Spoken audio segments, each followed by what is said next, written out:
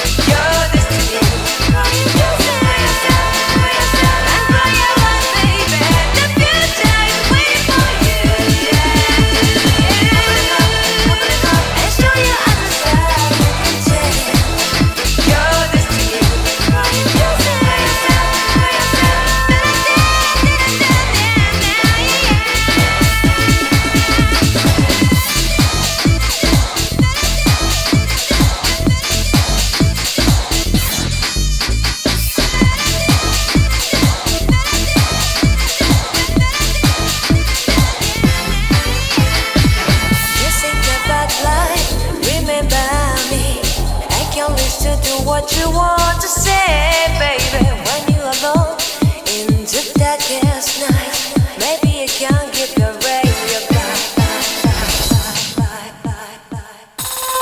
Open your heart.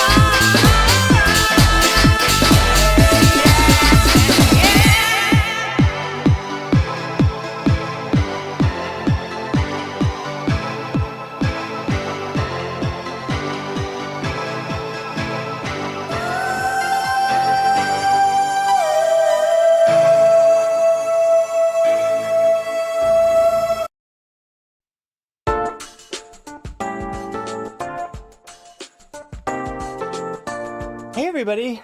Welcome to the stream. I had a little day off and I wish I could say it was more productive than it really was. I feel like in my miniature chat, did I get turned miniature? This is what I did yesterday, right? Instead of like getting a bunch of work done on video like I said I would, I played Vampire Survivor and I got shrunk. I got shrunk down to miniature size now, and somehow I'm stuck in, like, okay, so here's what happened, all right? I got this thing in Vampire Survivor. It's called a magical bean. Somebody told me, you know, I could trade my cows for magical beans, and it seemed like a good idea. I don't drink milk. I don't eat meat.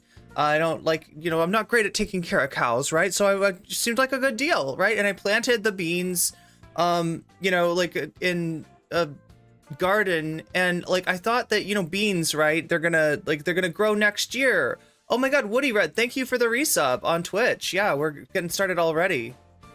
Yeah, Chibi Irene, that's what we're doing. Yeah, so I flicked the beans out into the garden and they grew overnight into a giant beanstalk, okay? And I climbed up the beanstalk and there was a castle in the clouds. And I was like, oh, cool. I've always wanted to go and visit ever since I was a little kid.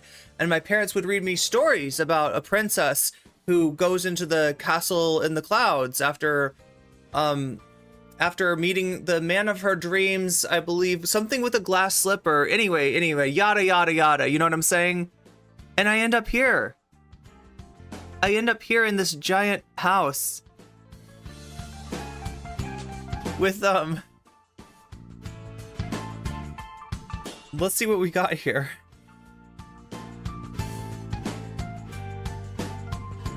Wait, what's behind this picture, right? Because it looks like I'm doing the Vaush news update now. This is what I've been reduced to. This is what I've become. The reporter on Vaush, the daily update. But let's see what's behind the news update, chat. Oh my god. Oh my god.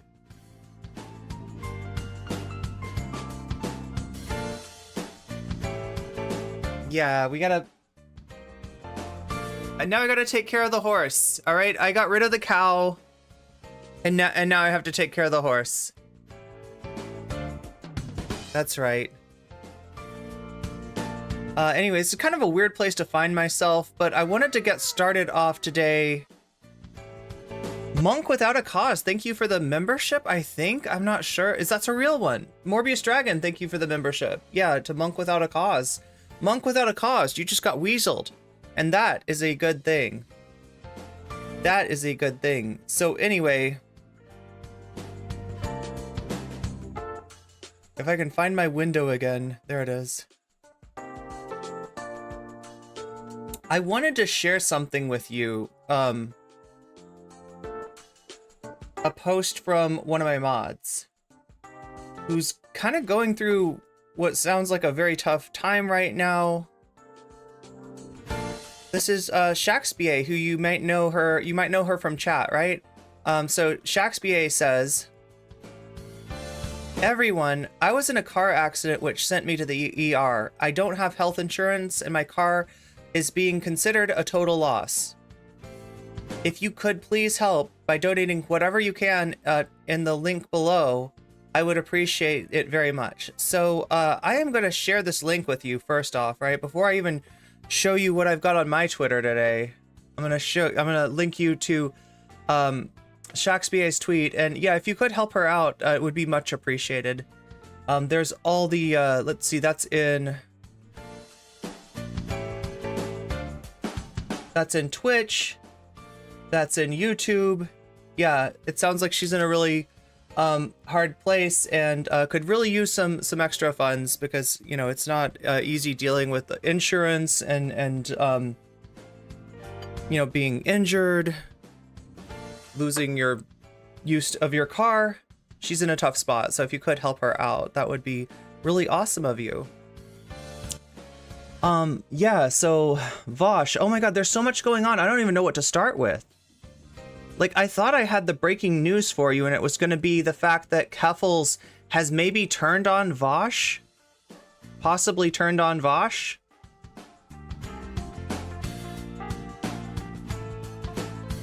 Oh wait, just a second. Wow, what am I doing? Also give that a like, and yeah, give this tweet a boost if you can while you're there. Because like you as a platform, Twitter makes it hard to get attention for anything like this. I swear to God, it's, you know, part of it is like linking off site, right? You get suppressed for linking off site. So any sort of you know, any sort of call for aid, call for help is going to have that link in it, and it's going to get automatically suppressed. I'm not convinced that it's not getting suppressed in another way. So, you know, how do we beat the suppression of Elon's Twitter?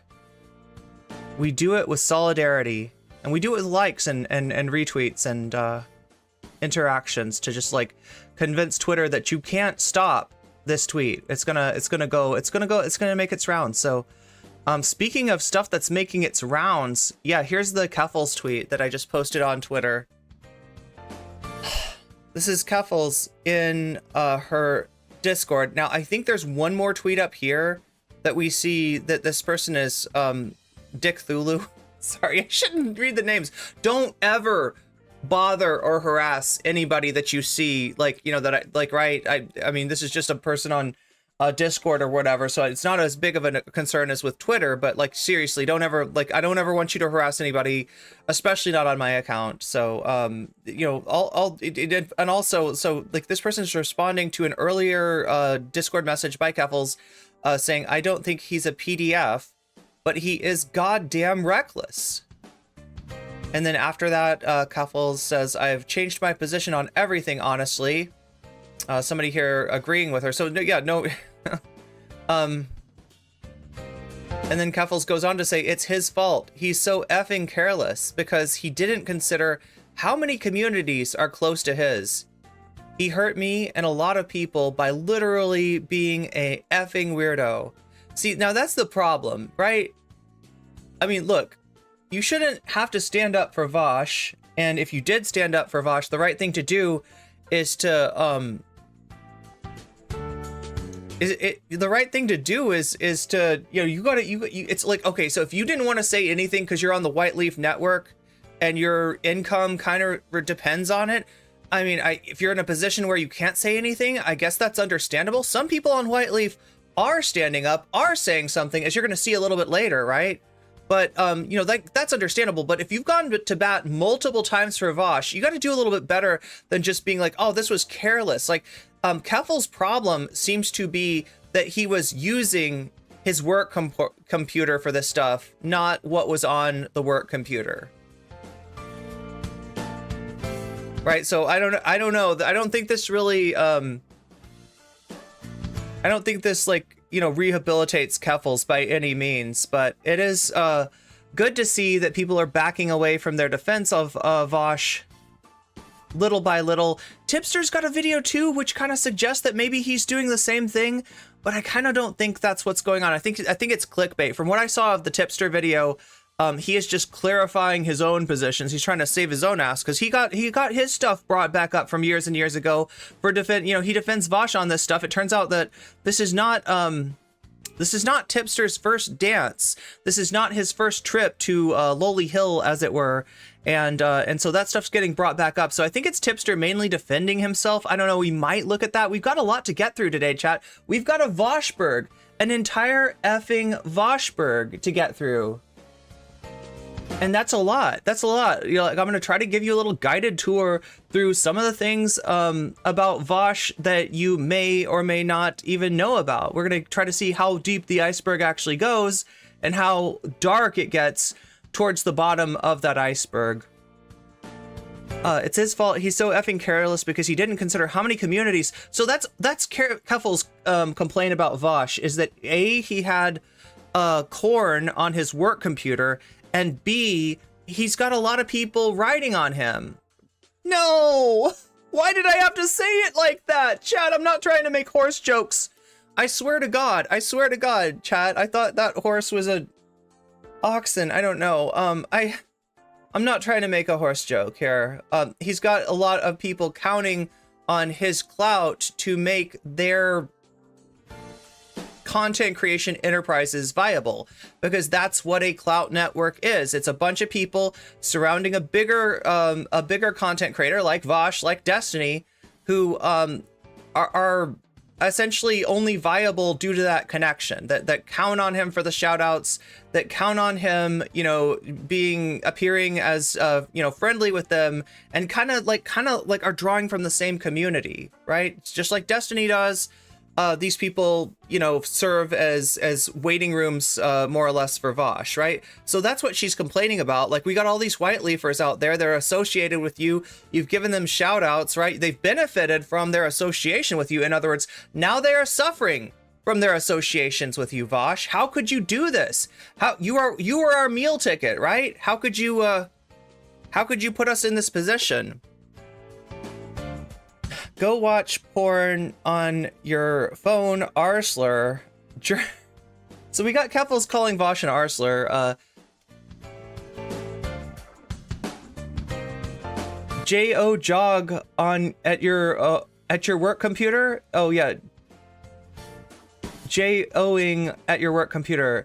F Vaush, he deserves far more criticism for all of this. Okay, what kind of criticism? I don't think he's a Pedialyte drinker, but he is so goddamn reckless. I am not sleeping. I have had panic attacks over this. Defending him has resulted in all the 2022 KF misinfo resurfacing. And because of Vaush, I just burned the last bridge I had with a mainstream creator. Now, I'm not sure who that refers to. There was a stream that went on yesterday, and I'm gonna put it out there, right? Does anybody know where I could find a copy of that stream? Because that kind of tells the story. I feel like that's relevant to this. Now, we don't have to have it. It's not a necessity. I know Chud Logic covered it today because Chud Nation is out there recording people's streams before they go private. But it went private. Was so peaceful up here, but now there are Oh my God, Sarah! radicals. 5 memberships? Whoa! Lady J, you just got weaseled.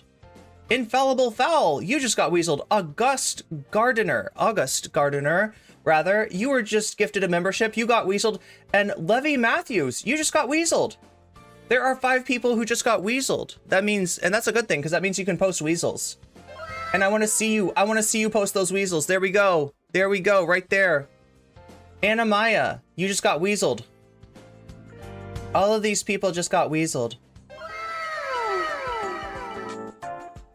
But yeah, we're kind of missing the Keffels VOD for yesterday. I can give you a little synopsis of what happened. Keffels was on with Tipster and a sports Twitter account. I don't know much about this person, but there was somebody who covers sports and was talking about things like, a little bit about Taylor Swift, but mostly about the Super Bowl and Travis Kelce and the next season and the draft for next year, whatever football people actually talk about, right? Whatever boring, no, just kidding. I don't hate football, chat. I grew up in a football family, so how could I possibly hate football? Welcome to the Weaselette. Welcome to Weasel Nation. She's referring to Ethan. Wait, oh, wait, what? That's weird. I know she was, yeah, it's definitely Ethan. Okay, chat's telling me it's Ethan. I'm sorry for not paying much attention to you, chat. Sometimes you seem to know what you're talking about. So yeah, like, I mean, that she lost Ethan a while ago, but I guess it could be Ethan. I mean, yeah, burned my last bridge to a mainstream creator. Is there anything else in this? That's it. That's the long and short of it. But yeah, this is kind of wild. I did not expect, this was not on my bingo card today, that Keffels would turn on Vaush. I mean, it's not entirely surprising. Look, it's hard to even characterize this, right? Because on one hand, this is Keffels getting, this is Keffels like backing away from somebody that she was friends with, which looks pretty scummy, but given what Vaush did, like, you shouldn't need to defend this guy. And I'm kind of convinced that she was only defending this guy because his viability helps her viability, right? He is what upholds the network that they all stream on. And we're gonna get to, like, if people are talking about somebody who just left that network, that White Leaf network, we are getting to that. We are gonna cover that. I don't want to stream snipe somebody who's come forward today and made a pretty brave announcement that he is stepping away from all that stuff, but I think some of you might know who I'm talking about already. She was testing the waters. V does have his defenders, shocking. It looks like he's -1 though. I don't even know. She used to be very friendly with Ethan. Ethan does not act like he knew her very well. He did like reach out a couple times and try to help her. He brought her on to H3, you know, while she was getting attacked by the farms, and just sort of gave over his platform for a minute. Let Keffels speak. But he's never really interacted with her on stream past that, so it wasn't like a continuing thing. But yeah, you're right. I guess that was a bridge of some kind, and it definitely is burned now, thanks to Vaush. There's no going back after what she said about Ethan. And that's the weird thing. If you valued this thing with Ethan so much, like, I mean, who burnt the bridge, Keffels? Who burnt the bridge, really? Got Weasels doesn't exactly sound safe for work. What does it sound like, Wireless Mike? Just saying. I'm sorry, if any of your bosses are mad at me for saying that somebody got weaseled, then you might not have like the greatest workplace environment, and you should definitely start a union in your workplace. Just kidding. Oh, now I'm gonna get you all in trouble with your bosses. Just kidding, bosses. Just kidding, bosses. No one's starting a union. This is not a leftist stream. We're not trying to organize your workplace through the medium of YouTube. Or are we? Or are we?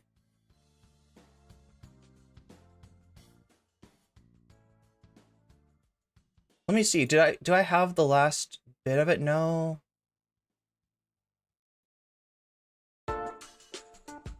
I thought I might have had one more screenshot for you regarding Keffels, but yeah, that's what we're doing today, and this is my thread. It's kind of taking off already. Some of you may have come from Twitter. So if you're here from Twitter, if this is your first time seeing me, welcome. I am nocommentchick.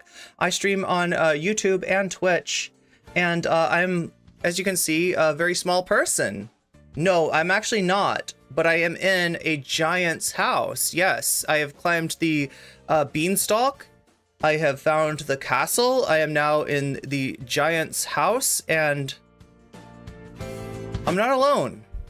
I'm not alone, as you can see, right? We're dealing with a lot today. I'm dealing with a lot. And Mudahar said he was going to look into, okay, so Mudahar is somebody who popped up on Twitter towards the end of Keffel's stream yesterday with Tipster and I can't remember his name. Does anybody know his name? The sports dude?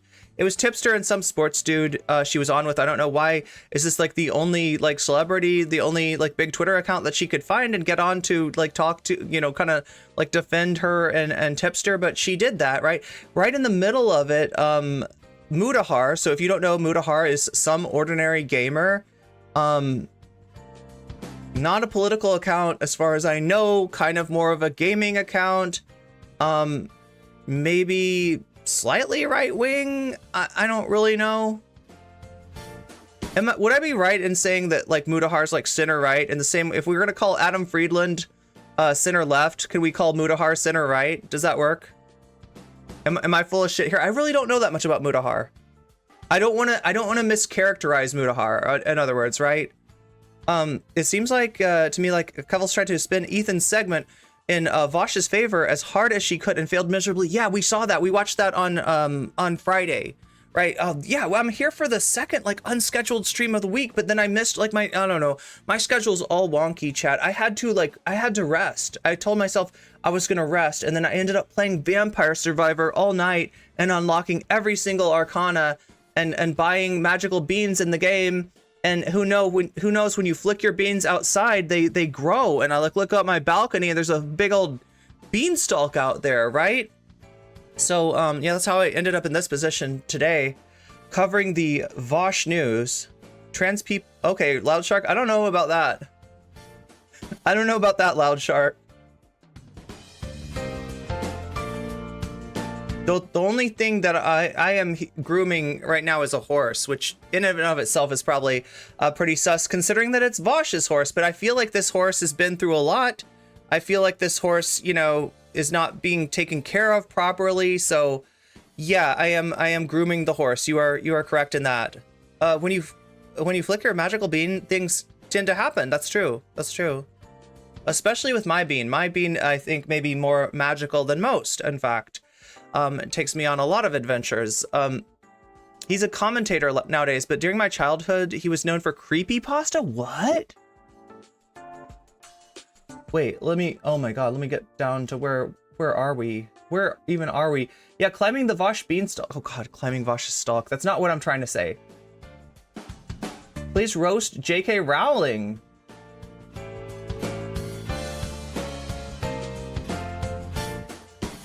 Udahar's response, cute joke. Really, it's a tiny part. More concerned with the allegations. Oh, okay, of the Catboy Ranch. So, yeah, he posted about Catboy Ranch, and as we know, Catboy Ranch is mostly a nothing burger, right?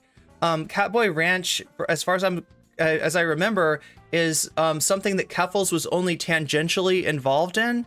She was involved in like several servers. There was one server that I think had something to do with Catboys that she was involved in, but it wasn't the one where there were screenshots posted, right?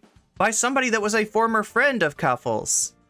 So somebody who ended up on Lauren Southern's alt trans panel, Lauren Southern's trans army. Like Lauren Southern wrangled together like I think 4 or 5 trans people to come on her panel and be like, yeah, Lauren Southern's not all that bad. We're here with Lauren Southern. It's cool.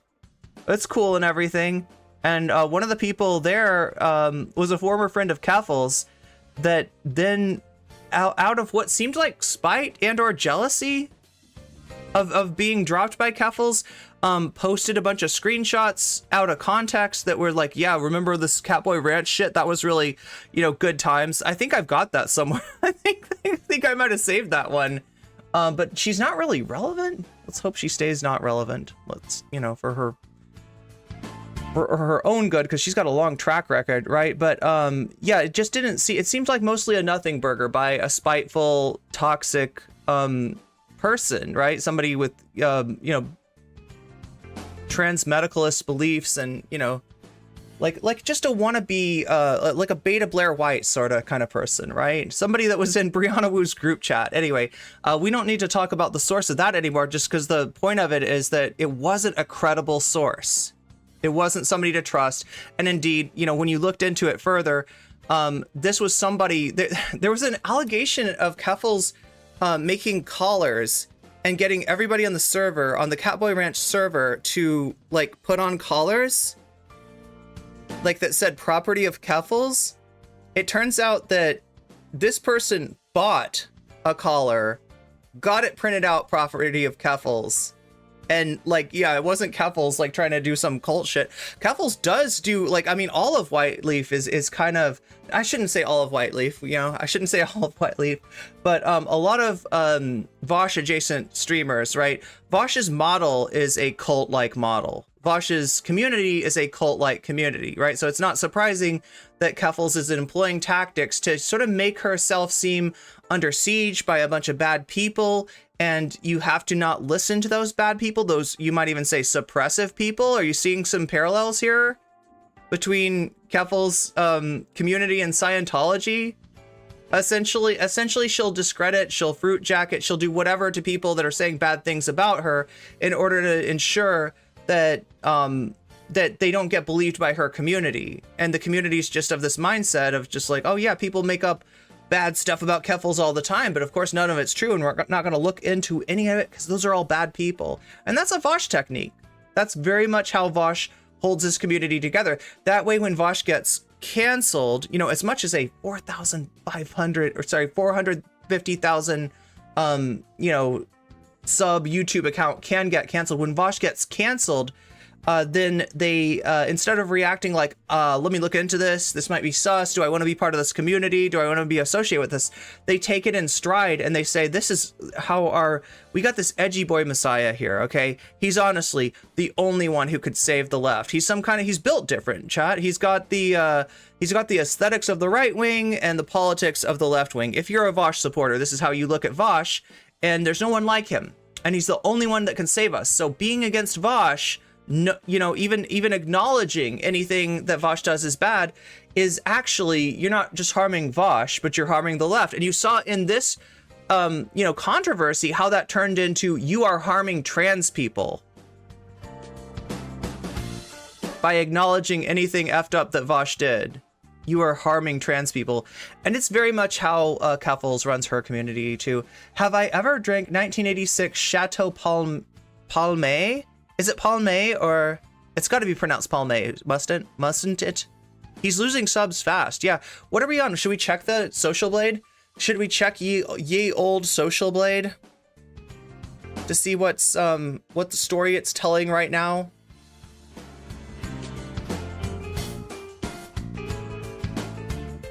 There's ye old Social Blade. Let's give this baby a reload. F5. Okay, so in the last 30 days, we are minus 11K. But if we add up all of the losses, right? If we start, you know, from the beginning of this controversy to now, what has Vaush lost? 2K, 4K, 6K, 8K, 9K, 10K, 11K, 12K. So he's actually down to 12K. He was at, I think, 470,000 subs. Now he is at 458K subs. Like I said, we're not seeing the same kind of drop off as we saw from Illuminati. Illuminati was losing hundreds of thousands of subs. Vaush is still, you know, in the low tens of thousands of subs, but it's not looking good for my guy. It's not looking good at all, right? He's disappeared from social media. He has disappeared from streaming. And the last thing that he tweeted out was that he was gonna get back to us with a big video essay or some kind of prepared content that he was gonna do explaining his side of things. And it's just gonna totally change our minds, and we're gonna think that he's good and Ethan is bad, and everybody that, like, you know, talks shit about him is gonna get their comeuppance, supposedly, chat.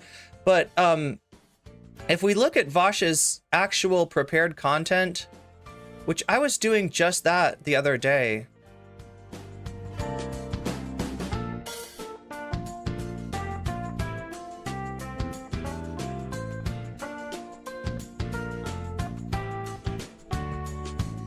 Let's take a quick dip into this. What? Yo!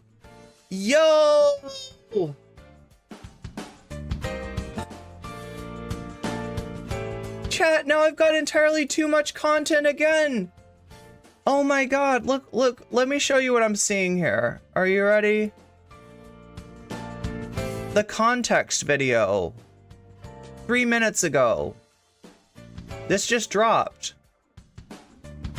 Ukulele apology incoming.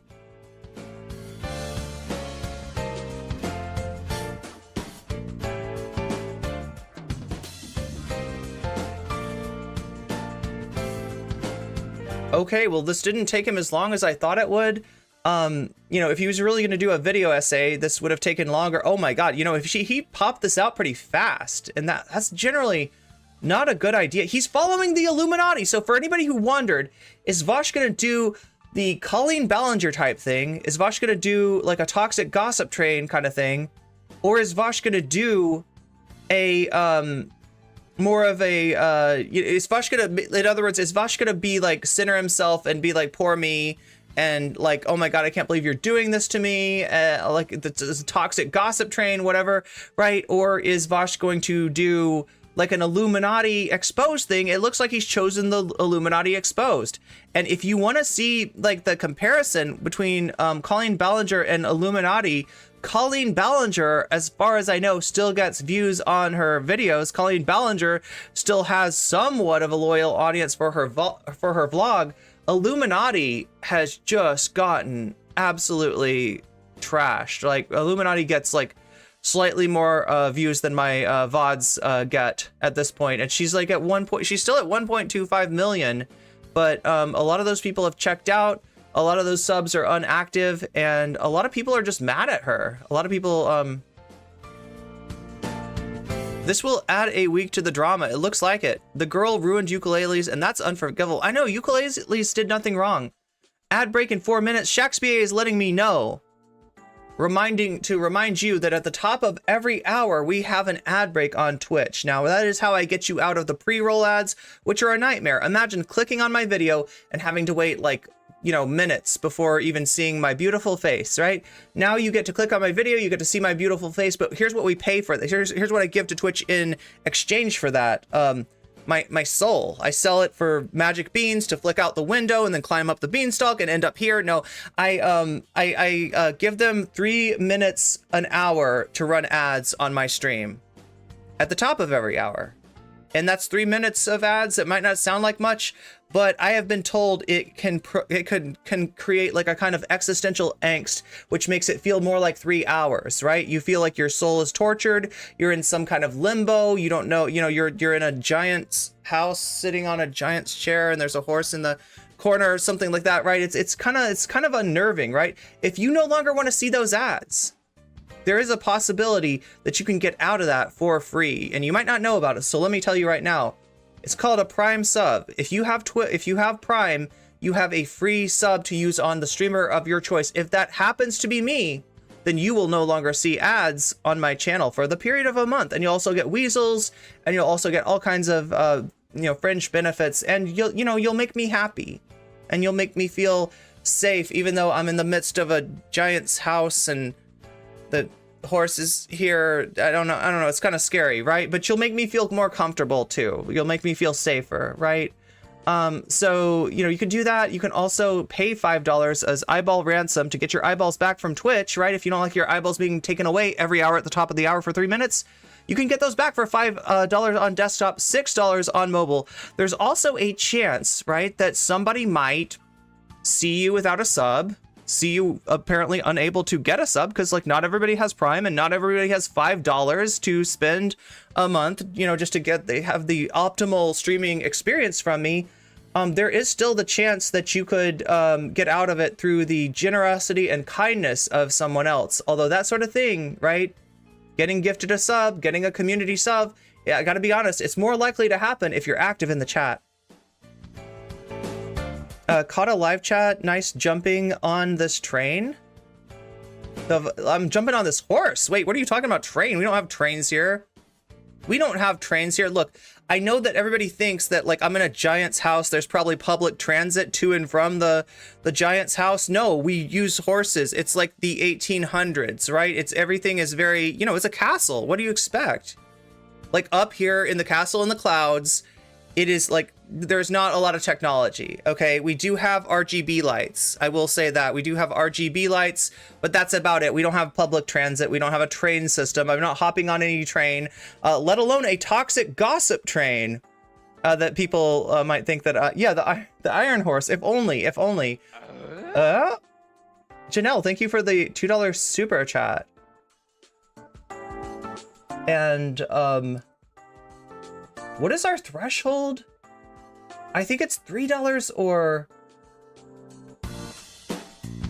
the threshold for the oh my god, Windowless Van just subscribed with Prime. That's just what I was saying. Wow, just in time too. Just in time to get to miss. Now, if you get sucked into that ad break anyway, don't think that I'm telling you porky pies. I am not telling you porky pies. I'm not even British enough to be able to tell you porky pies. I'm not even British to understand the proper usage of the term in it. Right? I just know that I'm in it for the long haul here. General 309 has also subscribed with a Twitch Prime sub. And that, yeah, so what I'm saying is if you just subscribed and you get that ad break, reload. reload. Okay, that's what you have to do. Like, right, sometimes the timing is a little bit weird, but I'm not lying to you. I'm not telling you that you're gonna get out of the ad break when you're not. We actually have a hype train going on Twitch right now, which means very little to you on YouTube, although you've been getting some of your own hype trains going and just having no recognition for that. But what that means for Twitch is that now is the time to donate bits. Now is the time to straight up donate via Stream Elements. Yeah, like that. And you got blue hair too. You get the VTuber version of me from long ago. God, that is like a callback, isn't it? 24-hour NCC iceberg stream. Let me check and see, because like even though there's okay, so Janelle says all aboard the context lowly train. Yeah, I guess so. We got so much to go over, don't we? And I am edging you, the ad break hit. So yeah, reload if you're subscribed and you got, okay, wait, no, like if you just subscribed and get ads anyway, hit, is it F5? Yeah, it's F5 to reload. So we just hit level 1. So what that is, the hype train is your chance to earn extra emotes. If you want extra emotes, if the emotes that I offer you are not enough, you still can earn extra. Yeah, there we go. Thank you. That's a good pen. That's a timely pen. Yeah, like I just want to make sure that nobody thinks that I'm telling pork pies here, because like I said, I'm not nearly British enough to do that. Let us consume the content. You just subbed through Prime. Thank you for the Prime. Also, Soul Life, thank you for the 5 gifted memberships right at the start of the stream. We're off to the races. It feels like we're off to the races, doesn't it? Like, chat, win, place, or show. That's what I'm asking. When will no, as far as who comes out of the Vaush like drama apocalypse, like who's gonna win, place, and show, right? Because there's a lot of channels growing right now out of the decaying compost, the decaying foliage of what was the Vaush community, and mine seems to be in the running, in the running to actually win. We could also place and show. I don't know how those bets work. I'm not a gambling woman. Oh my god, but I do know how to play The Gambler by Kenny Rogers. Thanks to wait, do we have AC? Is AC in here right now?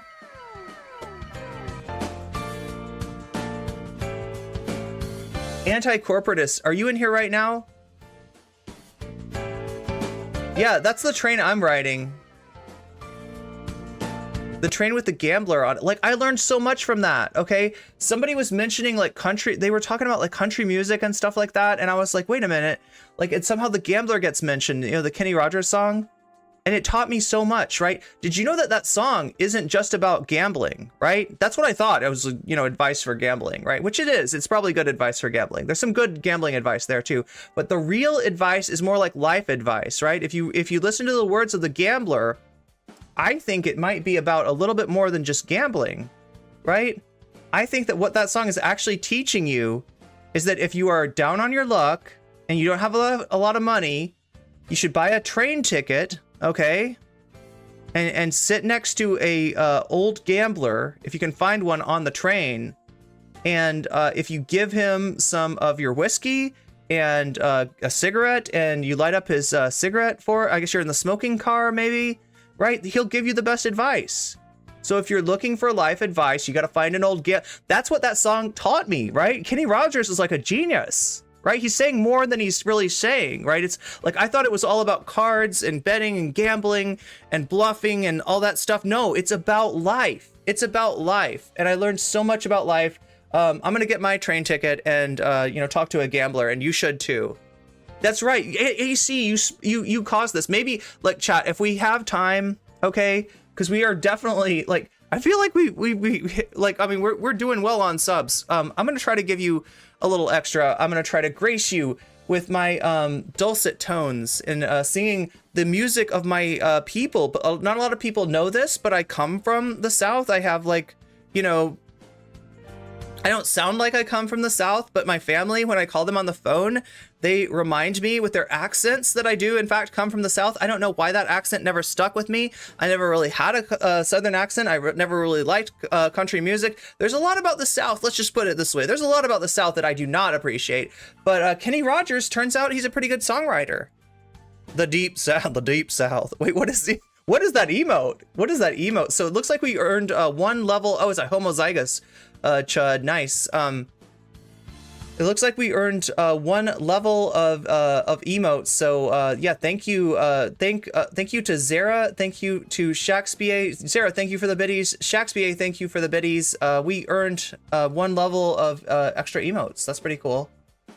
Yeehaw, y'all come back, you hear? Kenny Rogers also roasts a very tender chicken. Yeah, listen, it takes a tough man to make a tender chicken. Not a lot of people know this about Kenny Rogers. That he has a method. He has a special method of personally tenderizing all of his chickens, right? Nobody knows this because, like, you know, most people when they tenderize, yeah, Hype Train coming in at level 2, 39%, pretty good, right? Most people would you know, if they're gonna tenderize meat, they're gonna hit it with a hammer or something from the outside, right? Kenny Rogers found a special method to like tenderize the chicken from the inside.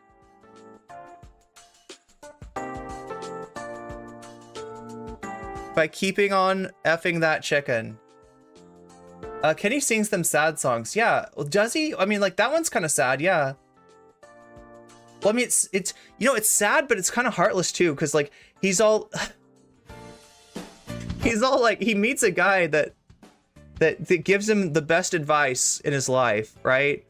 Turns his like life, gives him a whole new perspective, and then he gets this guy drunk, and the guy unalives. The guy like ceases to shifts his mortal coil away like during the night, right? And if I was Kenny Rogers and I just gave a guy a you know, whiskey and a cigarette and he lost his life, I would feel kind of bad. But Kenny Rogers is like, you know, no, I got what I needed out of that situation. It's like he's treating this guy like an NPC. That's what I think, chat. Kenny Rogers is actually like a JRPG character. He's actually like a JRPG character that just goes through and he's like, oh, cool, a treasure box that I found in your house? Your worldly possessions? Yoink! Thank you very much. Oh, cool, a gambler that could give me advice and then write himself out of the story? Cool, thank you for that advice, right?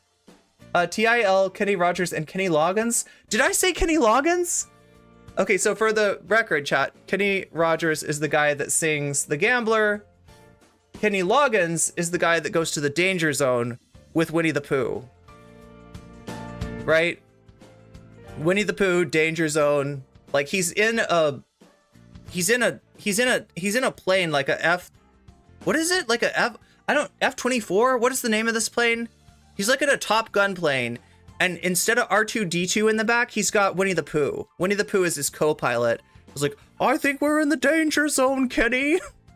And Kenny's like, that's all right. I went to the danger zone. Kenny Rogers doesn't care. What's all with all this, like, just, you know, callousness? What's going on with all this callousness in the world? Look, I try to make I want to leave the world a better place than I found it. That's my, and that's a tall order at this point. Because the world is not getting better. Not just yet. I haven't found the inflection point, chat. I think I need more clout. I think that's what I'm missing. I think that if I had more clout, I could make the world a better place, and I could find my very own danger zone, my very own Pooh Corner. Pooh Corner? I don't know what a Pooh Corner is, right? A very own 100-acre woods. That's right. That's right. And we can talk. Is Kenny Rogers still alive? I don't know. What, he could be in the chicken. Do you think that they put him in the chicken when, like, do you think that if you go to Kenny Rogers Roasters, like, after he dies, there's going to be some of him in the chicken, like, that he left his mark through tenderizing that chicken for years and years? Oh my god, chat, I don't even know what I'm talking about anymore. I don't even know what I'm talking about, but we are the Vaush Report here today, and we do aim to please. We do aim to give you the content that you came for, not just the content that I want to push on you in the first hour while I'm waiting for everyone to get in here. Kenny tenderized his meat with Tender Melodies, yes, he's a meat tenderizer. Kenny Rogers is dead. Kenny Loggins is alive. What if Kenny Rogers was reincarnated though as Kenny Loggins? What if every Kenny is like it's like Duncan, Idaho? Yeah, it's the same dude every single time. Everyone named Kenny. It's like the same. It's just one soul that like travels through time and visits many people. The Vaush Geordie report. That's right. I'll eat it as long as there's a Polynesian dip. I don't think I've ever had that, Soul Life. That sounds yummy. Yeah, Kenny Rogers died a few years back. They took the wrong Kenny. They should have taken Kenny Loggins. Who's Kenny Rogers? Why does Larry David come to mind? Kenny Rogers is the guy that says, "You gotta know when to hold 'em, know when to fold 'em, know when to walk away, know when to run. You never can." That's my southern. No, that's not a good southern. I have a better southern accent, chat. I gotta give you more Loretta Lynn and less like I don't know what the fuck I'm trying to do here. They even sell fried chicken of Kenny Loggins at Majority. AC says, Irene, you want me to what do you want from me? I was just gonna say that you inspired me, AC. And thank you for using your member chat to get my attention. That is a good way to get my attention. It makes your chat stand out. Yeah, like you inspired me because we were talking about country music. We were talking about all the songs with Irene in them, like, you know, that song where Irene is a bad bitch that steals your man, and she's like, Irene, Irene, Irene, Irene. You know, that one? It's like that, right? And then there's, come on, Irene, oh, meow, meow, meow, meow. And then there's a lot of these, right? There's a lot of songs about Irene. Apparently, songwriters are somewhat obsessed with me. My whole life is a country song. What did Kenny Loggins ever do? Kenny Loggins was caught with horse corn in his foot. No, wait, that's Vaush. I'm sorry. I got it mixed up. No, Kenny Loggins went to the... Patsy Cline is good, yeah. I mean, there's definitely some good country music. I will not deny. Like I said, I grew up in that part of the country, right? Despite the fact that I never really connected, especially with a lot of, you know, country music. I think that's Jolene? Really? Are you sure you're not Mandela affecting, or Mandela? No, Mandala. It's Mandala, it's not Mandela. Are you sure you're not, like, from another universe, Windowless Van? Where it actually is Jolene rather than Irene? Yeah, we may have slipped universes at some point, right? Are you sure it's Jolene? In this universe, though? Right? Because I'm pretty sure, yeah, it's Irene. Yeah, in this universe, it's Irene. Like, people might have different memories of it. It's one of those things like the Berenstain Bears, the Berenstain Bears, right? People get that mixed up, which is what, you know, which is the real one and which is from another universe. But yeah, we've switched universes a few times, right? That fight with Father Pucci was pretty brutal, yeah? That was pretty rough. And you know, now we're in a whole nother universe. And the only problem is, chat, I like know you from that other universe, but I can't remember you. And that's why you're here in my stream, because you remember me, and that's really sweet. That's really sweet. But I gotta be honest with you. I have no memory of the prison. I have no memory of, you know, it's just like it's gone. It's gone. It's but I do have a pretty cute sweater that I'll have to show you sometime with little heart cutouts. Anyway, Dolly Parton got cool. Yeah, Dolly Parton just got cooler and cooler and cooler.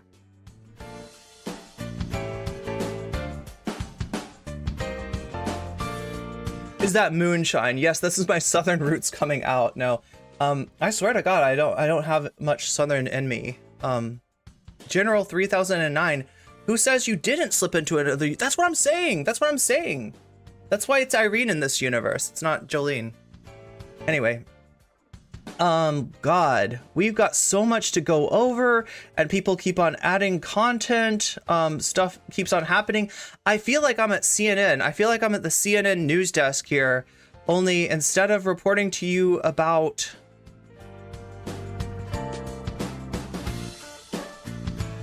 instead of reporting the news of the world to you, I'm bringing you news about this guy and Keffels and Tipster. It's kind of like the Wizard of Oz, right? Like, you get taken to another world and everybody's like there, but they're in different forms. Like somebody's the Scarecrow, somebody's the Tin Man, heart beat for a Tin Man, you know what I'm saying?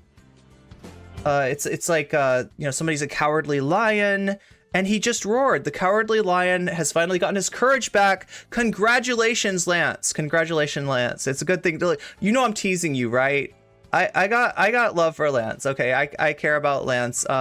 He is part of the reason that I started doing content, and things got kind of weird when I had that whole thing with Dylan Burns. A lot of people didn't look into that situation. A lot of people thought that I was trying to like take advantage of a larger creator, make something out of nothing. No, I was kind of trying to stand up for trans people, but that's okay. We can't expect everybody's going to look into every single situation. That's kind of when Lance and I, parted ways. I didn't really hear anything from Lance since then, because I was considered radioactive, right? And he went the way of Whiteleaf, right? So we kind of went our separate ways. But like I said, I got nothing but love for Lance.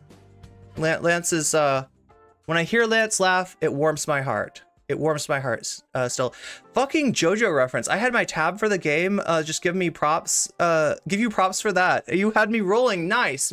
I'm glad. Look, I'm glad that we've got JoJo fans to get my JoJo references. Because if I just do the JoJo references without the JoJo fans, then it's like when I do my Persona references without the Persona fans, and they're just like, I think she's like I think Irene's losing it.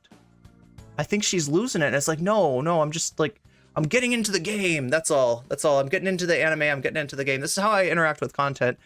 This is a game that I have literally gotten into with streamers and with beanpoles and with a horse of content, kind of like a horse of pride, right? It's not a real horse, but it's a content horse that I'm gonna ride it as far as I can, chat. And thank you all for being here to witness my manga. Let's hope that I have some plot armor, okay?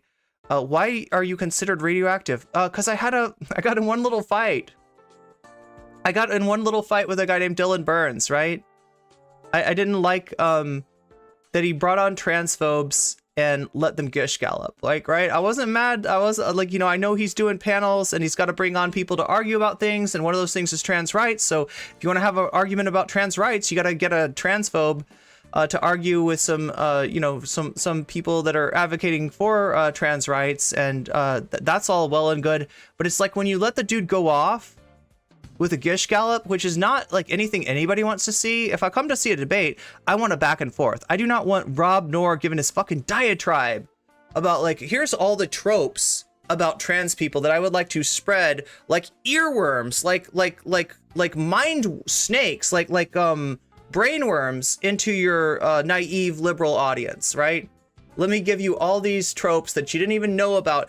And this was before all the groomer slander and everything, right? So I stood up to Dylan and I told him I did not like what he was doing. I tried to have a conversation with him about platforming, which apparently he just had, no knowledge of whatsoever. A lot of the things that I had set out as discussion topics, right, regarding platforming, were just not things that Dylan was interested in engaging with. Were not things that Dylan was able to engage with, right? And because of how much he ate shit on my stream, he had to turn it into something where, no, it's actually her that's bad. She's taking advantage of me. She's trying to make me look bad. She's got all these plans, like, and it just got nasty. It got nasty. He was doing the Godfather memes. He was playing the Godfather music and saying, NCC, you got 24 hours to say that I was right about everything, or else I'm going to release the manifesto. And he released the manifesto, and people that, a lot of good people who didn't have time to look into it just made the assumption that the larger content creator is right in this situation, because that's just the nature of things. But yeah, I had my time in the, what do you call it? The dark night of the soul, the dark night of the content soul. But we're all good now. I don't want to get super into that whole thing, because that was years ago, and I got no anger for anyone, including the people who did not support me, whose support I really would have appreciated, Lance included. But yeah, like I said, I got nothing but love for Lance, and I'm glad that he is out of the Whiteleaf network, and we're gonna go over that a little bit. I'm gonna give Lance some props for he's the first one that's actually in the network that has left the network after this Vaush thing. And so we're going to look at his stream from today. We are going to look at, if I can get a hold of it, Natalie Marie. God, I'm just like calling people out, but seriously, I want to know, Natalie, are you in chat right now? You are my only hope, possibly, Natalie. I am looking for Keffel's stream from yesterday. It's Keffel's, Tipster, and some sports guy, and they streamed. They talked about a lot of things, and that kind of gives us the background for the story of the tweets. Let me go back to those. Let me go back to the tweets if I can. Yeah, I don't know what we're gonna do with this. This is 1 hour and 41 minutes. Vaush, why has it gotta be so long?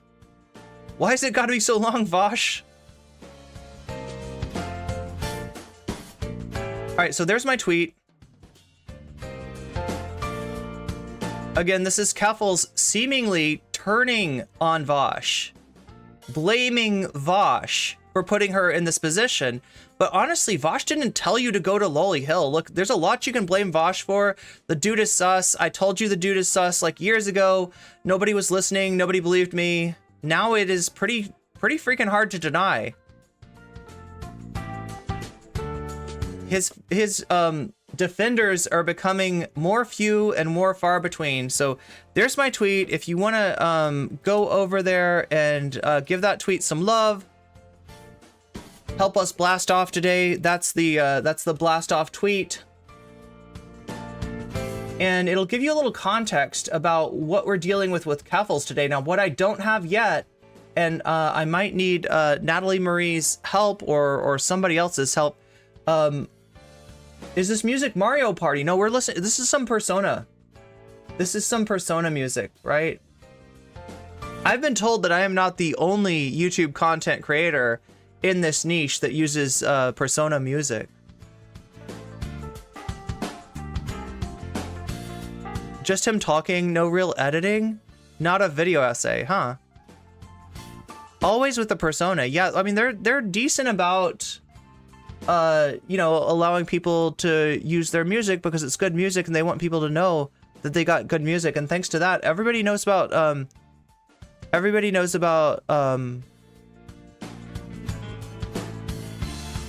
that one song. What's that one song? The rainy song? I'm a shapeshifter at post masquerade. Beneath the Mask, yeah. Have I played Persona 3? I'm playing through it right now. I started on it, chat, but I feel like we don't have time. Can we please stop the music or lower it? Yeah, we got a request. We got a request. I mean, we're almost to the part where we lower the music and get into the music is usually something I play. Oh my god, that's too quiet.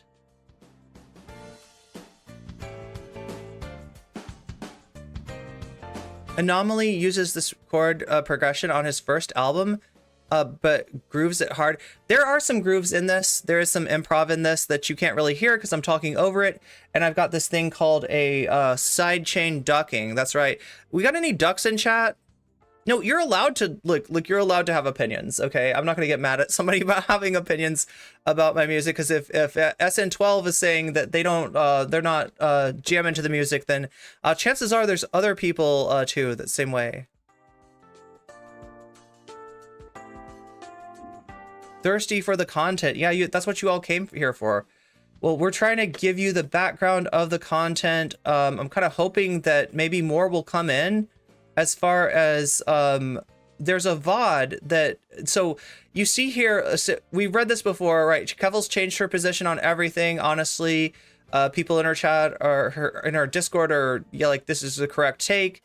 Blaming Vaush here. He should watch his corn on the computer, or sorry, on a phone like a normal person, not on his work computer, right? Keffel's is mad because she's getting cooked, right? Now, why is Keffel's, what's changed with Keffel's? Well, Keffel's did a stream with Tipster yesterday, and there was some sports dude on there too. And during this stream, a major tweet went out from some ordinary gamer.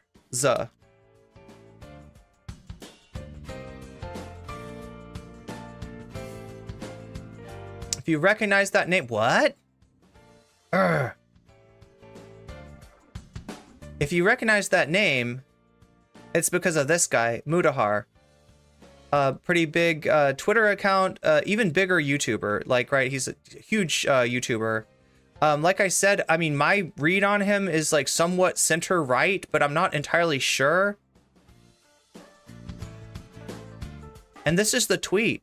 Over 2 years ago, an infamous creator, the now infamous Keffals, launched a viral campaign on the internet. As I research more about this event, I've come across disturbing revelations of her Catboy Ranch. Now, like I said, Catboy Ranch is somewhat of a nothing burger, right? This is mostly a scorned ex-friend who is now a current friend, somehow found their way back into the good graces of Keffals. After all that weird, you know, what seemed like, and this is not a legal opinion, but what seemed to me like slander against Keffals, you know, accusations about Catboy Ranch, like this person came on her stream and said Keffals did nothing wrong. I'm a big fat liar. Sorry for lying about this. And you know, Keffals was like, okay, cool, you're like my friend again and shit. Now do research for me. I don't know what's going on with that, right? That's a really weird situation, right? And some people some people have alleged like that there's some kind of blackmail going on, either of this creator to Keffals, like that this person has something on Keffals that's more substantial than Catboy Ranch, or that like Keffals, you know, had something on them. It's just a weird situation for somebody to accuse you of being a groomer and then to turn around and apologize for it, and you to be like, yeah, welcome back into the community. So that there's some weird stuff there, I will not deny, in the whole Catboy Ranch era, but I don't think that the Discord itself really had all that much to do with Keffals, and there was a lot of deception in those tweets. So, you know, like that sounds like a nothing burger, but that doesn't mean that everything in Keffals' past is a nothing burger. And I have seen some stuff brought up, some screenshots brought up that do look really disturbing, that I don't have a good explanation for. I don't want to get into that stuff right now until it can be more substantiated, because I don't want to spread stuff that's just, you know, there's a mix, right, with Keffals, with the stuff against Keffals. Like, some of it is just attacking a prominent trans content creator, which she was, somebody who was standing up for trans rights, which she was, raising money against like anti-trans legislation, which she was. That made a lot of people mad. And, you know, they tried to poison her reputation. But then there's other stuff that Keffals has done that like, there's no excuse for it. And it's like legitimately bad. And she's attacked her own community, right? So it's a complicated thing. But anyway, this is the tweet that I think caused Keffals to, as she said, have a panic attack and stop the stream. So until I don't know if we're going to get a hold of that stream. Let me see if I can make Twitch bigger, because I don't know where Natalie may or may not pop up. Natalie tends to be good at finding things. That's why I'm calling out her name. But anybody who could find that stream for me, I would be most interested in viewing that. We do have a lot to get through today, and I have kept you. Oh my God, I have been edging you for literally 1 hour and 32 minutes at this point. So I feel obliged to get to the content. I just want to kind of set things up for us, right?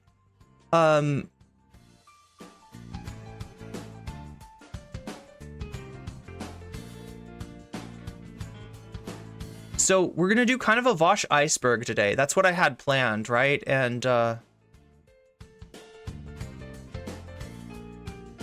where is it? I guess we can start with Tipster. Now, I know this has got to be clickbait, and I'm not going to spend a lot of time on this, right? Tipster defended Vaush. Tipster was on Keffals' stream with her. This has got to be clickbait, right? The title of this video is, was I wrong to defend Vaush? I'm guessing the answer is no, and Tipster wants people who are hate watchers to come in and watch this. I think this is mostly Tipster just defending himself, so let's take a look at this really quick. Oh yeah, and music, SN12, you're gonna be happy because I'm hitting pause. I'm hitting pause on the background music. Yeah, I usually just play that in the background while I'm starting off my stream, much to the consternation of Zara, who when she edits some of my content has to contend with the background music burnt into the VOD, which I don't know. I don't know. We might get rid of it, but mistakes were made. I want to get this whole situation has honestly ruined anime for me so fucking much that I never want to watch anime again. I don't want anything to do with anime. I got my waist bin here and I got some of my anime. We got Death Note, one of my favorites. Fuck it, throw it in the bin. Wait, is this kind of like this is kind of like Dr. Dis I don't know if I gotta say his name on Twitch, but you know the Doctor. This is like when the Doctor deletes games off of his hard drive. Got some Dragon Ball Z, another great anime show. Throw it in the fucking bin. Look, there's some iffy scenes of the original Dragon Ball that we can talk about. I don't know if there's anything in Dragon Ball Z that's iffy in the same way. Death Note, does Death Note have any like underage stuff going on in it? Yeah, I don't know if I can say his name. Let's see. I mean, like for a while, Twitch had a bad breakup with that guy. Basically, if you don't know, they banned him off the platform, and there was a while that you just couldn't even say his name. Ew. Oh my god, I didn't know it was that. Irene, Dragon Ball Z definitely still had some weird stuff. Master Roshi is a predator. Yo, this is fucked up. This is fucked up because I have I have a martial arts teacher of my own that a lot of people compare to Master Roshi, and indeed is quite a scandalous individual, despite the fact that I learned a lot from him. Robotech seems pretty harmless, but who knows? Maybe there's some lolly in there. Throw it in the. Oh, definitely. Yeah, Evangelion, Neon Genesis Evangelion. You got to throw in the bin.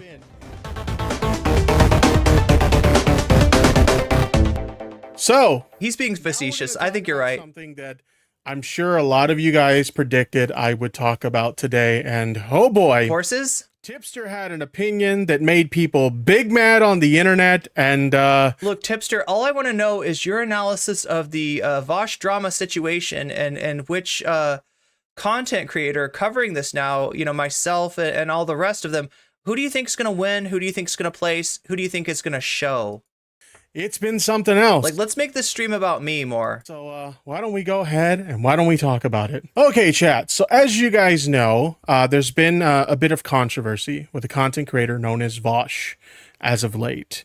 And, you know, there's been a lot of people coming. He referred to himself in the third person. I need to start doing that. I need to start, like, you know, I need to become the main character, chat. That's the Vaush H3H3, several people in the commentary community, etc., over the whole incident with the, you know, the leaking of the folder and going back and looking at some of his old takes on, you know, various different topics and debates and stuff. So, you know, a lot of people took serious. Like I said, this is Tipster. We don't have the Keffels Tipster VOD from yesterday, which I would very much like to get a hold of. Attack on Titan. Oh my God. Attack on Titan is a whole fucking mess, right? There's a lot that we could talk about. Attack on Titan. No comment. Exactly. Wait. Yeah, maybe somebody will pop up with the content that I'm looking for, but until then, we're just going to go over. I found what you're looking for, Irene, but can you let me know in Discord DMs how you want to proceed? Sure. Yeah. And also, I feel bad for, like, it sounds like I'm calling out Natalie, like it's her responsibility. It's not. She's just really good at this. And so is Zara. Found a couple stream from you.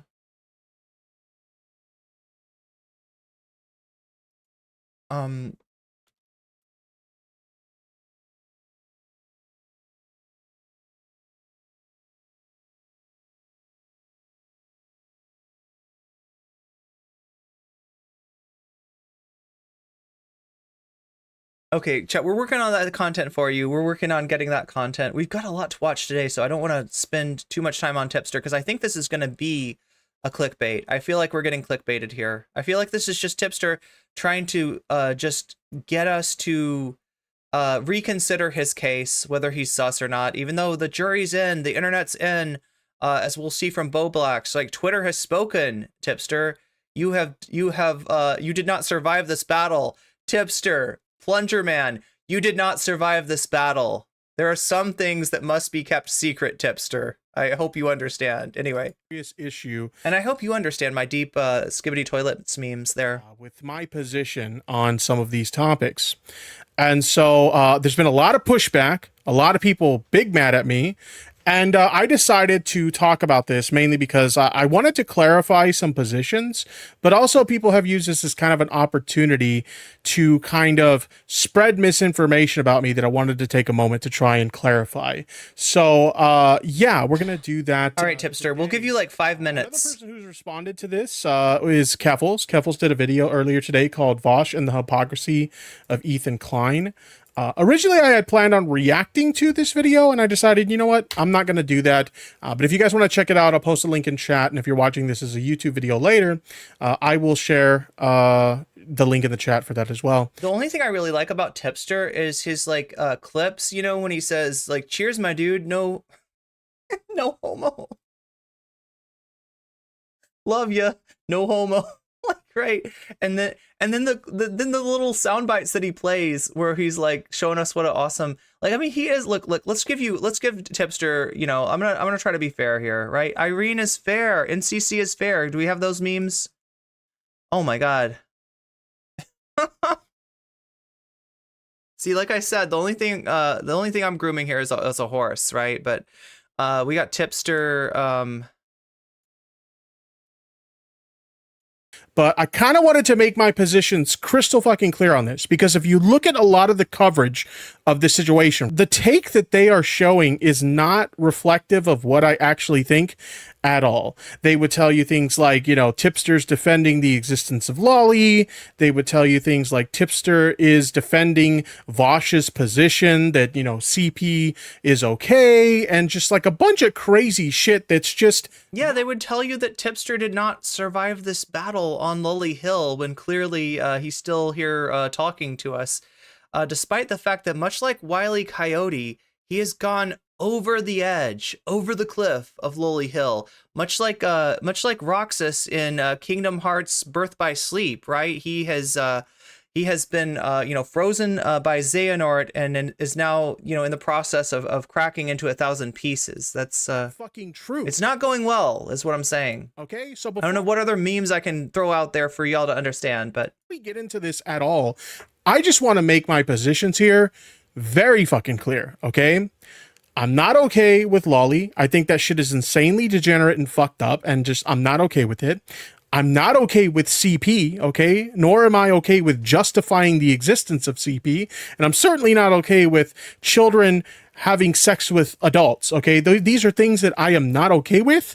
And so if you came away from other people's coverage thinking this fucking Tipster guy is insane, like, why is he okay with this shit? I'm absolutely not. If you want my honest opinion about what happened with Vaush and the stuff that was on his computer, I think that he was insanely careless, and I don't think that shit should have been on his computer. I think it's a real problem that he had that shit on his computer, and I think he should be more careful. this is frustrating me. This is sounding a lot like Keffels' take. Now, like I said, Keffels is in those screenshots backing away.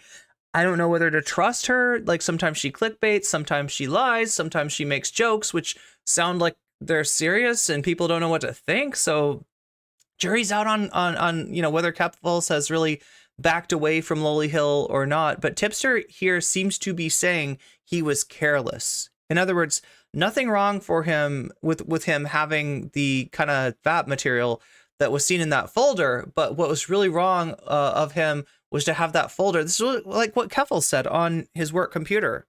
Like, it's not like he didn't do anything wrong, but he like it's almost like Tipster doesn't have any problem with anything except for the fact that he got caught. It's not about what he did.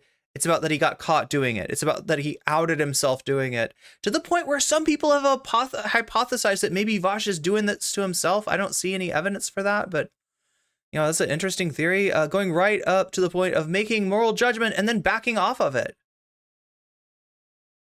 Sounds like their advice to Vaush is don't get... Yeah, that's exactly it. That's exactly it. There was like a little bit of that in some of Sunday's coverage too, but I think he did kind of... I think he did kind of like, you know, pull himself out of that parasocial, you know, silo and re-examine that. So props to him on that. for in the future. Now I know a lot of people are like instantly condemning him because like, oh, he had, you know, supposedly lolly on his computer and therefore like he needs to be like, canceled and like it's not supposedly. He admitted that it was lolly. Like he said, his argument wasn't that it wasn't lolly. His argument was that it was not.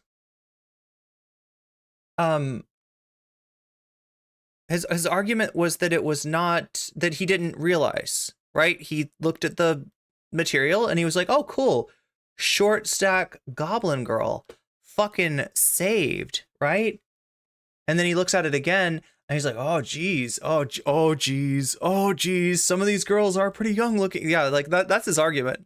You know, he's a pedophile. What's up, Adrian? File now or whatever. And I tend to be a little bit more charitable in the sense that I feel like a lot of people on the internet instantly want to assume malice where ignorance could be. Short stack, thick like a goblin. Exactly. The issue here is that like when you're talking about like hentai and anime and stuff like that, the art style is so ambiguous that sometimes you could be looking at a character that looks like an adult character and then you later find out it's not an adult character. So it's not always like easy to tell. If I could give you guys honest advice when it comes to this kind of shit, if you're into adult content, stay the fuck away from hentai, okay? Because you might see something that looks perfectly fine in hentai and then find out, oh, that's like a 16-year-old girl. Well, fuck that shit. Okay, I don't know about this. From what we saw, the like I haven't looked beyond the blur, okay, but somebody did show me the faces of one of these pictures, one of these thumbnails in his folder, and it was clearly underage, right? It's not a situation where it's like he sees like a image that looks like an adult and then is later told that like that character, although this is fan art that like depicts them as an adult, the character is canonically underage. So, you know, what are you, it's not like that.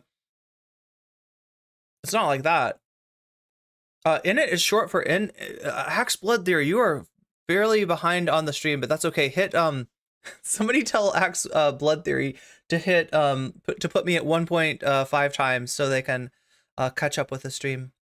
Definitely will run into loli pretty unavoidably if you watch hentai, but sorry, hentai. I know how to pronounce things, don't I? But you don't have to save it to your computer. Yeah, and also, I mean, like it's like this is stuff that you that like if you're attracted to that image, I don't know what to tell you. Like, you know, seek help maybe is my best advice. Like just stay away from hentai. If it like yeah, they could hit refresh, but if they want to watch the whole intro, they can also speed it up. If I can give you guys honest to God advice, stay away from that shit, okay? Because you're asking for fucking. This is like I used to be a hero like you, but then I took a hentai then I took a loli to the knee. Like, you know, right? He's like giving you advice. He's like, if I could give you any advice, if I could give myself advice, I would say stay away from the hentai entirely. That's dangerous. Danger, tipster, danger. Trouble at that point. So yeah, when it comes to like the stuff that was on Vaush's computer, that's not okay. I'm not okay with that. I'm willing to give him the charitability of hearing him out and saying, hey, according to him, I didn't realize what it was. Yeah, they looked very, very, exactly. Edwin Rollins, this isn't an edge case, right? This isn't Vaush misjudging the, you know, age of a character. It's a character being depicted in a way that's clearly not an adult. But apparently it is lolly, and that's not okay. I'm willing to give him the charity. Didn't he say he only watches hentai? Wait, is that what Vaush said? Ability of assuming that maybe this was an accident, and I don't want to jump to the conclusion that he's a pedophile over that shit. That's essentially my position when it comes to the stuff on his computer. Now, when it comes to the arguments he made in previous debates, I feel like what's happening here is we have a lot of normies who aren't familiar with the debate space. You're not familiar with the debate space. Normies, what are you doing? Normies out. Normies out. You're not familiar with the debate space. You're not familiar with the commentary community, right? The upstanding members of the commentary community. You're not familiar with the Nicholas Diorios and the Augie RFCs and the tipsters and you're not familiar with our internet traditions. Lurk the fuck more, normie. Normies out. Normies out. That's what Tipster is saying. Like, you have no business here. You wouldn't understand. You wouldn't understand how we like to get down in the debate sphere. Okay, Tipster. And they're getting their first glimpse of some of the crazy shit that happens in the debate space, especially in the early days of this space. They're starting to see this shit and they're like, holy fuck, what the fuck is going on? But like, if you've ever spent any time in this space, any significant amount of time, some of the shit, and I referenced this in my last stream, some of the shit that people debate or some of the arguments that people will use in a debate to back up their positions are like, really fucking insane. Okay, I talked about the fact that in the past, Destiny has done debates about incest, and Destiny has done debates about. Look, here's the deal. If your shit looks this sussy to normies, there's a possibility that you have become acclimated to things that are not okay. There's a possibility that because of the inordinate amount of power that people like Destiny have in his, sphere, that people like Vaush have in their sphere, that there's some stuff that's been let slide that should have never been let slide. This man sees nothing wrong with that, right? Like, right? Pull your head out of your ass, pull your head out of your content sphere and take another look and see if you are like okay with this, right? Because there's a chance that the normies are actually right, Principal Skinner. There's a chance that it's not the children. It is in fact you. Using pragmatic CP to treat pedophiles through exposure therapy. Did this fake ass wannabe Scarface just call me a motherfucking normie? That's what he did. That's what he did, Julianus. There was the infamous dog fucker debate. Like some of the shit that people debate. Okay, I can confirm what he's talking about. And this is part of the reason that I'm no longer part. Look, chat, if you look, if you look up my history, you will find that I have taken a part in several debates, right? I've been on both the Prime Kai panel and the Dylan Burns Hippy Dippy panel. I've been around. I've made the rounds, right? I thought that was a good place to be. I thought that these people were open to ideas, and if you just made the argument with the facts and logic or whatever, that they you might change some things, right? And then I had a conversation with Destiny, and it turns out he doesn't care about any of that, right? No, it turns out Dylan Burns, Destiny, Vaush, none of these people give a fuck about trans people. None of these people give a fuck about the real victims of cancel culture. All they care about is saving their own hide. Right? When they scream and cry cancel culture, they don't understand that the real victims of cancel culture, going back to, before cancel culture was a phrase, right? Who got burned in the witch trials? Who got targeted in like the moral panics, satanic panic, it's marginalized people.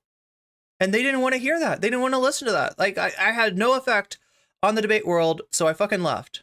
But and also because it's toxic as fuck and shit like this is normalized. And like the more I look into this fucking rabbit hole that I used to be a part of, the more disgusted I am. The more I see, people like Wick holding panels where he's entertaining the idea that maybe Kanye is right about Jewish people, right? That was a serious fucking point brought up by a debater. There's other debates in that space that bring on people that are advocates for this MAP concept of PDF, which essentially normalizes it, right? And that's one side of the debate, and the other side of the debate is a person in a relationship with a minor, and that minor. Like, what the fuck are you doing, debate sphere? Yeah, your shit is sus. And the second normies look at this, because you don't have attention on that, right? It's a niche thing. It's a tiny little section of Twitch and YouTube, right? But once normies take a look at that, they're like, what the fuck are you doing? What are you normalizing? What is wrong with you? It's so bizarre. I even heard a debate one time, and I know some people in chat know which one I'm talking about. There was a debate one time where someone tried to argue that another person is a pedophile because they think that if your partner has a foot fetish and you go out in public barefooted, where children may be present with your partner that has the foot fetish, then you're engaging in an act of pedophilia. Like, it's so fucking weird, right? So essentially, like, my take on Vaush. Does chat know who Tipster is talking about here? Does chat know that's Riley Grace Rochon who made that argument? His previous takes is this, okay? I think that... But that's not what's going on here, right? This isn't an issue of, like, Vaush has a partner who has a you know, who's into feet, and Vaush is going out into public bare feet, and like it's not some kind of weird argument like that, right? Riley Grace Rochon legitimately, you know, was trying to weaponize, like, you know, I mean, that's what pedojacketing is, right? When you take something like that or like kink at pride, and you try, or the groomer panic, right? This stuff does really happen, and I talked about this, right? I talked about this yesterday. Like, this is a real thing. That's what makes it all the worse when Kaffles is using this, which is a real thing. Like, you know, wolves exist, okay? But if you cry wolf every single time that your fucking clout daddy gets in trouble, and you say, oh yeah, no, this is just the more of the same, this is pedojacketing, oh my god, Vaush is being treated so unfair, it's because Vaush has trans people in his community, isn't it, right? If you do that shit, you hurt the whole trans community, because you're lying, you're bullshitting, and you are protecting your meal ticket, Kaffles. Yeah, that's right, Hot Take Andy, we're gonna get to that. They were misrepresented in a way to... We got so much to cover. Vaush was being pro-child pornography or in favor of children having sex with adults, and it's just not true. Like, if you actually listen to the subject matter that's being discussed, did he use a horrible fucking analogy to make his point? Yes, he absolutely did. This is something that Vaush himself would admit, that yes, he used a horrible fucking analogy to make his points. But Your Honor, I thought she was a short stack goblin. Also, I want to be the horse, just to be clear, right?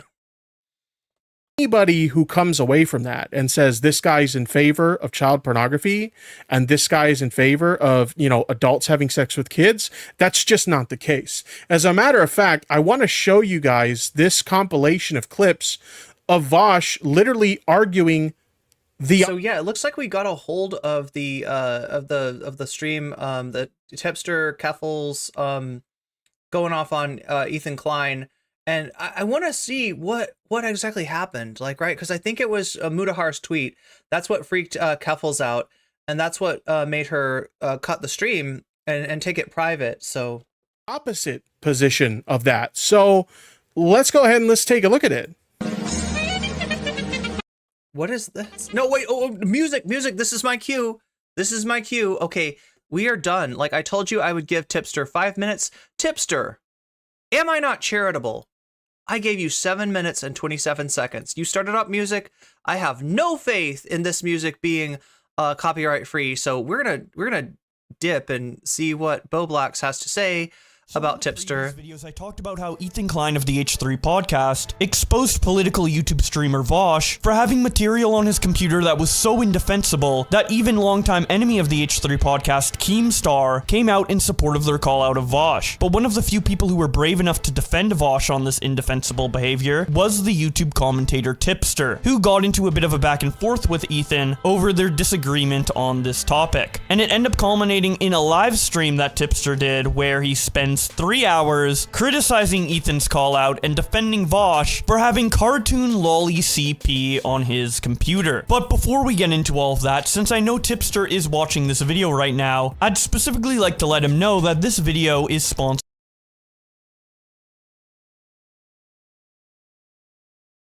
Bobby, getting the sponsorships. Bobby, you should try to get sponsored by Sonic.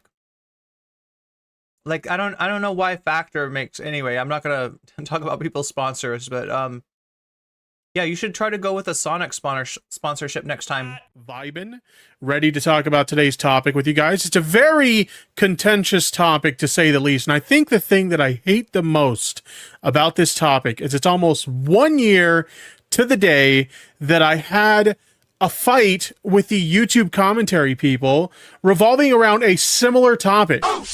Oh shit, yeah, it's also about 5 minutes to the hour before the top of the hour ad break starts again on Twitch. So again, if you're not familiar with this, on Twitch every hour. On the hour, we have 3 minutes of ads. That's a long time, but it gets us out of pre-roll ads, and you don't even want to know how bad pre-roll ads are. So believe me, I'm doing you a solid by getting rid of the pre-roll ads, but that does mean we got 3 minutes at the top of every hour that you will miss. You will have a suboptimal experience, a viewing experience on Twitch, unless you are able to get yourself a sub in the next 4 minutes, right? You're gonna be in that existential hell that is the top of the hour ad break. You can get out of that existential hell for free by using a Twitch Prime sub, making your viewing experience, I would say, pretty optimal. You also get emotes and a bunch of other extras as well for doing that. So you can get out of that ad break for free by using a Prime sub. It costs you nothing. It puts money in my pocket. And most importantly, it gets rid of those ads for you.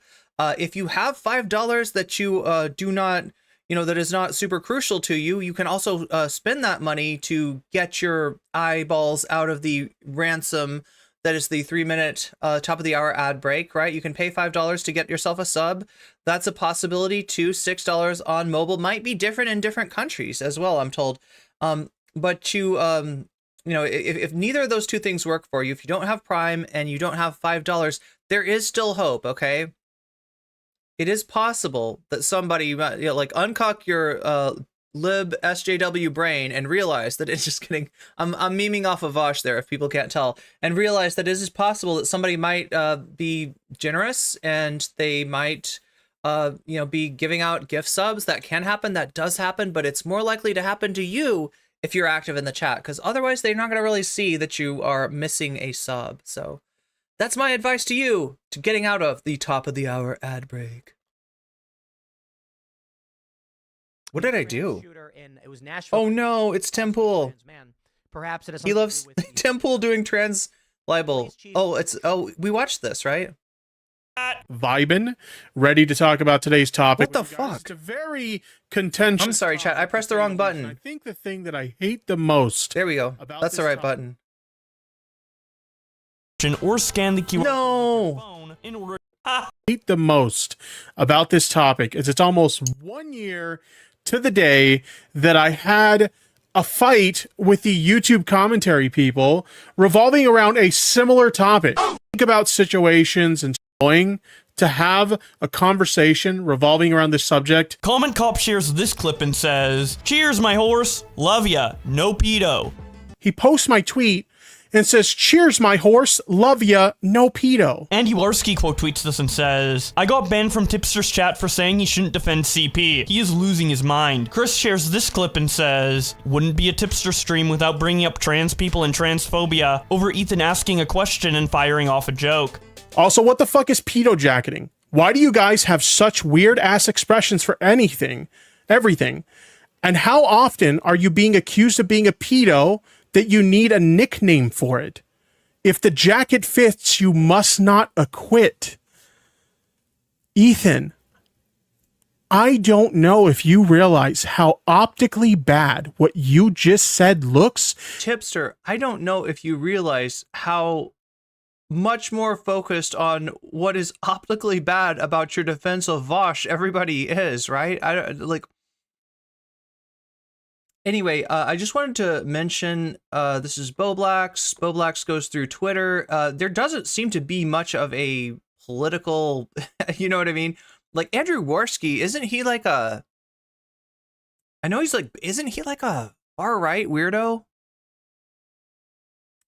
Chris the Narc is somebody in the commentary community. So again, they kind of have I would characterize that community largely as being center-right. Andy Warski, as far as I know, is far right, so not really caring that much about what Andy Warski's opinion on this, although Boblax just goes through Twitter and reads off all the tweets that are pertinent. That's kind of like his homophobic, anything like that. I'm not saying these things, but you can make a statement that falls under that category without you yourself being those things. Keemstar shares this clip and says, "Tipster is mad that people are calling him out for defending Vaush, who had cartoon CP on his hard drive." And Keemstar, you can get the fuck out of my chat. Literally suck a fucking dick. Dipshit. Keemstar then shows this clip and says, "Tipster is mad at Happy Punch." For children, which is an exact quote. Hey, Keem. Thank you for showing up on the Happy Punch account. I have evidence that will put Tipster in jail this stream. Raven G, really go fuck yourself, Keem. Raven, I don't even know what you're talking about. You have a You're a sub. disgusting human being, and I regret that I ever associated with you Is this stolen valor, Raven G? or ever defended you. You are a piece of trash. Go fuck yourself. Here, I'll ask you. Just follow through. No, I Very don't. simple. You're no better than Ethan is right here, if not worse. Didn't even know that was Keem. Yeah, he runs Happy Punch. Keemstar then shares another clip and says, Oh, I'm not going to tell you to sub to Boblax. God, no. Oh my God. Good point, Raven. I am definitely not telling you to sub to Boblax. This is just somebody that provides a service that is not really done anywhere else in terms of taking Twitter and making it into a YouTube video, right? That's Boblax's thing. Like I said, he's commentary. He's a commentary dude. Commentary in general, they are center right, and that's even if they don't like particularly have like a political dog in the fight, like their bias is center right, if that makes sense. I hope that makes sense to everybody. Yeah, I'm not telling you to sub to Bobby. But I was like, you're already subbed to me. What are you talking about? Tipster mad at Skyfire News. Is the possession of child pornography immoral because it hurts people to make child pornography? Ban Skyfire News. That's also Keemstar. Thank you. Yeah, because you have to hurt children to make it. That's why it's immoral. It's not magically immoral. It's immoral because of the harm that is caused by it. I told you, Keem, you're not welcome in my chat. This is my chat is my fucking house. So the only base thing you're gonna see Tipster doing here is kicking Keemstar the fuck out of his chat, which base Tipster, I guess, for that. So yeah, this is Boblax going over the Tipster stuff. We got the Keffels. I feel like we've been over this though. Got the Keemstar thing. Let's take a look at the Keffels edition, maybe. So the political YouTube streamer Vaush got caught, And then we'll get on to the Keffels Tipster stream after that. bad material on his PC, and literally everybody of every demographic online is shitting on Vaush except for his fans and two big content creators, being Tipster, who I covered in the previous part, and Keffels. So today in part 4, we are going to take a look at what she said, as well as the reactions to her stupidity. One of the people who reacted to her was the big Twitch streamer Hassan, who got clipped by End Clout Culture on Twitter, who captioned the clip by saying, Hassan was absolutely right about Keffel's demand for tit for tat, let everything slide deal. She knows it too, because she later deleted these tweets. Hey, you didn't address anything I said. I'm not pro Lolicon, and if I thought Vaush was, I wouldn't defend him. Can you please have a discussion about this instead of putting me on blast for 2 million Instagram followers and pedo-jacketing me? It's gross. Ethan, I know you're going to see this even though you won't respond. I defended you a while. You were having a meltdown over the stuff with Hassan. People give me shit for it. All I'm asking for you is to show some shared ability to those who showed it to you. I'm not your enemy. Dude, these people... Like what are they doing? They literally think it's like a tit for tat. They're like, hey man, I defended you actually, and So yeah, chat, if you've been watching me for the past week, you've probably been I've covered a lot of this stuff. I'm just giving like a little refresher for people who may not have seen it.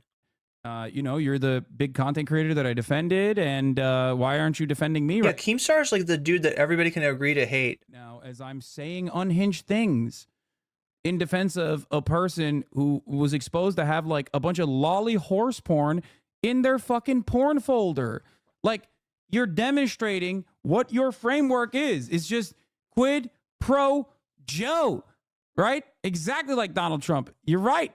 Quid pro Joe. But Twitter was... So we're talking about transactionalism, right? When we talk about this, right? There's a tendency in these communities with the debate sphere, which Tipster alluded to earlier, right? It tends to work like this. You've got big figures, luminaries, you could say. You could look at them as stars, gas giants, right? Like a large, planetary, like solar, stellar, entities, right?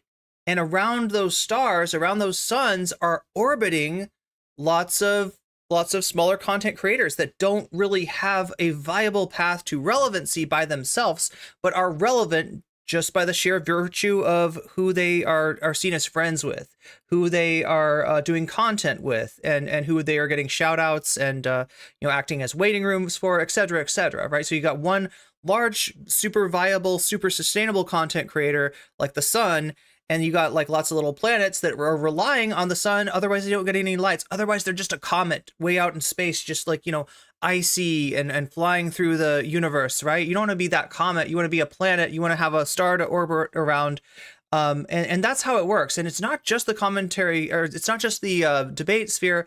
I'd say also the commentary community works like this. A lot of YouTube, a lot of Twitch works like this. This is just, how things work. So when you are relying on somebody for your light, when they are your star, when they are your sun, you need to keep that sun safe. If somebody's going to come through and say, diminish the light of that sun, you're going to defend them. So that's another benefit. So the benefit to the orbiters is that they get relevancy that they wouldn't otherwise have, right? The benefit to the content creator is that they get defended when maybe they shouldn't be defended, right? Now there's a transaction going on. You give me clout, I will give you defense. When they come for you, I will say, no, no, no, Vaush did nothing wrong. Destiny did nothing wrong, right? That's what the relationship is. It's transactional. And it's not based on truth. It's not based on like looking at the situation and being like, yeah, I think the stuff in his folder is kind of bad. What you're doing is you're making an assessment of, will this star be here? Will the sun be here in a week from now, in a month from now, right? Is this somebody that I still want to orbit, or has it become like a neutron star and it's going to suck me in, and it's going to be the end of my channel because I'm associated with this person that nobody likes anymore, right? So that can happen too. So generally the decision that gets made whether to support that creator or to not support that creator is transactional too. What can they do for me? Are they viable going forward? Can I protect them? Can I protect them and keep enjoying this orbit, keep getting this light from the star, or is it time for me to go off on my own, find another star, etc., etc., stab them in the back, right? Like a lot of shit can happen. A lot of shit can happen depending on the situation. But generally, as long as it seems like the content creator, whether it be Vaush or Destiny, is still going to be viable, they will defend literally the indefensible. Isn't the only place where Keffels defended Vaush for having lolly horse CP cock porn on his computer, but she also defended him in a 5-hour and 40-minute live stream, reacting to Ethan Klein of the H3 podcast, also criticizing Keffels' tweets. Nicholas Diorio shows a clip from this stream and says, "This is absolutely shameless manipulation, laughing my fucking ass off." I literally have Ethan's phone number. He gave it to me. I'll try to call him later. Do not fucking call me. I don't remember giving you my phone number. I don't remember talking to you on the phone, but do not fucking call me, please. Do you want to know the context of that? What's the context? It was back when Twitter circles was still a thing. And I was suicidal. It was before I went to rehab. And he saw a Twitter circle where I was talking about how I wanted to just fucking end it. Something in Bobby's voice sounds like Kyle Kalinske at times. And he reached... Yeah, if you know, sometimes I play this clip. Let me see if I've got it open today. Sometimes I play the clip that's like, stop getting mad at... or stop making fun of Sonic. That's Bo Black's. That's who that is, right? I'm trying to think if he's got any... Oh yeah, there's another clip of him that you might have heard of. If you hear somebody yell, "Bitch, you have nothing!" That's also Bo Black's. Out and gave me... He's like more famous for his clips than he is for his videos, but people, I mean, like, because he does this thing that very few other people are doing in terms of going through Twitter and telling a story with, a little bit of video, a lot of tweets, and just like looking over, like a lot of people who don't want to look at Twitter, they look at Bobax's video. So again, I'm not suggesting this content creator. Like I said, he is a commentary community member. They are, there's a tendency for them to be somewhat apolitical, but in reality, there is kind of a center-right orientation towards commentary in general. It's not everyone. There are good, commentary channels out there. Mika's Rhetoric, I think, is I've never seen Mika do anything sus. So it's not. I don't want to paint with too broad of a brush, but yeah, just the general tendency is kind of center-right. His phone number. That's what the context was. Yeah, this is her victim outburst. And like, look, this is not her defending trans people. This is her using trans people to defend Vaush. This is nasty, piece of and shit. harmful and dangerous.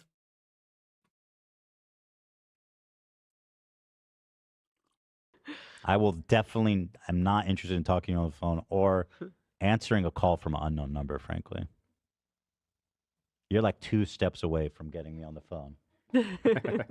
2 great barriers are between us. She says, I'll try giving him a call later to see if this can be sorted. Vaush represents the interest of the proletariat. Becoming online blood sports. Well, listen, that's kind of my business. I mean, yeah, I don't know what exactly she's trying to claim. Is it like Genevieve is saying, would you say that this is sui baiting? No, it's not. So for the record, here's what happened, okay? Keffels was, became prominent supporting trans rights at a time when trans rights were under attack in a lot of different ways. Keffels raised a lot of money to fight against anti-trans legislation in states like Texas and Florida through Southern Equality. Keffels, beefed with larger creators like Destiny over these issues too. And then at some point, Molten Panned super chatted $5. It's funny when you talk about the commentary genre being right-wing BC. I think of Jarvis Johnson, Drew Gooden. Okay, thank you for bringing up these. Thank you for bringing up these. There are good commentary channels out there, and they're pretty. You're mentioning big ones. I don't ever think of Jarvis, Drew, Curtis. Also, Danny Gonzalez comes to mind, right? Technically a commentary creator, but I guess I just don't think of them as that because, like, my prototypical, the platonic ideal of a commentary creator is like Nicholas Diorio or something, like Augie RFC. But you're right. Those people are technically part of the genre, and they are a much better representation of that genre. So yeah, Jarvis Johnson, Drew Gooden, Curtis Connor, and Danny Gonzalez, all Nick Green, right? Another commentary channel that's usually pretty good. Although there's some controversy that Nick's been into that I haven't really kept up with, so I don't know much about that. But mainly know educational streamers and leftist streamers. Yeah. At least he's honest. Bloody business. But yeah, so what Keffels is claiming is that the reason that, and also Molten Panda, thank you for the $5 super chat. I'm gonna give, we can like these now. We got the ability to like the super chats, and I like that one that's a good point. Thank you for, I like D'Angelo Wallace. Yes, D'Angelo. I didn't realize that D'Angelo Wallace was maybe I just have like I don't know. It's almost like because somebody's wholesome, I like stop considering them a commentary channel, but I mean, they're doing commentary. So yeah, they are absolutely commentary channels. Ro Ramden. Yes. Jordan Attica. But so yeah, the controversy here, right? What Keffels is claiming is that, when Keffels went after Kiwi Farms, a lot of really bad stuff happened. Keffels got swatted and doxxed, and I think her family got doxxed, harassed.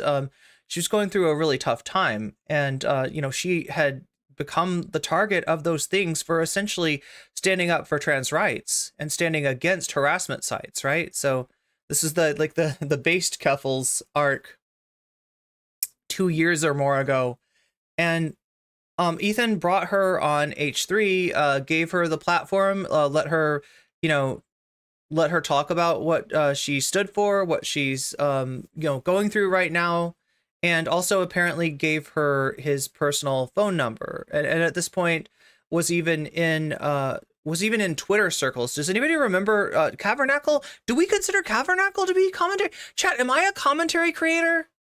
FD signifier, foreign man in a foreign land. Khadija, Shanspear. Wait, are we considering these people commentary creators? Because I think the Ro is brilliant and talented, truly leaves me thinking about things after every single video. I adore her. Yeah, she's good. She's good at YouTube. She's good at making videos. Video essayists. Yeah, I don't know. Or bread tubers, or some people even use the term cornbread tube. That's a term that, the creators in that niche apply to themselves, right? Commentary is an umbrella genre. Oh, okay. Would you consider them video essayists? Noah would be considered a commentary?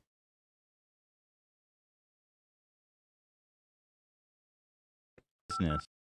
Yeah, But yeah, what I was trying to get to, right, is that so Ethan gives Keffels his phone number, and she's saying the context of that was that she was in a circle, and she was in a Twitter circle. So Twitter circles are like, how in Facebook you can post something in public, right? Everybody can see it.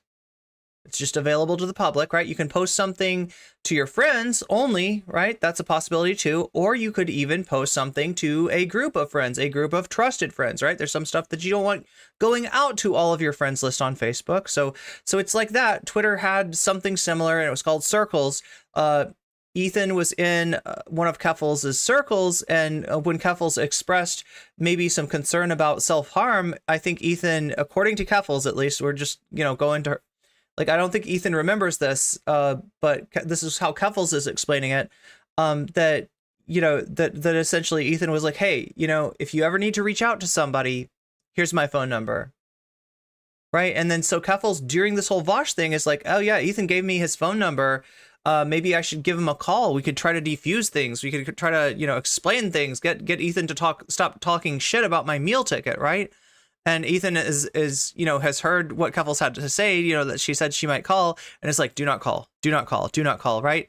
And Keffels' response to that is like, oh my gosh, I can't believe that he would say this when the context that he gave me the phone number was in, the possibility of self-harm. And that's super disingenuous. Like, Ethan is not sui baiting. Ethan is not making fun of Keffels. Ethan is not bringing up the fact that she went through moments like that. He's not going to release, he's not going to give even as hard as he's going against Keffels, like, he is not like going to like release private information like that to try to make her look like unstable or whatever, right? But Keffels is bringing it up and being like, oh my God, look at me. Aren't I the victim? That's the context. That's the context that we're dealing with. Glad that he's just honest. That was my takeaway, In 2022, I really wanted to build a platform to make the world a slightly better place. That's why I did the charity streams. Is Tara Mooney considered a commentator? I mean, I would say a video essayist, but yeah, I guess the people are pointing out that like commentary could be an umbrella term. And technically anybody, including myself, who comments on stuff, I guess you could consider a commentator. I did. That's why I organized the Drop Kiwi Farms campaign. All of the things that I did were in pursuit of a goal to make this world a better place. And the biggest black pill to swallow. Did Keffels and Vaush date? I've never heard any, as far as I know, no. Has been to realize that none of these people actually give a shit about that. This is all the entertainment industry. It's all about getting the bag. Yes, commentary check, I guess. Am I a commentary creator, chat? Is that what I should pivot to? Should we become commentary now? It's weird to me because like I guess I have a stereotype of commentary as being sort of center right coded, and I know that I am anything but center right coded. I'm not even center left. I'm not even new commentary check. Yeah, the commentariat. Anyone else. That's why he is so fucking indignant about the idea of looking at the products we consume and how they're made. She did not just say that. Yeah. Do not come. And y'all just defended animated CP, so let's giddy up. Nick continues tweeting when he says, she got in this to a... So yeah, I mean, like, what you see in Bobby's, like, the tweets that he shows these are people that I regard as commentary. Putting substances up her nose and going on vacation, by the way. Detective Deckard says, this puts Ethan in a great light. Dude's handed out his number to so many people on the cusp of game ending themselves, he couldn't possibly remember all of them. Jessica Pizzle tweets out another clip from this stream with the caption, oh my god! Of course it wouldn't be Keffel's cope stream without using her mental health as a shield to protect herself and attack H3H3. Hey, stop dialing. Keffels, put the phone down. It's like really fucked up with the context that I have his phone number because I was planning to kill myself. And now it's just like a big joke laughing at me. He was the one who gave it to me. H3 shows. So yeah, this is what she does. Like every single time she's either on attack mode, right? Like she was with people like Foreign Man in a Foreign Land, literally giving out like personal information about like, you know, Foreign Man's like family and stuff, right? And like either that, like she's either victimizing somebody or she's making herself the victim. The same clip on his Instagram story and says, wow, this Ethan guy seems like a real piece of shit. And then Chris the Narc tweets this out and comments on it by saying, Keffel's attempts to guilt trip everyone with her Minecraft attempt and Ethan not buying it, laughing my fucking ass off. The grift is failing for her. Chris the Narc then posts another clip from that. Yeah, I see people bringing up the GoFundMe stuff. I feel like that's coming into... But now they're freaking communist invading radicals. Yeah, you can see I'm not exactly center left here either. Anyway... we got communist invading radicals in the chat right now. Personally, I don't like foreign, but I also did not like Keffels. Keffels and Tipster are two of the most retarded people. Thinking that reading chat here. Ethan and Hassan are working together and insinuating everyone who's shitting on Vaush as a creator are working together is maybe the most conspiratorial thing I've heard. Keffels, put the coke down. Views if you like juice. Okay, so this is starting to go in like I don't like. This is the one thing that I don't like making fun of somebody's addiction. We can talk about the GoFundMe stuff, and in fact, I feel like we will. I feel like that's coming up soon, right? That's something that's percolating in the discourse too. But yeah, with that, you know, with that tweet, I feel like let's take a look at what else we've got. No, yes, okay, it worked. It worked. Internet Archive. Thank you. Transition. Go on the fucking wall.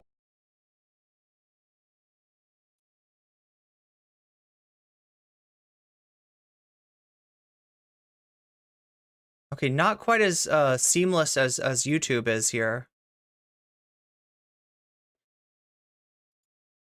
But I'm glad it's there. So this is Keffel's stream from... My god.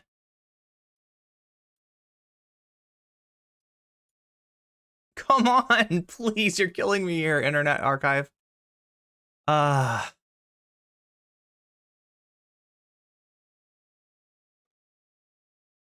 Reload.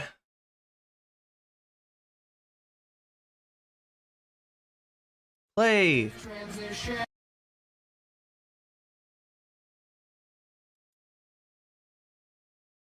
I should have probably thought about that one.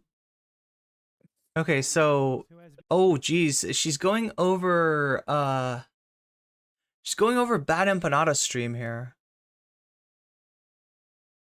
Oh my god, I don't know if I can do my normal no, I can't. I can't do my tricks to like advance the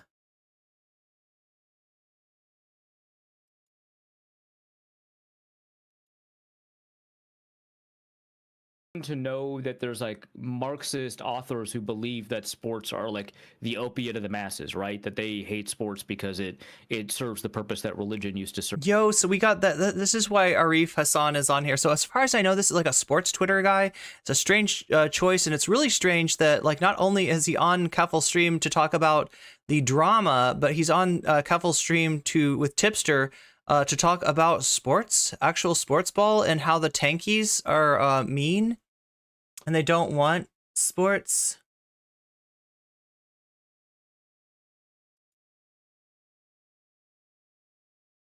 Talking about Taylor Swift and Travis.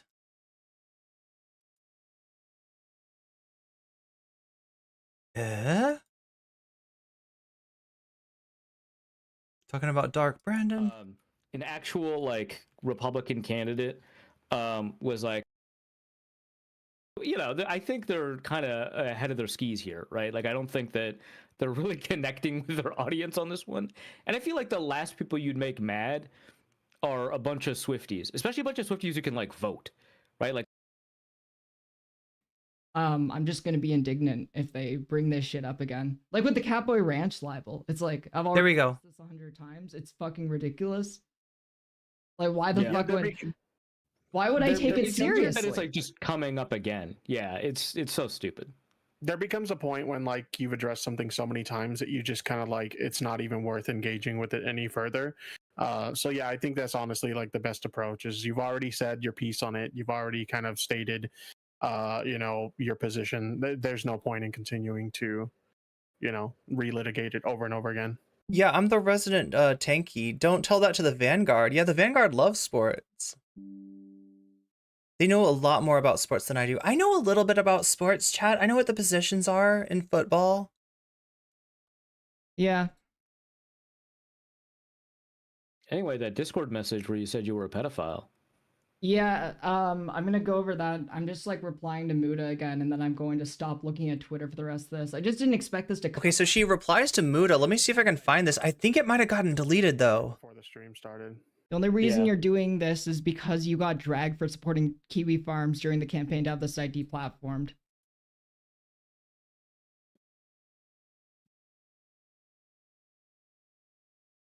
I would never have guessed that you use Grammarly by the way that you type and tweet.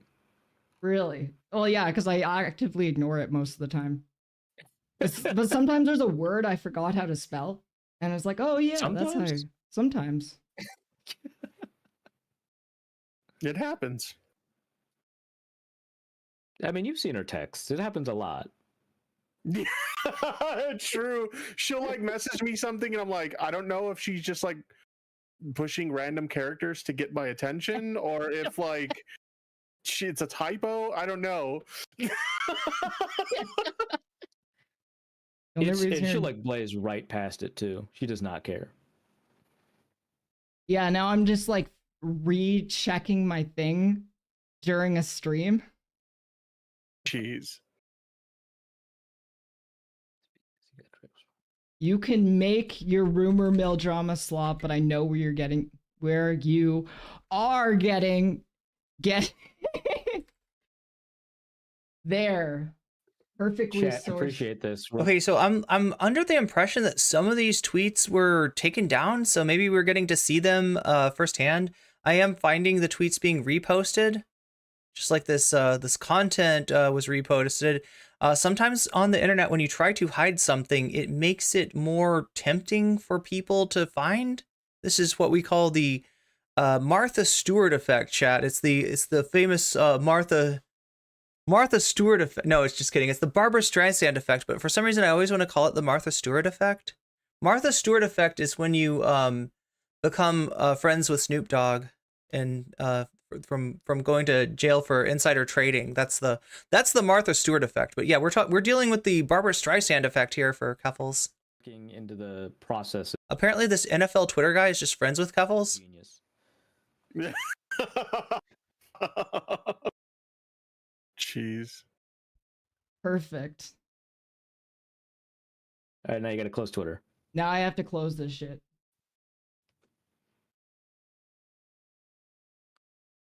Yeah, so this is a little bit hard to navigate. Let me see if we can roll it back a little bit. Perfect. Okay, so cute joke. It's a really tiny part. Okay, so so she's already responded once to Mudahar. That is some ordinary gamer. Do I have? Yeah, it's this tweet, right? Talking about the Catboy Ranch. My opinion of this was like, that is barking up the wrong tree. Ha ha ha. No pun intended.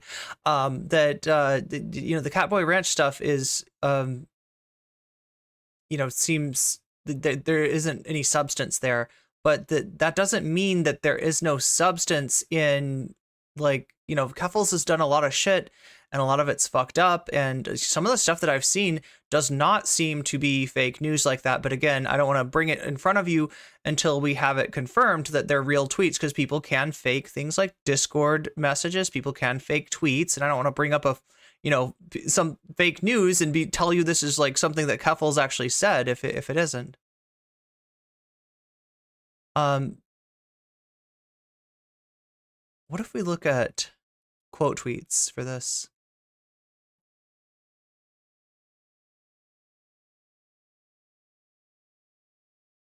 I don't see Keffels in the quote tweets. That's what I was looking for. So, like, from what I've heard, some of the responses to Keffel or to Mudahar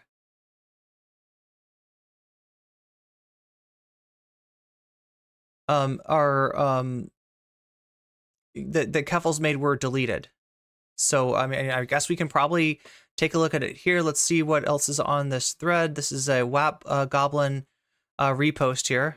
They were also deciding to leak the mod signal chat, and I don't even remember the context of why I know I was making a joke. So yeah, I'm not gonna read what's written there, chat. This is disgusting and supposedly it's a joke, right? It's a joke, but it's just a really gross joke. Reference to something. I'm pretty sure it was like in reference to people calling me a pedophile.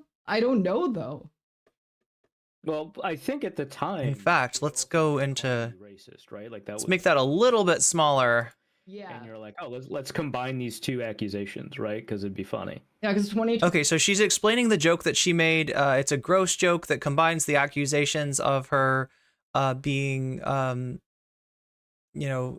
on to minors with jokes about her being racist, or combining accusations of her coming on to minor with accusations about her being racist. So she wants to meme it all away, and she makes this really gross joke. It was all Catboy Ranch libel and then calling me racist.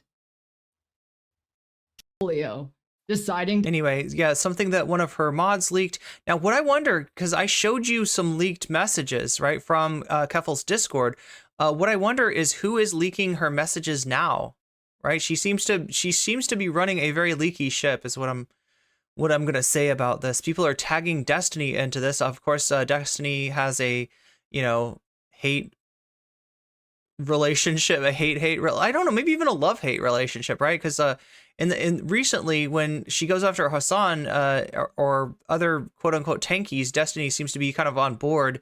Some of the Destiny community seems to have forgiven Keffels since she's taken her rightward turn, right? Information. Oh my god, this is Brianna Wu. This is our friend of the VOD, Brianna Wu, making a boomer-ass joke. I have information on Keffels. I grew up in the suburbs of West Philadelphia. After school, I was playing basketball and relaxing all cool. Then one day, Keffels came and started making trouble in my living. Yo, this is like Brianna Wu. Like, I get it. You were on 4chan in 2008. Very, very funny. Very funny. I'm glad that you're still with it. You're still cool. Thanks for letting us know. But that's yeah. So that's what's going on in Mudahar's tweet. That is what they're talking about here, right? And this seems to be what Now, it's not immediately after here, because at some point here, Keffels cut stream. And I'm curious about why. I'm curious about what preceded that. But this is Keffels responding to Mudahar, and then them telling Keffels, whoa, did she go down for a little bit? That green screen. Yeah. But they always ignored that part of it. Can you hear this okay, or do I need to turn this up? I actually saw a lawyer before putting up the GoFundMe. And had the lawyer go over it to make sure that I was doing everything right with having a GoFundMe. I put in more effort than most people do with a GoFundMe when they use Brianna Wu posting I Can Has Cheeseburger memes in 2004, basically. Usually just put it up on a whim and don't think about it. Yeah. Yeah. Every press release went through a lawyer. I remember that. The GoFundMe went through a lawyer. Yeah, every instance of going forward with legal action went through a lawyer. A lawyer was critical for you to get your computer back from the police. It's like I don't think they were remember or care. I mean, they primarily don't care, but all the parts of the process here that lawyers are expensive, that moving to Do we need to turn her up? multiple hotels and then moving internationally is like Turn up the volume. That's what I thought. Somebody remind me to turn it back down after we get done with this, because otherwise I'm gonna be clipping and I'm gonna be pissing you all off with sound that's too loud. Let's give her a little bit of gain. Let me know. Is this enough? Is this make Keffels loud enough? expensive. Like these are all expenses, and they were all accounted for in the GoFundMe statement, which did not say the word lawsuit. Right? It was designed to provide justice, which both included a legal defense against whatever charges the police may bring against you, which thank God they didn't, and also to seek justice against, the police in a proactive sense, right? Like so. So at this point, we are talking about the $100,000 GoFundMe. One in chat if you want me to roll it back and start from the beginning. I feel like we're in a pretty good place, but I'm willing to roll it back. If it's on you, chat, whether you're interested in this or not. It was like a fairly broad mandate. It also included a bunch of stuff that like you did end up doing that's like pretty expensive. They also don't realize like the lawyers are very involved in a lot of the stuff that you were doing. I don't know, man. It's very like annoying to like, yeah, now there's only two options. You either pay a lawyer $100,000 to file a civil lawsuit, and that's the only thing it can be used for, or you're doing a bunch of cocaine. Those are the two things that you could do with that money. Yeah, I don't even know what to say because I've already been over this like 100 times. And at this point, I'm just like, I've addressed it all. It's all in my content. People can go seek it out if they want. I'm just going to be indignant if they bring this shit up again. Like with the Catboy Ranch libel. It's like, I've already addressed this 100 times. There we go. Ridiculous.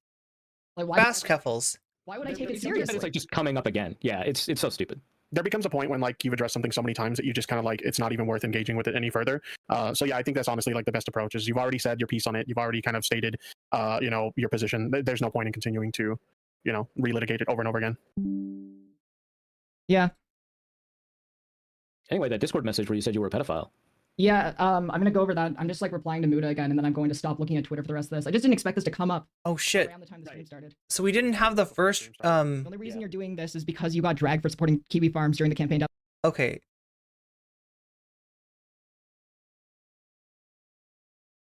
The site deplatformed. I would never have guessed that you use Grammarly by the way that you type and tweet. Really? Well, yeah, because I actively ignore it most of the time.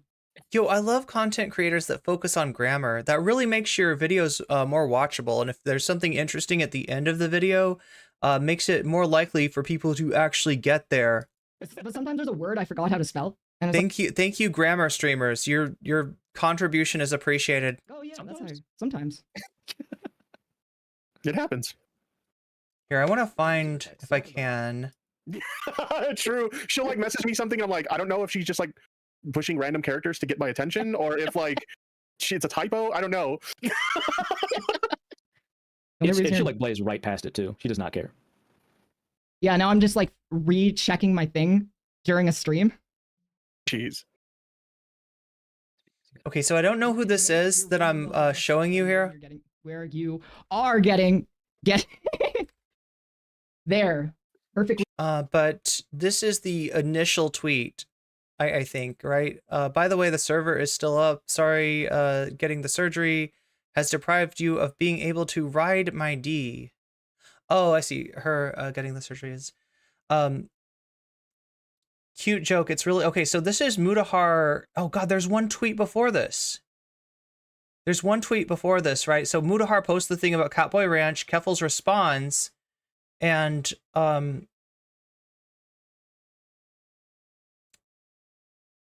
like I'm guessing that she wrote something like that the Catboy Ranch has been disproven. It's a nothing burger. It's old news, etc., etc., etc. Which I agree with, right? I don't think there's anything like the Catboy Ranch accusations did indeed seem to be a nothing burger about Keffels. Most of it was just like anti-trans, like groomer slander from what I could tell, right? Not a legal opinion I'm rendering there, but from what I could tell, yeah, it's just more more bullshit, right?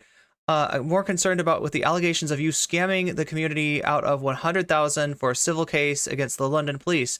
And no, I'm not talking about filing it in Human Rights Tribunal. So she filed some sort of case for free without spending any of the money. She got 100,000 supposedly for what, replacing her computer stuff, or a lawsuit against the London police. You know, there was like a few you know, things that she needed it for that were listed in the GoFundMe and subject of contention, because there has been, as far as anyone can tell, right, correct me if I'm wrong, but there has been no expenditures for a lawsuit, which is what I think a lot of people were expecting out of the money. But this is, so what you're hearing, sorry, I'm just trying to give you some context here. Right, let me make this big again. Let me make this big. I just like, I'm nervous because when Cuffles, there's some stuff that Cuffles is streaming that I'm just like, I don't want to show that in a big way on the video. So yeah, okay, so this is the response to the server being Kiwi Farms, I guess. Oh, the server being Catboy Ranch. Yo, you know what this is? Okay, so the Catboy Ranch server that is up is Cuffles' Patreon Discord. As far as I know, she renamed her Patreon Discord to Catboy Ranch as a joke about the accusations that were made against her. Accusations calling her a groomer, saying that the website was somehow a grooming website. A lot of this in the backdrop of the you know, sort of the sort of groomer libel against trans people, right? So she's kind of joking, she's kind of memeing here by saying the server is still up. This is a new server. This is a server that serves as the Patreon only Discord for Cuffles, and not the Catboy Ranch that was a subject of controversy many years ago. I finally, okay, I think I finally got it, right? So this is him, quote, retweeting her about that cute joke. Okay, so he gets the joke. That's very funny. But that's a tiny part. So yeah, I think for Mudahar, it sounds like Catboy Ranch is a jumping off point, not a destination. And he's more concerned about the $100,000 that, you know, has not necessarily been accounted for. There have been, and I'll see if I can find these tweets. There have been some people that have spoken about the $100,000. I'm going to see if I can find, there's a tweet by Catboy Collector that talks about this. So I'll, in the background, I'll try to find this. Anyway, back to the content. Yeah, I appreciate this. We're looking into the process of genius. Jeez. Perfect. All right, now you gotta close Twitter. Now I have to close this shit. Okay, so they're trying to get her to... Okay. They're trying to get her to just, like, not... Like, I'm guessing that this is upsetting to her, and, you know, it's understandable. The Catboy Ranch, like I said, is a nothing burger, but, you know, the accusations that were made in relation to Catboy Ranch were pretty, you know, gross, right? So they're trying to get her to close down Twitter. His username is Mudahar, very sussy, sounds like a racial term used against Muslims in Spain. Yeah, I think that's just his name as far as I know. Catboy Ranch is located in the glorious state of the of the CCP, right? Let's see, where were we? Bad Empanada. Yeah. No, that's the one thing we can't. Let's go. We can't watch Bad Empanada. He's banned. Yeah, let's do it. Yeah. Shit. Where'd it go? For the YouTube. Okay. But yeah, if you don't know, let me try to explain this. Basically, Bad Empanada put out a 2 minute and 25 seconds video on Cuffles, including things like, you know, this is a unflattering picture of Cuffles, maybe taken by somebody who was, you know, stalking her. I'm not sure what the story is on this, but I know that this particular picture has made its rounds on the hate forums, right? And she was a subject of attack of those hate forums, right? So it's kind of gross that he's, you know, maybe he doesn't know where it comes from or something like that, but whatever. You know, also unflattering pictures of people does not mean that they're wrong or morally bad. It's just an unflattering picture of someone and whatever. I mean, you know, Bad Empanada, you know how he rolls, right? So yeah, he's showing that picture. He goes over some screenshots that are supposedly of him that I thought were maybe fake, and he's, you know, saying, yeah, these are fake, right? Because you can fake a screenshot, and it's been done. We've seen it happen. We've seen Shark, you know, shop around a fake screenshot of Bad Empanada, implying that he is has you know,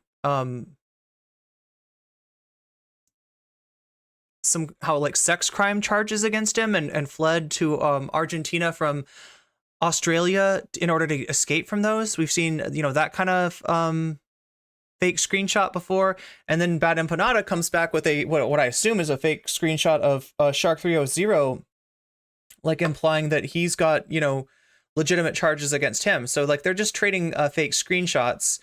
Shark and Bad Empanada were, but Bad Empanada's kind of to make the point, I guess, that anybody can throw up a fake screenshot, right? So Keffels, in her video, had some fake screenshots of Bad Empanada, and Bad Empanada is, you know what though? I think that the screenshots he showed of Keffels actually, though, were real, and there were those ones where she's making really edgy jokes, like really kind of gross edgy jokes, like inappropriate jokes, like joking about being a PDF, joking about, like, you know, saying like her racism is central to her PDF philia, so to speak. And so essentially, you know, he takes stuff that she's joking about and plays it off like, you know, here's her admitting she's an admitted, you know, PDF. Like, here we go, right there. You know, like it even implies it in the title of the video, like calls her an admitted PDF. And so, you know, he's kind of making this point of like, if we're gonna play like this, if you want to play rough, we can play rough, right? I don't get the feeling that they're real accusations. It's more of just Bad Empanada being mad about fake screenshots of him being thrown into her video, and then he makes a short video. So anyway, that's a summary of the Bad Empanada video that we cannot watch because Bad Empanada is in fact banned from Twitch. Yeah, there's some of these screenshots that he's saying are faked.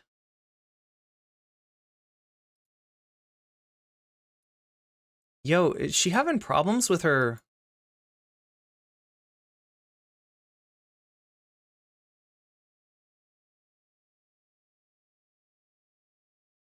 Wait, does it just go down from here? Like, that's just a green screen, right? This tweet from 20. No, it's not. It's not. It was fake news, chat. It was fake news. What is she reacting to now? Tipster video. I think it's the tip. Is it the tipster video?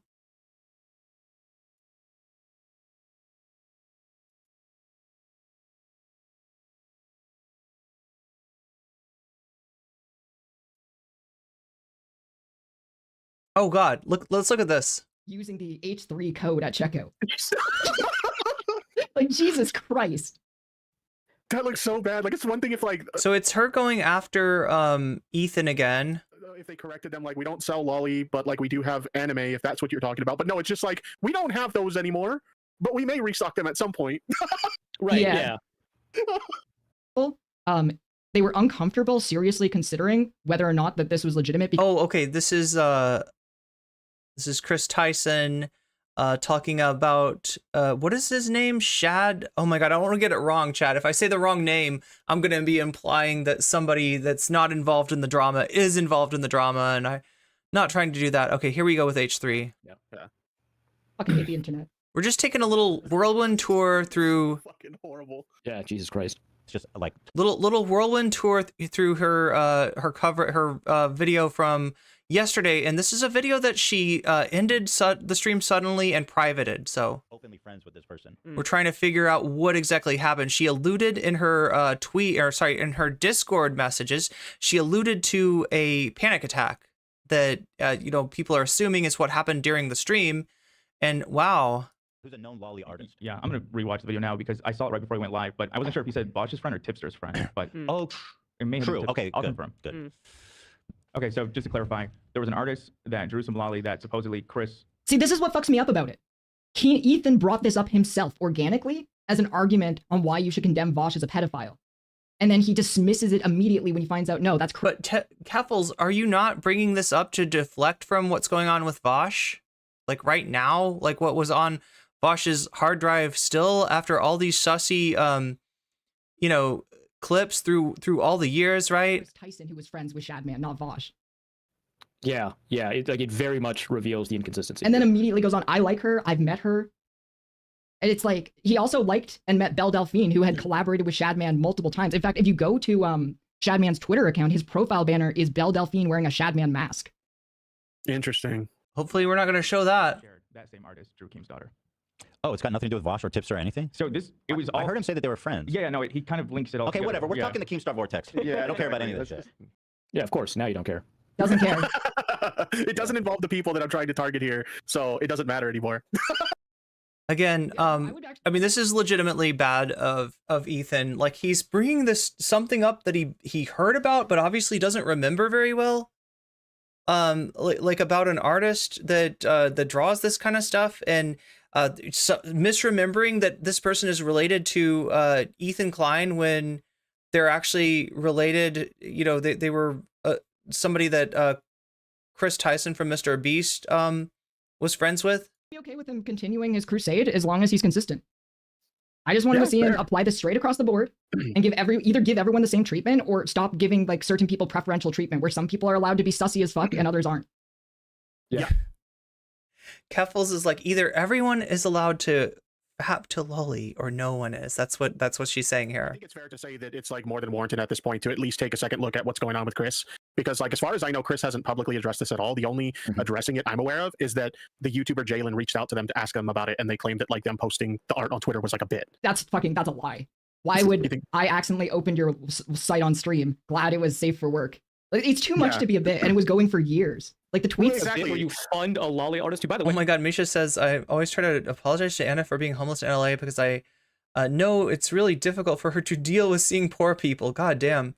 Wait, where's Anna coming into this? As Joanne mentions in chat, he's also a Nazi, right? Like, just funding a lolly Nazi artist, like, is part of the bit. I'm just gonna pay for custom art. It's part of the bit.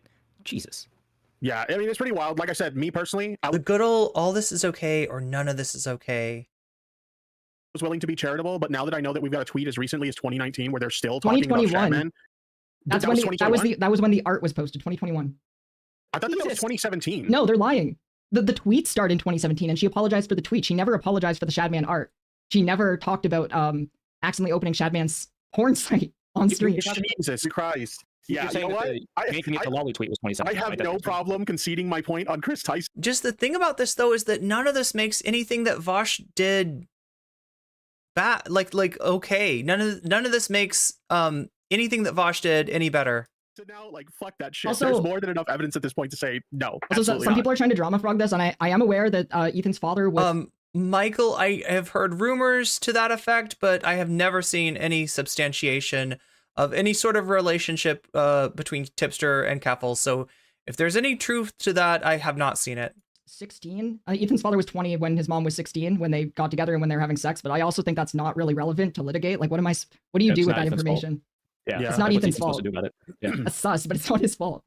But you know what else is not his fault? Like okay, so here's the deal. She's trying to imply that there's a fundamental hypocrisy in Ethan, right? That Ethan is going after Vaush when there's somebody associated with Mr. Beast that's done something bad too. And, you know, if Ethan has ever said anything about Chris Tyson, then somehow Ethan should know about this whole history of tweets, this whole involvement with with this sketchy artist, and like, you know, why are you not talking about this? Oh, obviously it's because Mr. Beast has got clout, Mr. Beast has got power, Mr. Beast is a lot bigger than Ethan, right? This is an argument that Keffels is not the right person to make.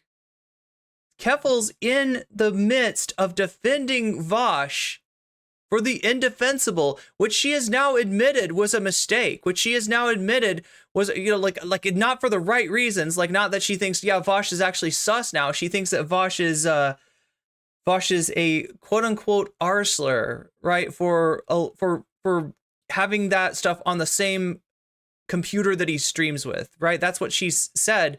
But it's just so weird. It's like this whole stream was about like Ethan being a hypocrite, and all it is Keffels and Tipster being a hypocrite.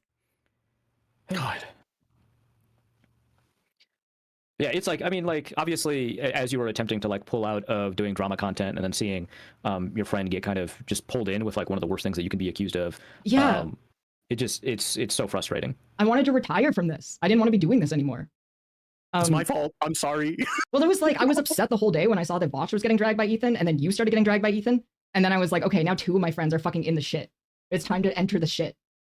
Right. It's time to go. It's time to put your boots on and step onto Lowly Hill. Yeah, I honestly, like, I felt genuinely bad that so many people who, like, actually give a shit about me, like, they got dragged into this shit. It was never my intention. I literally just put out a tweet. It was the most softball tweet. And then I went to bed, and I woke up to chaos. And I'm like, oh my god, what the fuck?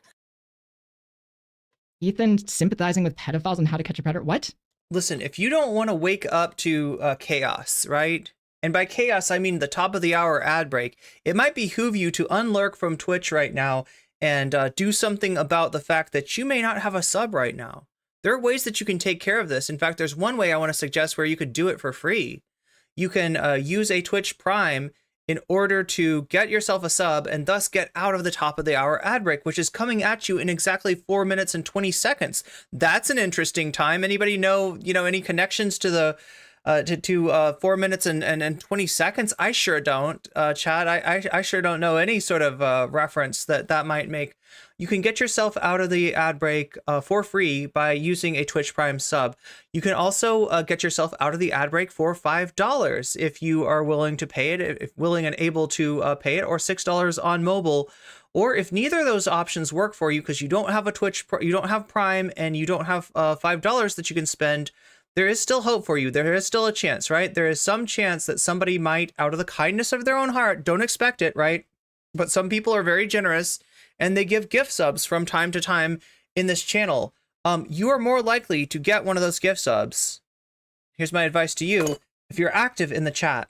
So good time to unlurk and try to get yourself out of that top of the hour ad break, because I know it's only 3 minutes, but it feels like 3 hours. Sometimes they show like a really awkward, let's say 25-year-old. Yeah. He's like super autistic, the guy's never fucked, he's never had a kiss, he's never interacted with a girl. And then he's going to meet a 16-year-old who is flirting with him like yeah, Andrew Wilson, but that's a problem with Ethan, right? What we're talking about is a problem with Vaush. Like ridiculous over the top flirting. This guy's being told audio low. Let me fix this. Like I said, I don't always agree with Ethan. There's been a pretty prominent time pretty recently where Ethan went on several tirades all across Twitter, said some pretty fucked up shit, ended up deleting those tweets, had some pretty bad takes when it came to Gaza, prior to the invasion of it. And, obviously I am not here to stan Ethan Klein, but none of that makes what Vaush did okay. Sometimes they show like a really awkward, let's say 25-year-old. Yeah. He's like super autistic, the guy. What is going on with this? Okay. He's never interacted with a girl. And then he's going to meet a 16-year-old who is flirting with him like ridiculous over the top flirting. This guy's never received attention like this before. Can you hear this okay, or do I need to turn it up even more? Stuff like this has happened on that show. And then he shows up to this house. What? Is he saying like the kids let them on? Jesus. He's talking about To Catch a Predator. I think he's talking about a specific incident that happened on there. Also, I don't really watch To Catch a Predator, but like that's my understanding of the show is that like that's not the framework of the show, right? They just have people pretend to be kids and wait for people to solicit them, and then they respond, right? Like, do we need to turn this up? Are we good on volume? On AOL, like, what is that? How he thinks the show goes? Like, they have to try and find these people. This desperate, pathetic soul, and then it's like, then the whole song and dance happens, and I'm just not sure. Whole song and dance. It's deserving. He's deserving of all of that. I disagree. Thanks, guys.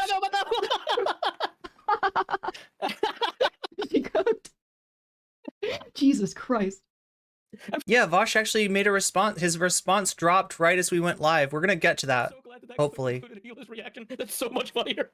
Yeah, there's also the Patrice Wilson stuff, which I haven't even like started digging into that. I want to, before I like actually say this with confidence, the narrative that I have seen going around, Patrice Williams was Rebecca Black's producer who got accused of being a pedophile by Ethan Klein.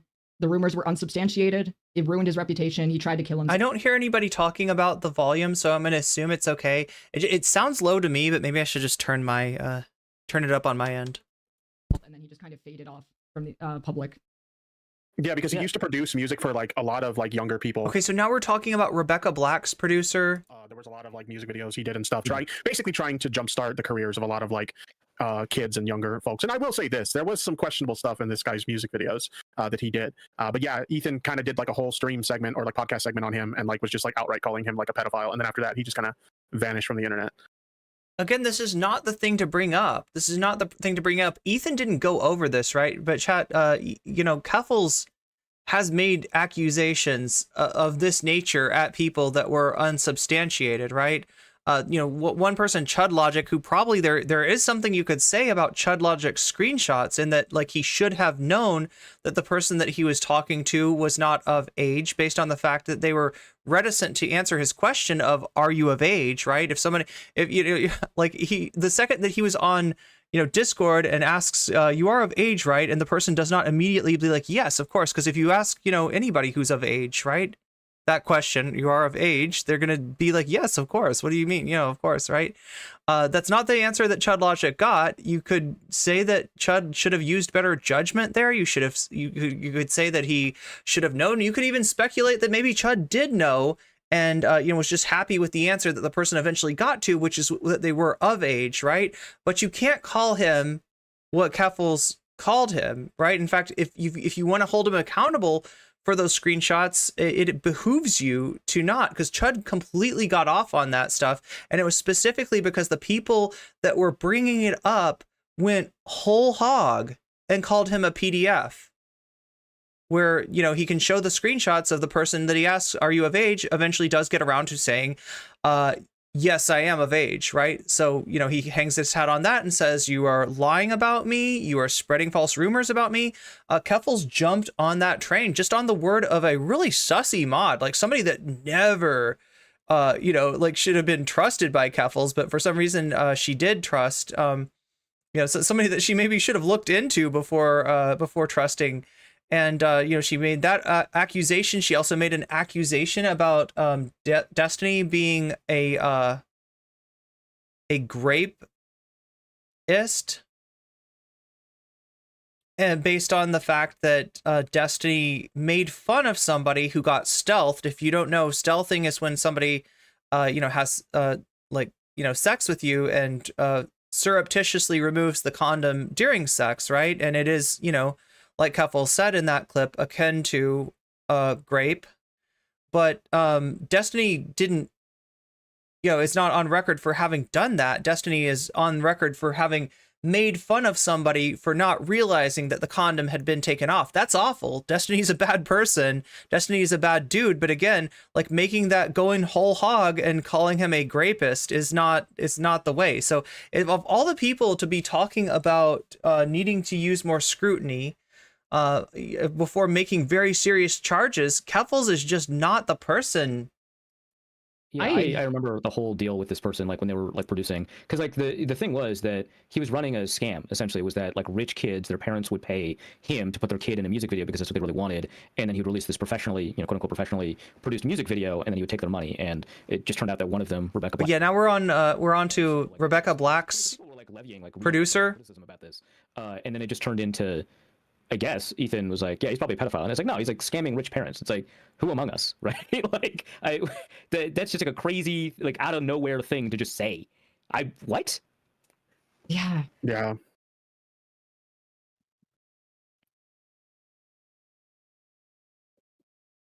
I have to go to the bathroom. I don't know how to segue this. Okay. Just go to the bathroom and we'll hang out with chat or whatever. Yeah, that's fine. Do you remember some of the songs from that production company? Because I remember there's one about like Chinese food that was like really bad. There was one that I remember called Skip Rope, and like Skip Rope had like a bunch of like adult references to like drug and alcohol use in it, and it features like a bunch of kids. And there's some really sussy parts where like the kids have like they're like those oversized versions of pixie sticks, and they're doing some very suggestive things with them. Yeah, it's not great. Okay, yeah, that's pretty bad. My imagination is just that like this guy is like replicating the signifiers of successful pop videos and just putting the kids in those scenarios, which, you know, maybe I'm giving him too much generosity, but also, again, I think that he's a scam artist, so like how much generosity could I be giving him? But like I didn't see that one. I saw some of the other ones that were just like also Okay, I'm sorry. I have no patience, chat. I have no patience. And we got a lot to cover today. He joined the dogpile of people who made the false allegation that I threatened to bomb a Ukrainian data center. Wait, what? Yeah, I looked into it, and that's what it was. I've never heard that one. What? Yeah, I can bring up the tweets. Yeah, sure. What the fuck? Yeah, I remember hearing about this one at the time. Yeah, so it was like Willie Mac show. Liz Fong Jones posted the address to a Ukrainian data center, and I was in the middle of an email and phoning campaign. Oh, okay. So the do your thing, and so they interpreted do your thing as like stochastic. Okay. Yeah. Did Ethan even talk about this? Right. Keffels. What did she do? She talked about a Ukrainian data center that had something to do with the farms, had something to do with the Kiwis, right? And essentially said, you know, gave the number and the address and said, do your thing. You know, comrades, or not comrades, but was this for Dylan? I don't think so. This was about the farms. Right? And she says, do your thing, which could mean a lot of different things. She's saying that it was in the context. Ethan never mentioned this as Keffels. What is she doing? Just posting her L's, you know, something that looks like it might be a stochastic call to action, but you know, we don't know. And like, obviously I don't have a lot of sympathy towards facilities that are serving the harassment site, like the farms. And then Mudahar's in the replies, this looks like some insane personal crusade, someone with a platform. Okay, so this is Mudahar making these suggestions. So this seems to be, chat, if I'm to guess, it's Mudahar and him bringing up Catboy Ranch, him bringing up the $100,000, him bringing up who knows what. And there is some bad stuff circulating out there about Keffels that I have not been able to ascertain the validity of, hence me not talking about it on stream yet. I do. I guess we'll look into it, right? But there's something in what Mudahar is talking about that seems to have gotten Keffels quite shook. Should have a degree of responsibility into the type of stuff they post. Well, I like that the very next comment is just transphobic. That's great.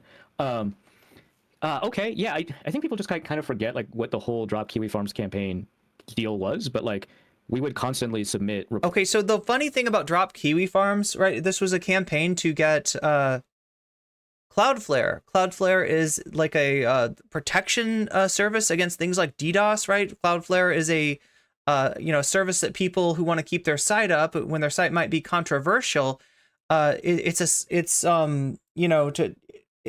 like a protection. Like, can somebody explain this better than I'm explaining it? What Cloudflare is? But essentially, Kiwi Farms kind of needs Cloudflare or something like it in order to run.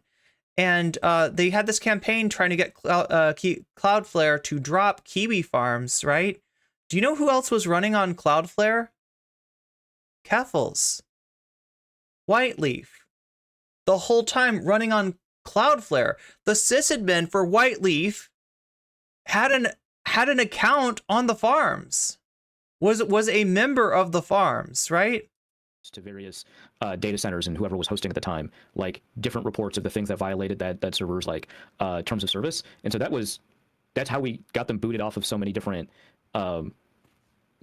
providers, right? And so like that's the do your thing. Obviously, it's like we've always been finding ways to submit reports of ways that this website violates terms of service. That's so weird that people like to see the words do your thing and they're just like, oh yeah, this person clearly is talking about. They instantly jump. Yeah, well, it's like it's weird because for some reason people assume Mudahar's wholesome, but it's like he's one of the co-hosts on. I mean, here's the thing: like, do your thing can mean a lot of different things to it. Like, it's unclear, right? And if what you want is calls, what you want is phone calls and letters and asking for the site to be. I'm not even sure what the Ukrainian thing was. It was like a facility. It was like a server in Ukraine that they're saying do your thing about, right? Because there were complaints lodged with Cloudflare. There were letters written, there were calls made, right? But there was also, I think, some activity that you could call hacktivism, right? There was some DDoSing and stuff like that, right? So in that context, right, if what you want is for people to use legal means to go out that site, then, you know, maybe you should be specific about what your thing is instead of just saying, do your thing. But again, this is just me, like, I didn't pay super attention to this whole controversy.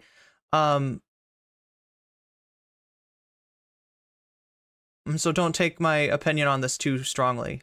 Live. They call the host the farmer. It does sound weird that she says do your thing rather than, you know, the call to action should be specific. If you want certain things done, like chat, if I want you to like the stream, I'm going to say like the stream. I'm not actually going to say do your thing. Like my video relies on the algorithm, which, you know, is so do your thing, right? What do you think I'm asking you to do? You know, I got to be specific. If I want likes, I ask for likes. If I want you to, you know, roll the mouse over a little bit and subscribe, I'll ask you to subscribe to the channel so you don't so you can get the alerts. If I want you to click the bell so that you can get the alerts, I'll ask you to click the bell so you can get the alerts. If I want you to support the stream through super chat, super stickers, donations, which you can find the link for down in the description, you know, I'll ask for that. If I want you to support the Patreon, I'll mention the Patreon. If I want you to support me over on Twitch, I'll mention things like subs, like bits, like gift subs that you can give to people to get them out of the top of the hour ad break, which comes around every hour on the hour for 3 whole minutes, right? I'll be specific. I don't just like say do your thing. I don't know what people would take that as if I said do your thing, right? But there's a lot of things that you can do that help me out, and I appreciate every single one of them, even if it's only liking the stream. They tried to pull me and Tipster into their show the other week, and it was right after they were attempting to get Joshua Moon onto the show. Like the owner of they Kiwi literally Farms. like talked about that like right before they like added us to that little group chat or whatever. Yeah, so he's honestly just kind of had it out for me. Yeah, so Mudahar, I didn't realize this, but Mudahar is involved in something called, what is it called? Like the lolcow live? If you don't know, a lolcow is somebody who bored people on the internet interact with in order to get lulz from, right? They're you know, somebody like you know, like Chris Chan is an example. Chris Chan is maybe like the first example, right? And you know, it's exploitative content. You know, sometimes the lolcows are not good people. You know, they do like legitimately bad things, but it's a weird kind of hyper focus on you know, a person on the internet who might not be terribly self-aware, and that's like putting it mildly, right? So yeah, Mudahar, like I said, from what I can tell, has more of like a center right, you know, disposition, and is involved in this like lolcow live, you know, whatever the hell this is, just like laughing at people on the internet. And so, like, you know, please understand, like, I am not on Mudahar's side here. You know, he's looking into Keffels. He's mentioned some things that I said I don't think are an actual scandal. I don't think that there's anything in the Catboy Ranch allegations that is really like harmful that Keffels did. I mean, if there is, you know, something that comes up, we'll take a look at it if it seems credible. But I'm not in the business of boosting fake news. There's enough bad stuff that Keffels, Vaush, Tipster, etc., are doing that is out there, like right in front of your face, that I can show you, and that is not like a contentious thing, right? Vaush, you know, posted those, you know, like had those folders, you know, that's pretty like unquestionable. I'm not gonna like have you chasing what is it called? Like chasing like whippoorwills, is that what they're called? The little lights that like lead people astray in the forest. I don't want you to, I'm not trying to send you on a wild goose chase, is what I'm trying to say, when there's things that are actually like there, present, we know about, and harmful. Me for well over a year. I think that he sees now that yeah, I'm not gonna make you chase waterfalls. A lot of the bigger progressive communities have had spats with me. He can just go in without any pushback. Yeah. Okay, so you can see her. I mean, and it sounds like she's starting to get like nervous, right? It sounds like they're trying to will-o-wisp. Wait, what did I say? Whippoorwill. What is a whippoorwill? Is a whippoorwill like a whirlpool? I don't even know, chat. I might be saying like Irish, like bad words in Gaelic for all I know. Will-o-wisp. Yeah, you're right. It's a will-o-wisp. Yeah, people just kind of assume that like the content creators that are generally centrist about stuff are like wholesome, and it's like that's not. A whippoorwill is a bird. Okay, so at least it's not like a. I'm not saying a slur. There's no reason to believe that. Why would you think that? But like, that's like the way that people approach a lot of content creators. Is like if they say they're a centrist or if they stay out of politics stuff, a lot of times people just assume that they're wholesome. And it's like, no, this dude's a piece of shit. He's been a piece of shit. Well, that's kind of like why I got a lot of pushback when I came out with my more like leftist progressive type positions, is the fact that like it's actually a pretty... Tipster, you came out with your leftist progressive viewpoints because you had burned all your bridges in the center right commentary community, right? That's pretty clear. That's a pretty clear pivot because of the fact that like a lot of the people in that content circle, a lot of those people, you know, in that space, like didn't want to have anything to do with you. They were done with you. So you go and grift over on the left, like Shuan had. That's what Tipster did. Common thing shared behind the scenes with creators, that it's best not to talk about your politics for fear of alienating. Yeah, I would advise you to just stick to the rivers and the lakes that you're used to. Your audience. And not anyway, chat, I apologize for the slowness of this content, right? Keffels is always a very boring person to try to watch. I might actually, I don't know. I want to see if we can figure out what it was that made Keffels cut stream, because I'm curious about that. I definitely experienced that firsthand, where there was a lot of people who were conservative in my audience, and as soon as I started speaking my mind, they took issue with it. So that's a pretty common thing where creators will specifically avoid speaking about their politics for that very reason. Yeah, it's not because they're wholesome. It's because Pinkerbell, thank you for the membership on YouTube. Want to make money. I mean, Michael Jordan said it. Republicans buy shoes too, right? Like, yeah, it just... Yeah, Tipster is the loser Shuan had. People have called Tipster the Nicholas Diorio for the gays, right? Which is ironic given that his most famous clip is him saying, "Cheers, my dude, love ya, no homo." But whatever, you know, I guess he's cinder left now. Fucking threw me off. This whole thing has just been like, here we go. it fucking sucks being the small creator in this fight. Keffels, you literally attacked Zara. You literally lied about Zara. You lied about one of my mods, okay? Who's just starting out on her content creation journey. You are nobody to talk about. Like, think about all the smaller content creators that Keffels has attacked, and now she wants us to feel sorry for her. I'm sorry, that's just not... Tipster, no, Tipster's not for the gays, meaning that Tipster switched his political alignment from being, you know, the just kind of typical, like, center-right, although they would call it centrist, right? You know, Mudahar, Augie RFC, Nicholas Diorio, people like that, they would say, no, we're just normies, or not normies, but they would say, like, you know, they would classify themselves as centrist. I think it's center right, right? Tipster, when he got canceled with that community, when he was out of favor with them, he pivoted to more of a center left. That's why he gets called the Nicholas Diorio for the gays. You know, and you know, is more like he's basically a Keffels orbiter. That's what Tipster is at this point, right? He couldn't orbit around anybody in the commentary community. Now he orbits around Keffels, and you know, so that's where that reference came from. Yeah. As I still want to go over what Ethan Klein had to say about my video. I know that he called me a dumb bitch, and I know that he didn't finish watching the context, because the Vaush's Context Emporium uploaded a new video from the H3 podcast. Oh my god. There was also like a section where he briefly insinuated that you were anti-Semitic because you said that he just cares about making money. Wait, seriously? What? Yeah, that actually happened. He commented on the fact that you said that he just cares about making money, and who's saying this? Anti-Semitic. I fucking love him. He's like, oh, you're weaponized. Do you all remember that? Do you all remember that? Like, Ethan's literally responding to Keffels, saying, and Vaush, you know, implying that they're going after them because of the trans people in their audience, right? The trans people in Vaush's audience, right?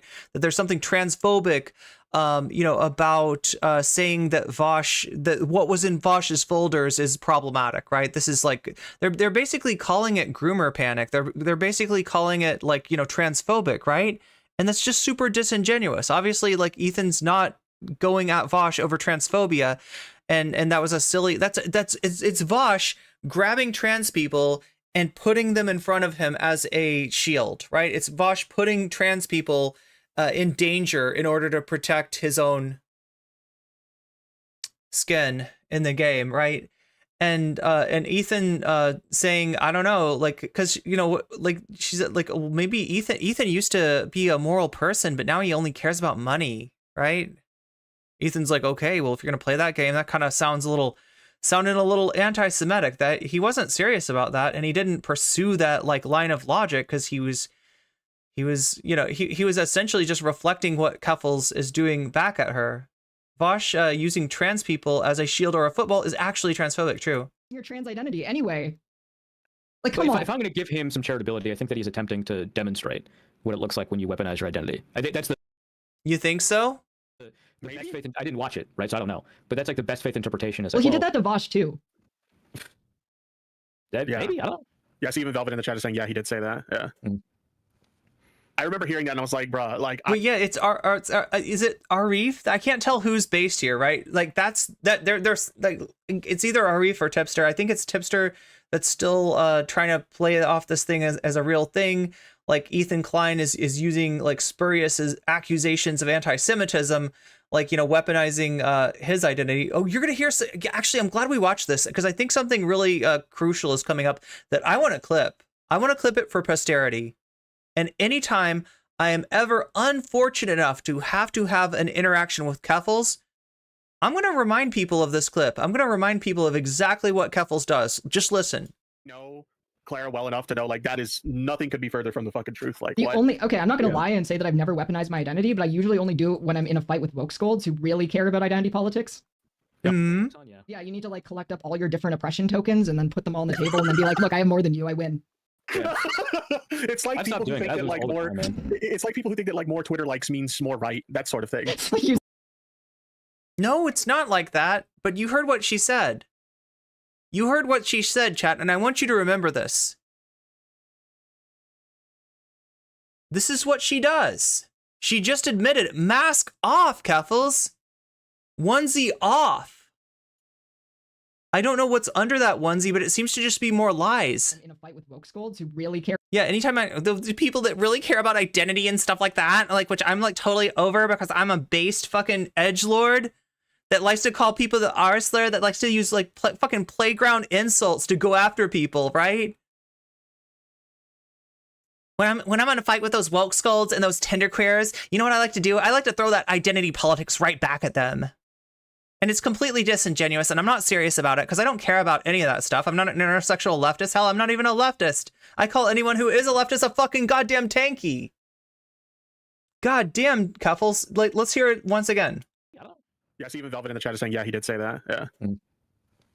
I remember hearing that and I was like, bruh, like, I know Clara well enough to know, like, that is nothing could be further from the fucking truth. Like, The only okay, I'm not gonna lie and say that I've never weaponized my identity, but I usually only do it when I'm in a fight with woke scolds who really care about identity politics. There we go. Yeah, you need to like collect up all your different oppression tokens and then put them all on the table and then be like, look, I have more than you, I win. It's like people who think that like more. It's like people who think that like more Twitter likes means more right. That sort of thing. It's like using your ult in Overwatch. God, Tipster, I feel like you're not understanding what she's trying to say. No, my oppression chips have like really lost their value since 9/11. It's been too many years since I get to play that card that much. Well, I get called new slurs now, so if there's like a renewal of anti-Muslim racism, so maybe I've got some more cachet coming in. But for now, it's like the only card I get to play. It's tough. That's a weird thing to say. Yeah, there's fucking anti-Muslim racism. It's all over the fucking place. Holy shit. That's not a card that you need to play. That's like a real fucked up thing that happens to you. Like, people treat you like shit. People use all these tropes against you. People like weaponize your identity against you. Because anti-Muslim racism is fucking in vogue again. Right? Just like it was right after 9/11. And it's never really left. It's never abated. It's never not been a thing. But yeah, it's really a thing right now. So like, what the fuck is that? Oh yeah, no, I got my impression. Like, I guess it wasn't much of a thing. But now that people are starting to, you know, now that there's some, like, what the fuck? This is just like, wow. Good stuff out here. Yeah. I mean, like, I don't know this guy. Arif Hassan, I don't know him at all. I got no impression of him, but the first thing that I get to hear, one of the first things that I get to hear him saying is that, like, oh, cool, I got those oppression tokens again. This is such bullshit. Fuck you, Tipster. Oh, here we go. Sorry, I'm genuinely sorry. I didn't mean for any of this to happen. I wanted out. I was so He close. pulled me back in. I was so close. And now I have to watch out for like the fucking Catboy Ranch movie by Mudahar. I want to be serious for just a brief second. I genuinely didn't expect any of this to happen when I made that tweet, and I am legitimately sorry that it blew up into this. I never wanted this for anybody. Well, I also didn't assume that Ethan would do this because I thought that this was like a thing that he was like, this was in his past. I knew he used to do this kind of shit before because I was like, I was friends with John Sakars, who the vegan vagina guy. Like I knew him locally, and his claim. John Sakars. Do you know who we're talking about here? Does anybody know about animals are innocent? Don't be speciesist. John Sakars is a vegan, and he's really funny. Right? He does these goofy songs like where he's trying to get you to, you know, care about like animals and stuff because he's a vegan and he's real, you know, serious, heartfelt about it. You know, he's a vegan who does like vegan content, and he makes these goofy little songs that are silly, but they kind of get into your head.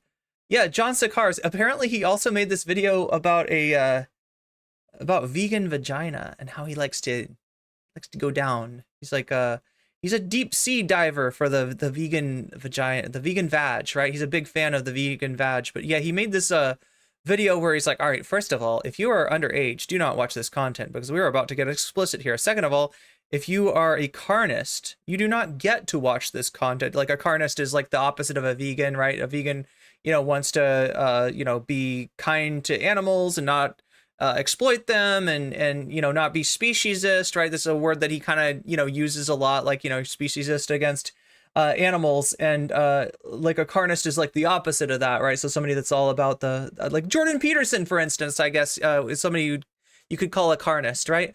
So yeah, John Sakars, I don't know, whatever you think of John Sakars, he's funny. To fame was getting shit on by Ethan Klein for being cringe. 5 a day? Are we talking about servings of vegan vag? Yeah, this whole thing really spiraled into like just insanity. And now everyone's like, the what? Yeah, the vegan. Okay, do I have to? Old it's so lore. old. Oh my god. Oh my god. It's so irrelevant to what we were talking. Don't call the vegan vag old. The vegan vag is permanently fresh. Yeah. But like, okay, I'll play it. It's really cringe. Like I'll play Ethan. I'll do John Sakar's H3 reaction. This is 9 years old. Oh my god. I don't even think I've seen this, and I used to be an H3 fan back in the day. Woo, guys, I'm stinking today in a real nice way. What's going on though? Like, it's not moving. I hear the sound, but it's special guest. He's a vegan, and he's not into this kind of. So he had John Sakars on. Or showers. This video is. Let's watch this video. And it's not moving. Carnists are not allowed to watch this video. Press stop right now. If you want to rape, torture, and murder my friends, then you do not get to watch this video. It is a special. Okay. This guy's an expert lip smacker. Yeah, he does smack his lips when he's doing. He's like. I can't even make it as loud as him. That's true. That's true. Hello, vegan ladies. It's like a horse. Like a horse. Oh my god. Raping animals. You have probably fantasized about me licking your vagina. Mine. What the hell? Okay, you all get it now. We don't need to like relitigate John Sakars. We don't got. What did he say about John Sakars though? It sounded like he was just kind of. Yeah. Well, we could watch the. Like I don't think Ethan's like a vegan or anything, so he's not like agreeing with John Sakars, but he had him on. He gave him, you know. Jesus, we could watch the Context Emporium clip where he cuts off at the end again. Yeah. Let's start there. Let's find some more bad stuff about Ethan that we can't see because, like, okay, so chat. Now I'm starting to wonder, right? You know, we talked about, you know, the fact that the stream ended all of a sudden. We talked about the fact that the stream got privated. We talked about the fact that Keffels is now turning on Vaush, is blaming Vaush for all of this, not for anything that Vaush did that was bad, but for Vaush being the arsler by having the corn that he had on his streaming computer. So that's what Keffels blames him for.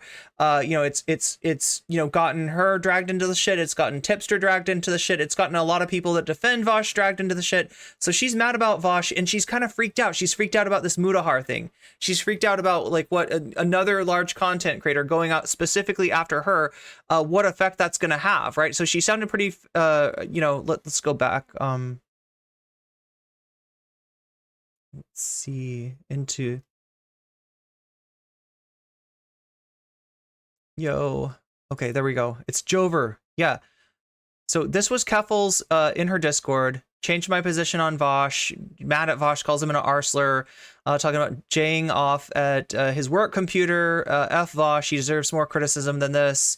And because of Vaush, I burned the last bridge I had to a mainstream creator, right?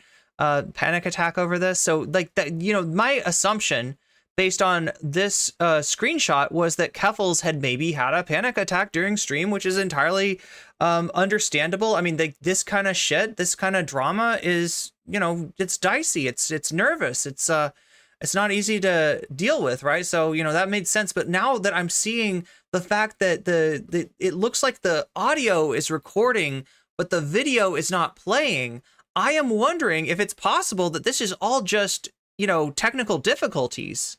Okay. So she continues to Holy claim we fuck, took that's Vaush quiet. out of context, which Yeah. is- Yeah. That's so quiet. What the hell? Context Emporium. Why is Step it up so your quiet? audio game. so laughably silly at this point. Go ahead. Presenting his audience clips from Vaush's streams that Can you hear this? It's so quiet. Why are they putting ASMR sand over my video? Were They they said afraid? that your little bobbing avatar was like annoying, so they put kinetic sand videos over it. Yeah, we actually watched her bobbing avatar, and it was just like a glitch fest. It was constantly glitching. It was something that never should have been uploaded to YouTube. Another W for Keffels. It looks like technical difficulties, doesn't it? So I'm glad we looked. Wait, Yeah, they said it looked like a child, and I'm like, it's literally supposed to be her. Oh yeah, you're right. You're right. I've got like no movement right now. It's kind of like childlike and pedophilic or some shit. Okay, at this point, like any reference to a child to them is proof of like pedophilia, right? Like you just cannot have anything that looks cute. You can't have anything that looks small. It's just all of it's pedophilia, right? Like that's the best way to be consistent about your goblin short stack take or whatever it was, right? So okay, sure. Fine. It's just so fucking stupid. It's like everything is just pedophile. Like once you get onto this train of thought, it's like you are looking for ways to prove that someone is a pedophile, and that's fucking weird. Yeah, you gotta get like the little Wiggler avatar with like a suit now. You gotta make it look adult and professional. Look, this is unacceptable. Look, Keffels, the only reason that you're able to say this is because we don't have an image of what was on Vaush's computer on the screen. Now, obviously, you can't have an image of what was on Vaush's computer on the screen because it is TOS. But it's not just TOS because it's explicit. It's TOS because it's gross and it's fucked up. And, you know, like it's a sexualized depiction of like what, you know, of somebody that looks underage, right? That's what's wrong with what Vaush did. Anyway, she's still, I don't interact with she's still kind of defending this. children ever. The video is broken after the first hour. There was something. So yeah, I guess it could have been something wrong on Keffels' end. It could have been something wrong on whoever recorded this's end. There's definitely some kind of technical shit going on, and we're almost done with this chat, so we're gonna get on to the Vaush stuff after this. Ethan does every day. I told you we're doing a Vaush iceberg, and I meant it. That's it. That's all I'm saying. I'm not That's implying all we anything. put out there, right? Yeah. Oh god. This is a clip that Ethan Klein played on his show to prove that Vaush is a pedophile. Here's it's funny because people go, oh, I got one of like 1,000, but go on. The context. God damn. Listen very carefully. This is so scuffed. Listen very carefully as I express. Look, I'm gonna play Vampire Survivor just to give you something to look at, okay? As long as this is not moving, I gotta put some movement on screen, so get ready to see me suck at Vampire Survivor. No, I was actually pretty good last time. I think I did pretty good last time. Alright, let's get going. Immediately after that, Oh, there we go. which was not shown on Ethan's stream. Wrong stuff. It should be 100% legal. In fact, and this is going to be a real hot take, I get to hear Wait, there we go. Yes, yes. actual child pornography. I just keep on getting tinier and tinier, don't I? We do not, in this country, typically criminalize people who have procured media or Can you hear this? I can't barely hear this. that have slave diamonds or whatever, what they call, or blood diamonds. Yeah, all of our clothes produced by sweatshops are computers with silicon and lithium mined from literal fucking slaves. In our society, we have already deemed that people are not responsible for the mechanisms by which the media they consume and the content they engage with. Okay, watch me suck at Vampire Survivor. Vaush yells at chat for 57 seconds. Right now. I mean, I don't know how many times we can We did express, talk about you know, this context, exactly. though. Just open up the next timestamp. You got to see, I don't know if it's Vaush's bedroom or just Vaush's streaming room. Is it all the just very next thing? Yeah. the timestamp thing? Is You played the hell out of this in 2023? Yeah, I'm a little late to the uptake, Mellowfire, but I'm glad I found out about it.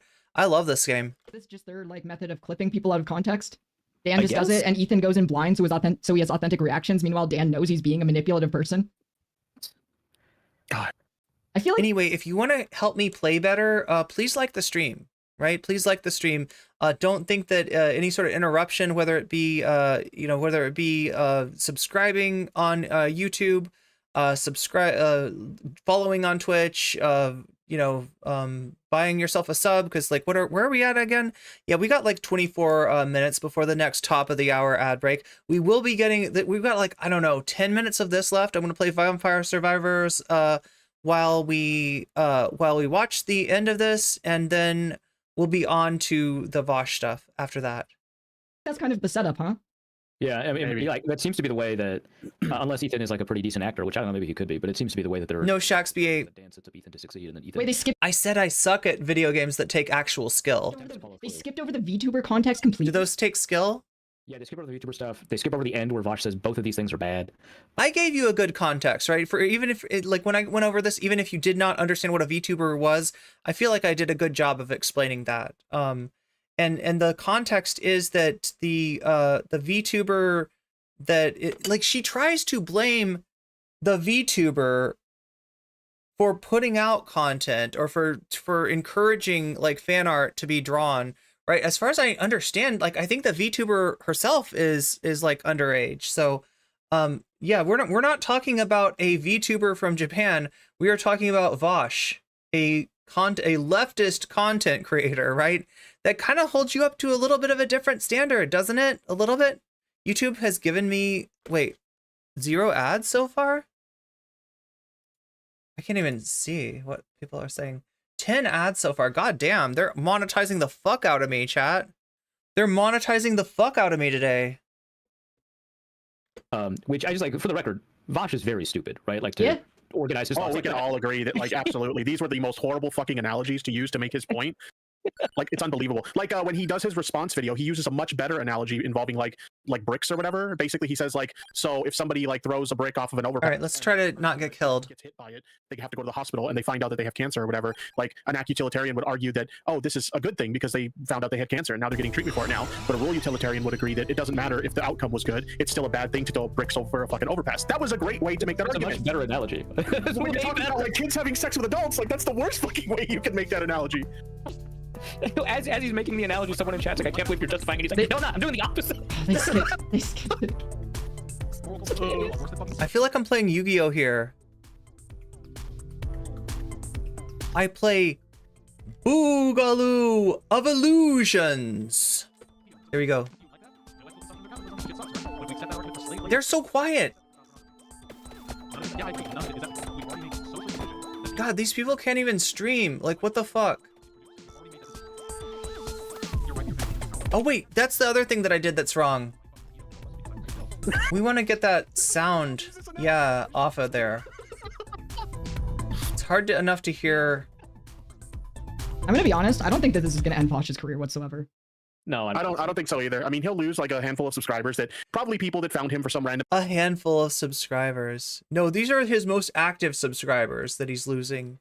Take that they agreed with or whatnot, but like as far as like his core audience, like they know the context behind this stuff and they ultimately don't anyway let's like there we go. That's typically what it comes down to with stuff like this. What I've observed over the years is like, yeah, when something like this comes out, people who like they found 1 or 2 videos where they're like, yeah, I think this person's kind of base and I'm gonna sub because I like what they have to say about this particular issue, those people will be like, oh fuck that, and they'll leave. But like the core audience, they don't go anywhere. Yeah, no, absolutely. No, like eventually people like no crime has been committed. There's not going to be. Yeah, we counted 12K this morning, Natalie. It may very well be 13K by now, and it's continuing.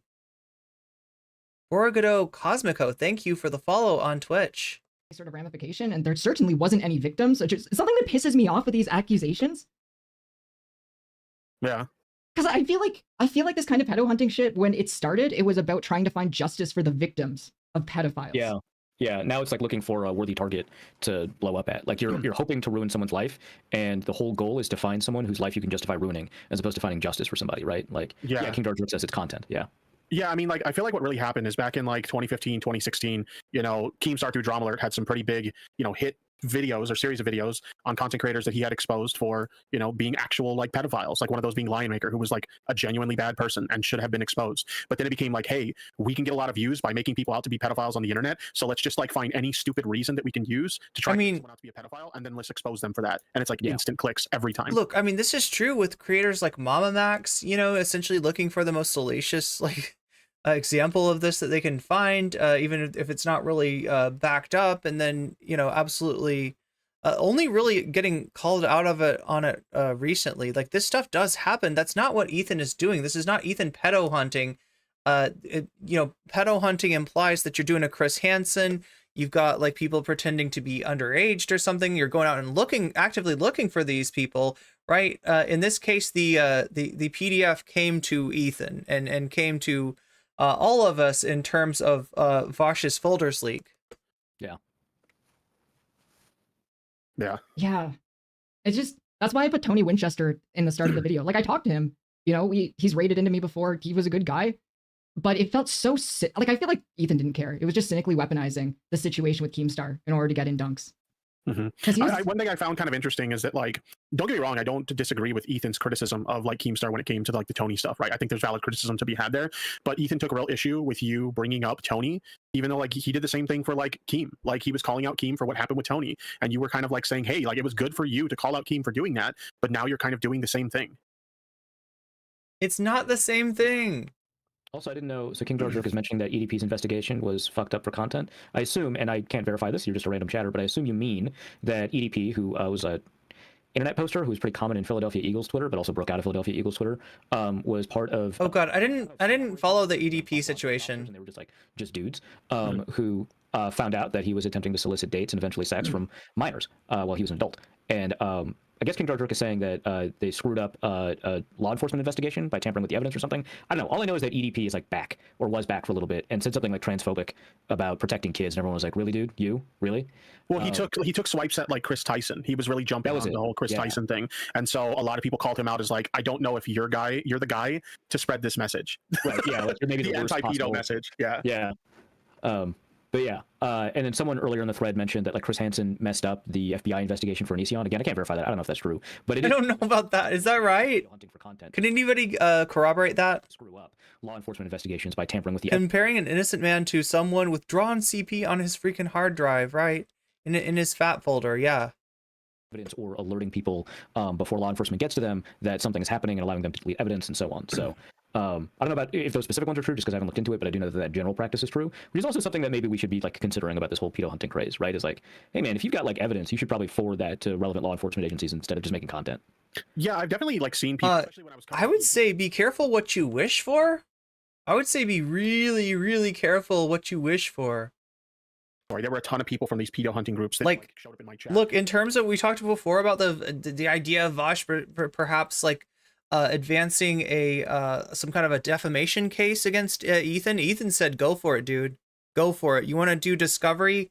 You want to show, you know, like, because they could literally requisition like all kinds of things that would otherwise of Vaush's that would otherwise be private, right? I don't think that Vaush is, you got to think that if Vaush is watching this, he's like, no, don't say that. No, don't say go to the cops, please. They were sharing their like own experiences with it. And the long and short of it, I found this one guy who runs a group called Motor City Justice out of Detroit. And like he does actually a good job busting pedophiles. He's very much involved with law enforcement. This guy has gotten arrests. He's gotten convictions. He keeps on top of this shit. So like there are ways to do it in a way that actually gets results. This isn't people. They're more concerned with the clicks as opposed to actually getting pedophiles who are trying to prey on kids busted. Yeah.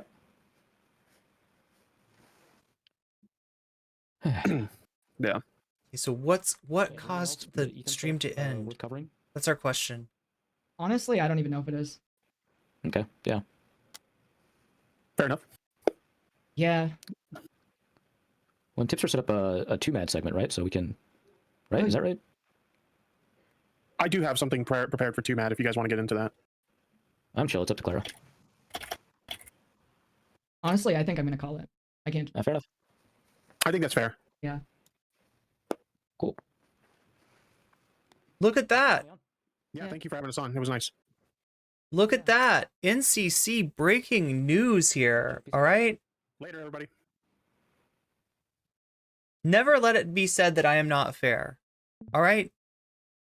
The assumption of not just me, but a lot of people on the internet was that this stream got taken down and got privated because of some sort of a, oh my god, the assumption was that this got taken down, this got privated due to something, that Keffels did not want to coming out on stream, maybe due to Keffels getting freaked out by the conflict with Mudahar. I mean, that's possible. That's possible, but that's not what the VOD shows.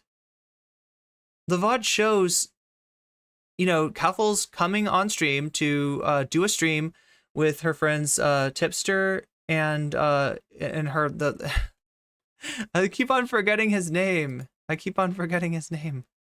What's the sports guy's name? Hey, why are you so obsessed with calling pedophiles pedophiles? Arif Hassan. Yeah, Arif Hassan, right? So, it seems like they got to the end of what they wanted to talk about Ethan. They did a little sports talk. They did a little Taylor Swift talk, right? And Tipster brought a contribution as well. That was going to be Too Mad, the transphobic streamer who, with serious substantial allegations against him, who unalived himself earlier this week. And it turns out that what it looks like to me is that Keffels just did not want to go into that segment. Keffels had had enough and wanted to end the stream. So there we go. A little bit anticlimactic. A little bit anticlimactic there, but look, I'm going to be fair about this. I don't see any evidence that this stream was ended due to Keffels panicking, due to her exposing herself in some way, or due to fear of, I mean, it's still possible, right, that this had to do with what was going on with Mudahar, and the tweets kind of lend credibility to that, but we don't see any evidence for it. So that's not, as far as we can tell, that's not what happened, right? This was a natural end to a stream that could have continued on different subjects, but ran out of content pertinent to the Vaush, Keffels, Tipster, Ethan Klein conflict. So there we go. Now it's time to get to the Vaush stuff, because I know that's kind of what you've been waiting for.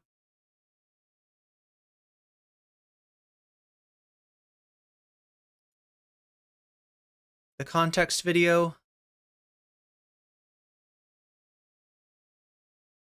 But first we got to do the Vaushberg, right? I'm going to take you on a whirlwind tour of some of Vaush's lowest moments that you might not even know are moments, right? So the one that everybody's probably heard of is the so-called meltdown stream, right? This is a stream where Vaush had gotten into a little conflict, one little fight with a content creator named Thought Slime, whereupon Vaush was blocked from Thought Slime's Twitter, was really mad about it, and went online to take out his anger on apparently the trans community, amongst other people.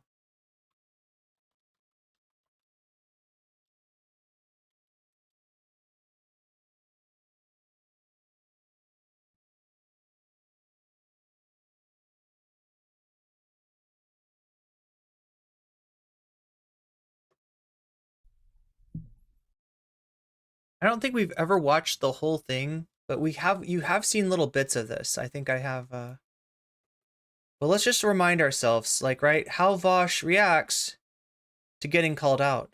He's coming. That's ominous.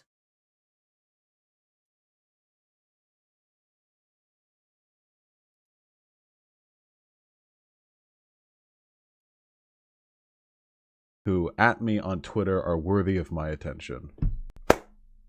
But tragically, I am that fool. Chat work. There you go. But tragically, I am that fool. I am that weak child. Because as an adult, I should recognize that some people are beneath recognition and do not deserve the time it takes to respond to them in a tweet. How about, let's talk about some fucking drama, friends, because what is the point? Please, I ask you, I beg of you to tell me, what exactly is the point of hosting the kind of platform that I host, hard and fast debates. Right on the nose, quick, fast, juicy. If I can't indulge in a little bit of drama now and again. So, who here likes Thought Slime? Just, you can raise your hand. It's not a trick question. Throw it up. Throw your hand up. Me. There we go. All right, chat. I gotta. Okay, so let me put this up for a vote. Okay. I know it's kind of hard to ignore the elephant in the room. I feel obliged by the fact that the thumbnail is the Vaush iceberg. That I've promised you a Vaush iceberg. And that you're expecting a Vaush iceberg to present you with the Vaush iceberg, which to me was, covering, lots of little moments, lots of debates, lots of things, some things that people know about, like this, and some things that people know less about, right? Like the Poppy thing. That's something that Ethan touched on. Vaush's actual victim, somebody he sexually harassed in Destiny's Discord, and then he and his fans attempted to, and by fans I mean like literally like this little weird group called the Vaush Intelligence Agency. We're talking about like Vaush's sysadmin, like integral people to the Vaush operation, like conspired. I don't know what else to say, right? Like this was an actual conspiracy to silence Vaush's victim. So it's not just a situation, because you'll hear that this was a long time ago. Vaush apologized for this. Vaush has learned and grown. Why would you hold somebody responsible for something that happened so many years ago? This is really petty of you to even cover, right? No, this was something that they tried to cover up in several ways. They changed Vaush's name. He was known as Irish Laddie. He changed his name to Vaush to avoid accountability. He threatened to R, his victim. At some point, essentially said that, he wanted to chase her off the internet, or them. I'm sorry, I'm not sure of the pronouns. So I'm just going to say them out of abundance of caution here, right? So we've got this, okay, that we could do. I know that some of you would probably rather see the Vaush response. And I am willing to, if you do not feel clickbaited by it, I am willing to, present you with that instead, and then maybe we can do the iceberg afterwards. Serious problems with emotional regulation. Well, yeah, especially here, this Thought Slime stream, right, where he just goes off on trans people. Like his response to, like, he says it's a drama stream, which is all well and good. Okay, if you got in an argument with another content creator and they're saying stuff about you, sure, say stuff about them back. I don't know that the Thought Slime necessarily was saying much at all about Vaush. What do you think, chat? Okay, so 1 in chat if you want me to skip, which I'm willing to do. I'm willing to entertain it. Do you want me to skip to the Vaush response? Because like that feels like kind of the elephant in the room right now. And if I present you with the Vaush iceberg, despite the fact that you really want to see the Vaush response, because he's made his response video. He made a 1 hour and 41 minute response video. Okay, so we got a lot of people right off the bat. Oh my God. Yo, that is 6 really quick ones. 2 in chat if you want me to proceed along the iceberg, right? Because like if I don't want anybody to feel like ripped off, I don't want anybody to feel like clickbaited, I don't want anybody to feel lied to, like I did a bait and switch and I was like, oh hey, Vaush iceberg, but no, actually it's his response video. If you want the response video, then yeah, that seems timely. Coming off of lurking to say, somebody even came off of lurking to say 1. So far we've got only 1s in chat. The response is less likely to get flagged for hate speech. Yeah, that's the other thing about this, is that like, and then the last video that I wanted to show you is actually Destiny going after Vaush and essentially exposing what Vaush has been doing in his Discord, right? This is like a very different Destiny that we see these days, because apparently Destiny like kind of forgave him for this, or like it didn't stick, so he gave up on it or something like that, right? Or maybe he was just, showing this stuff on air because he felt threatened by Vaush, and indeed Vaush did end up taking. Oh my God, that's a 1 1 1 1 1. You got nothing but 1s in chat. Anybody feel different? Speak up if you do. If you want to see the iceberg, which is going to be this video, it's going to be Vaush versus Saint Andrewism. It's going to be Vaush mask off being, anti-black. And then the Destiny exposing Vaush for his harassment of Poppy would be the last video. You saw one, there was one too. Destiny is a disgusting opportunist. There's nothing about him that would seem out of form. Yeah. And I also can't show you that one. So that one would be, I have to stop streaming on Twitch to do that. So 2, because I like to be different. That's a good motivation. Watch either way, but 2. So you'd rather have the iceberg than the current. No, St. Andrew didn't do anything wrong. St. Andrewism did not do anything wrong. But unless you call debating Vaush like something wrong, maybe mistake, maybe not the best idea, but it's not like St. Andrewism being sussy or anything like that. It's Vaush being sussy, as you've come to expect. So we got a few 2s here. Go ahead and speak up, because right now the 1s are winning. Raven is 2. For me, I don't know much about the details of the stuff. Definitely gonna look it up later. 9.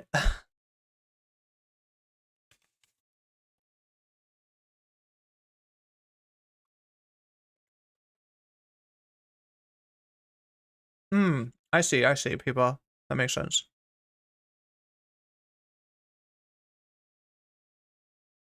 Okay, so we had like a torrential rain of 1s, and then we had a sprinkling of 2s. It's a good time to unlurk and vote, because like now I really want to know. It's over 9,000. It is 9,001.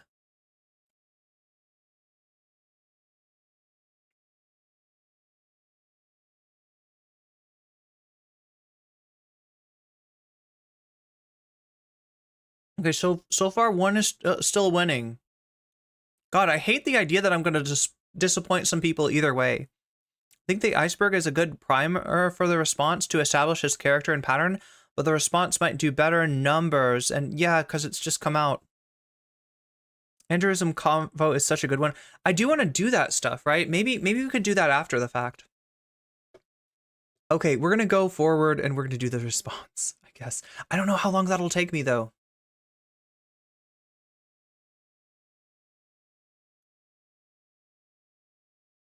Let's take a look at the context vid.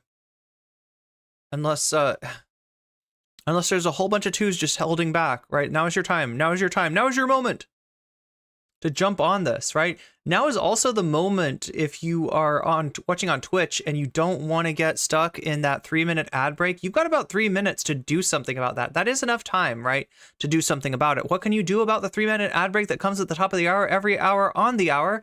Well, I'm glad you asked. You can use a Prime, you can use, like if you have Prime, you can use the Prime to get a free sub, right? If you have Prime, you have a free sub to give to the streamer of your choice. If that happens to be me, and then you will no longer see ads in my chat, right? You can also pay $5 to get out of the ad break. It is $5 on desktop, $6 on mobile. Your mileage might vary, and the price might vary depending on what country you're in, but generally those are the 2 prices. At least in the United States, to get out of the ad rate, to get yourself a sub. And there's also a possibility that even if neither of those 2 work for you, you don't have Prime and you don't have $5, there's still hope. There's still a possibility, right? Somebody might be generous enough to give you a sub, but that sort of thing, more likely to happen if you're active in the chat. Can't you split this into 2 different videos after the fact? No, I'd have to stop the stream, actually, to split this into 2 videos. Yeah, it used to be like that. That's a good catch. Like, you apparently have been around YouTube since the old days. Yeah, that used to be a possibility. Now what you have to do is you have to end one stream and start another. And they say Vaush is uncancelable. You can be ablaze about so many things, Tipster, but not Vaush. Yeah. Okay, so right now it looks like we're still ahead. We've got a decent number of 2s. I apologize for the 2s. I will get to the stuff that I've set forward at some point, because I think it's important to talk about, like maybe even today if we possibly can. I'll try to find a way to do that. But for now, it looks like we are going to do the context video. On this channel, in live streams and in videos, some of it has been discussed to death. Over engagement with the topic has caused it to have a disproportionate influence both on my community and on the way people outside of my community perceive me and my channel. The second main reason I've been hesitant to make this video is because experience has taught me that, generally speaking, if folks want to hate you or distrust you or whatever else, it's pretty difficult to convince them otherwise. Sometimes, if you're unpopular enough, even if you've got a good point to make, just the attempt to change people's minds can come across as kind of self-incriminating. You actually ground them further in the positions they already have. You know, it's one of those deals where the people who need to hear it won't listen, and the people who will listen don't need to hear it again. Let's get right to it then. Let's not waste time. What am I actually talking about? Well, I hate to drop this on the people who just innocently watch me for my political content and don't engage in any broader community drama. Some folks online have called me a pedophile. Now, this in and of itself isn't actually that noteworthy. With the political climate being what it is, folks are getting accused of being pedophiles on Twitter left and right. It's pretty common. It's pretty damn common. Some people have... Yeah, I was on Twitter the other day. I got accused 6 or 7 times of... Oh, wait, no, I didn't. Oh, wait, that didn't actually happen. Called me this way more insistently and a lot louder. So why? Remember how I said self-defense can come across as kind of incriminating even if it's accurate or well-intentioned? Yeah, even though I've gone over all this before on stream or in videos, I wasn't exactly jumping at the bit to make a why I'm not a pedophile video. That's not... It's a rough subject, is what I'm saying. You know, that's one of the reasons why it's so effective as a smear, of course. It's just an incredibly difficult subject to engage with. So let's not waste any more time. We've got a lot to go through. What then is this video about? What do I have to say, and why do I want to say it? What are my goals in making the video? Well, the gist of it is this. When people accuse me of being a pedophile, they usually do so while presenting pieces of evidence, often clips from my live streams, that make me look bad. While I do think that a lot of the claims and pieces of so-called evidence used against me range from being uncharitable to outright dishonest, the fact remains that I have said some incredibly stupid fucking shit on this channel, especially really early on, like right when I started streaming, and I don't fault anyone for seeing clips from that and being suspect of me. You know, I wasn't doing myself any favors, I'll say that much. For a lot of them, such as the ones where I'm making a point that is overall good and like uncontroversial, but I do a bad job of making it, there's nothing for me to really like debunk, you know? It's not a takedown. It's more a matter of charity. You know, I have to go and look at these clips and explain, what do they mean, you know?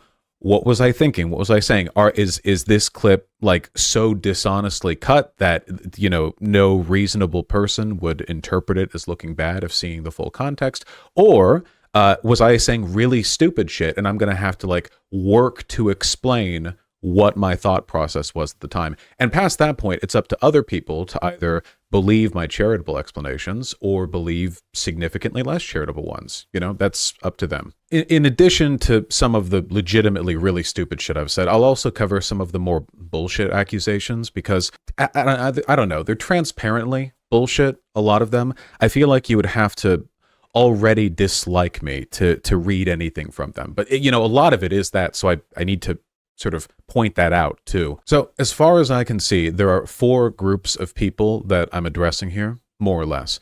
The first group is my core audience, the people who have seen me address this and provide context for this and deal with this bullshit a million times. For a lot of them, all of this is a repeat. The second group of people is people who just fucking hate me. I really don't know if there's much I can do to get across to those guys. I would like to. I really do think a lot of the hate is misguided, but ultimately that's up to them, right? I'm not magic. The third group is the mass of disaffected, disengaged, entertainment-hungry drama vultures who are just here because they think it's fun to watch people squirm. I see you.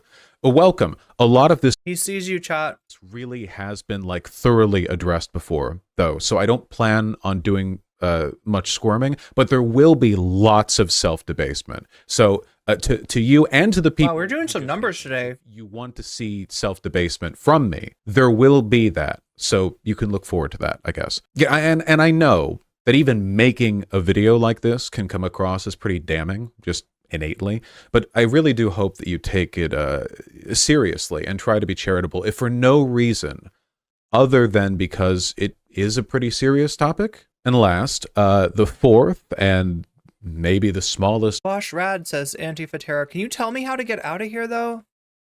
Antifatera, you won't guess what happened to me, right? The weirdest thing. Yesterday I was playing Vampire Survivor, and I was trying to buy, I think, a Arcana card, like a Boogaloo of Illusions or something like that, like a really nice, card to be able to use in my playthrough. I accidentally bought some magic beans, and I didn't know what to do with them, so I flicked them. I flicked the beans outside my balcony window. And, like usually beans take like a whole season to grow. Somehow an entire beanstalk grew, okay? And it's just like sitting outside of my balcony. And I'm like, okay, let's see what's up there, right? I go up the beanstalk. There's like a bunch of clouds. There's a big castle. And like I wandered into here. And apparently this is where Vaush lives, in the castle, in the clouds at the top of the beanstalk, right? And you're not even going to guess, like, right, what else is here? Like what I found. Like, look. Damn. Yeah, this is what I'm dealing with, right? I'm tiny. Everything here is big. I keep on eating and drinking these little items tied up with a bow. It says eat me, it says drink me. And I'm taking the advice and eating and drinking it, but every time I eat or drink it, I become like much smaller. And I would like to be not so small. I know that a lot of people say that, 5 inches tall is in fact the perfect size. I do not agree. No offense, Caterpillar. No offense whatsoever. Just my personal take on that is I would like to be taller. So can you help me out?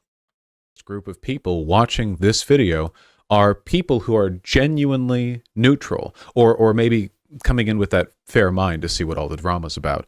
Or maybe they're from the normie side of my audience. They don't engage with the drama and the community stuff that much. I don't know.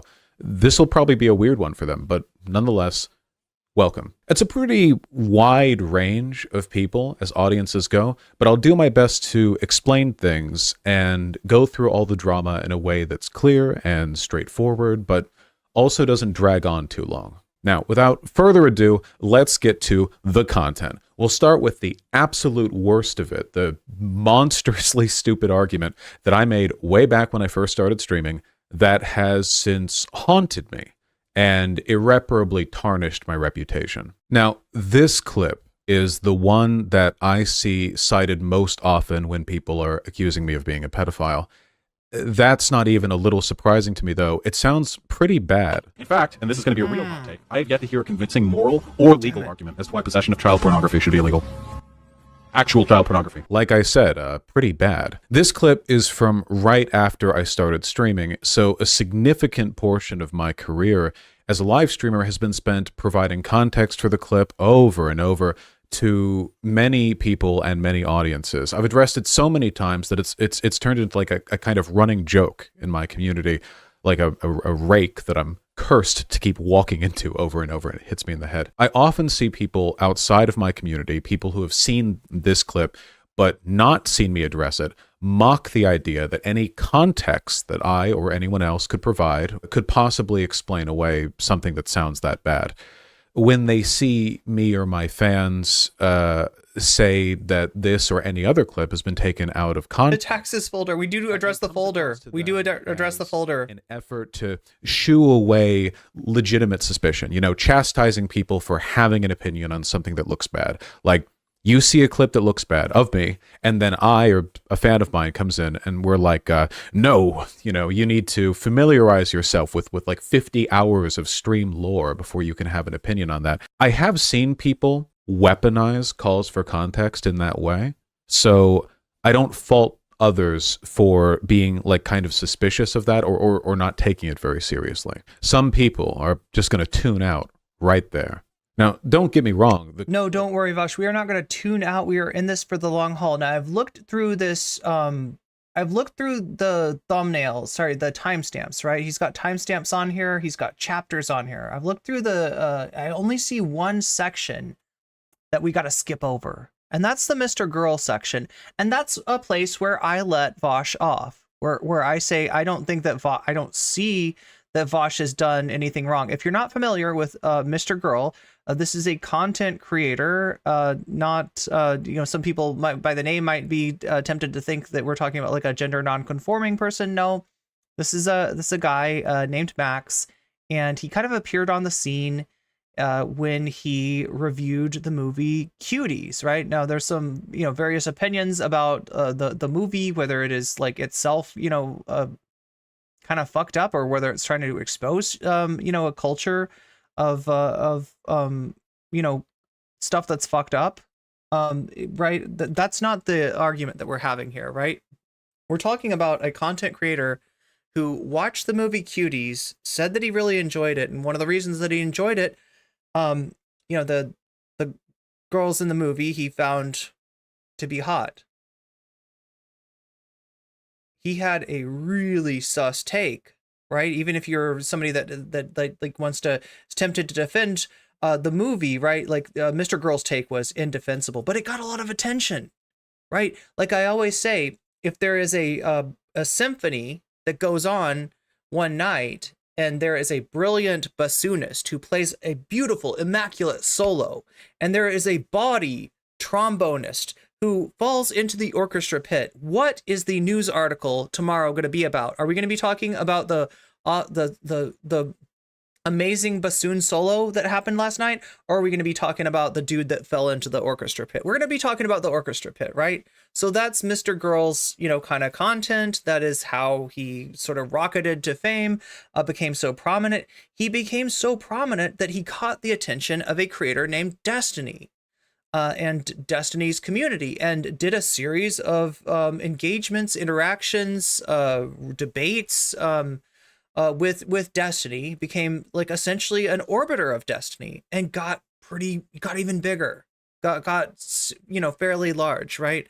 During this time, he debated against Vaush.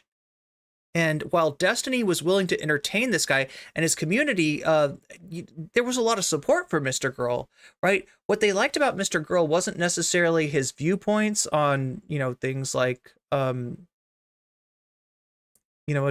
minor relationships or, consent. He had a very interesting, by which I mean bad, take on consent, like basically that all sex involves some level of non-consent, right? And it kind of seems like an argument for R word, right? And not the R slur, but the R word, the one that rhymes with grape, right? So just somebody that's being enabled because he's great for numbers. If you have Mr. Girl on to debate, a lot of people will be interested in seeing what he has to say. And you can even go on and disagree with him and say he's bad and do that content and benefit from the engagement that Mr. Girl causes, right? And Destiny did that, and a lot of the Destiny orbiters did that. And what the people in Destiny's community liked about him is that despite the fact that he was saying horrible stuff, he was consistent.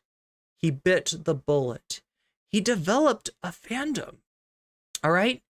And then he debated Vaush. And, the debate with Vaush, I don't know, it was pretty short. I'm going to say 10, 15 minutes, right? It ended prematurely because Mr. Girl decided to mention panties of underage girls. And it was at that point that Vaush hung up on Mr. Girl. So I'm going to feel, both because Mr. Girl is banned on Twitch and because I am disgusted by ever having, listened to like one moment of this person, and from the fact that I don't actually hold Vaush culpable. I think that he, more than Destiny, more than other people, I mean, he probably shouldn't have had him on in the first place, but at least Vaush had the moral consistency when the guy started getting gross, you know, which could have been a moment for like, oh, wow, viral clip here. Nope, Vaush said, goodbye, we're done, not talking to you anymore. Like, I really don't think, and if you're free to disagree with me, you're free to make the argument that I'm wrong about this and that, like, that, you know, Vaush is culpable in some way when it comes to Mr. Girl. I don't see that. I don't see that at all. So, and also we just can't watch the guy. We can't watch him. He's too controversial. He's too you know, he's gross. What's really gross to me is how he's using this as an attack on leftists in general, as opposed to what this really is, a public trial of you, a creepy dude. Oh yeah, exactly. We've been talking about this. Yeah. He's willing to throw anybody under the bus to save his own sad skin here. Is bad. But anyway, we're going to proceed, but understand when we come to the Mr. Girl part, we're not watching that. It's rhetorically bad. It's logically bad. It's obviously optically bad. And the broader argument that it's pulled from are bad in all of... You don't know the movie or who Mr. Girl is? Wireless Mike, you live a blessed life. And I'm not even kidding about that. I'm serious. Like, right? You're better for not knowing. I wish I could, you know, use the... What is it, like, you know, the Men in Black thing that you just go like and just zap that memory out of my brain? If I could go back to a more innocent time when I didn't know anything about Mr. Girl, I'd never heard of cuties, I would. Those ways too.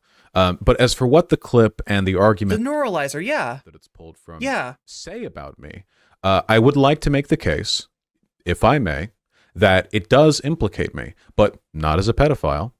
Rather, as a short stack goblin enjoyer, a fucking idiot debate bro. You're just not good. I'm just not good at ascertaining, chat, the difference between a short stack goblin girl and a human child.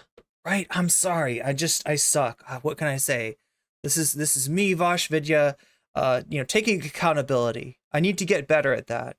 I need to look at more pictures of goblins and more pictures of oh no you don't, Vaush, no you don't. Poisoned jackass, because I took a perfectly fine argument. I think that, you know, when I explain it, it'll look. I would almost be more sympathetic if what Vaush was going to say was that, like, the problem is not just me. The problem is the debate sphere, right? The you know, there's a number of perverse incentives to get attention, and I rode that train, and I'm not proud of it, and I'm absolutely culpable. I'm gonna take a break. I'm gonna get some help. Right? I would be more sympathetic to that kind of argument if he was gonna, because it does have broader implications. It is indeed not just Vaush that's normalizing this shit, but Vaush has normalized this shit. Vaush has participated in these kind of reindeer games. I don't know why I used reindeer games as the metaphor there. Invoking, look, chat, Rudolph did nothing wrong here, but what I'm saying is, like, you know, this is what we call in the business a kind of like dingus gambit. Yeah, exactly, Hassan. A dingus gambit, right? If he had said, I am culpable for engaging in this dingus gambit, and I realized that this is going bad, and I'm being a bit of a weasel in throwing the trans community under the bus to try to save my ass, and I'm gonna go get some help. Like, I would be like, I would be amazed, right? I mean, it doesn't really change, you know, my disposition towards Vaush or my attitude or anything like that, but I would, you know, you could color me amazed if that was the truth, but I doubt that's what we're gonna get here. The argument itself will make perfect sense, at least, and I ruined it with edgy, contrarian, devil's advocate nonsense. So let me explain. I had just started live streaming, and I was far more argumentative and belligerent and arrogant then than I am now, if you can believe that. Over the background of my mediocre Dead Cells gameplay, an argument with chat on the subject of foreign labor and unethical production was getting increasingly heated. Just in case my God. anyone watching doesn't know, Chat, I can't many find my of the cat products ears. that we buy But do you from know what I did American find? companies on American store shelves. Do you know what I did produced find? Through supply chains that take advantage of what we could consider unethical business practices. You know, like I'm going to give bad you this workers' instead of rights. cat ears, if that's Often this okay. takes the form of sweatshop labor. I'm putting practice Waluigi ubiquitous, on the for microphone. example, in the garment industry, where sewing work is difficult to fully automate. This isn't just a foreign problem, though. There are garment sweatshops where workers make less than $2 an hour, operating right now in Los Angeles, as an example. It's a broad issue. But American companies profit from We can get him to stay on here.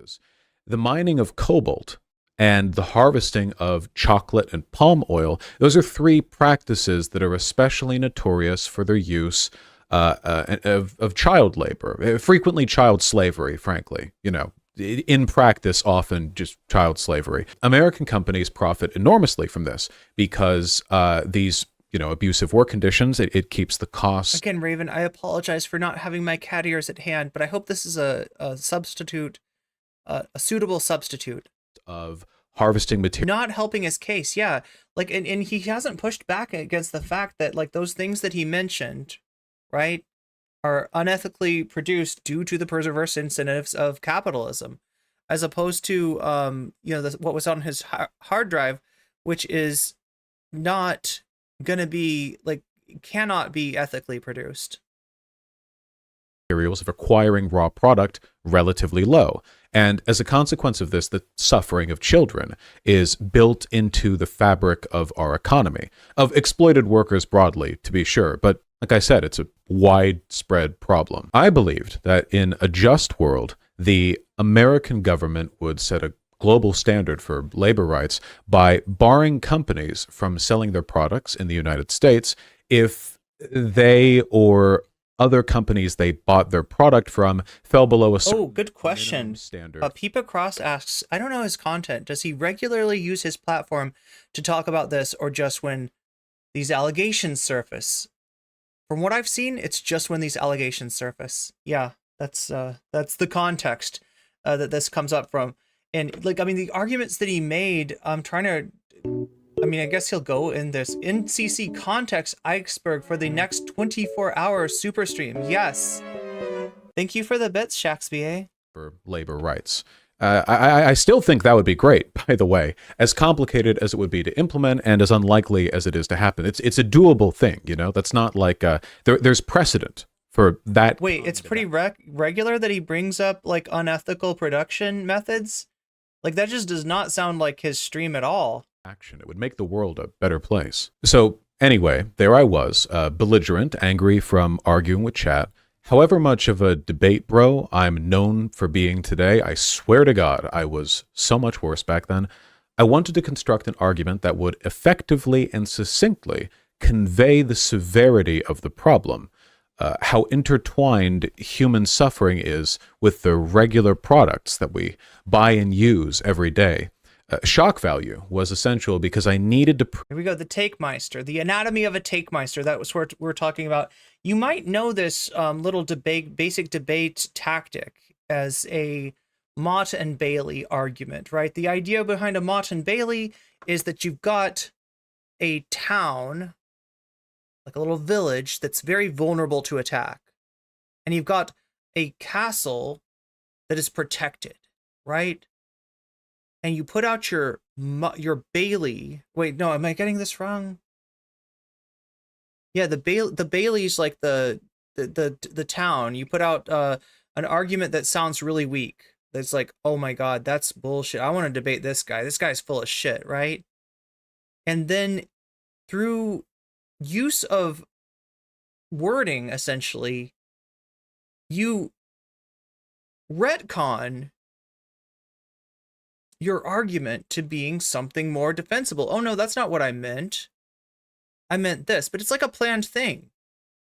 So in other words, it gets the attention, it gets the engagement, it makes you like artificially interesting to, you know, people that want to see a shit show, and then you pull it back and say, oh, actually, no, I didn't mean the shit show at all.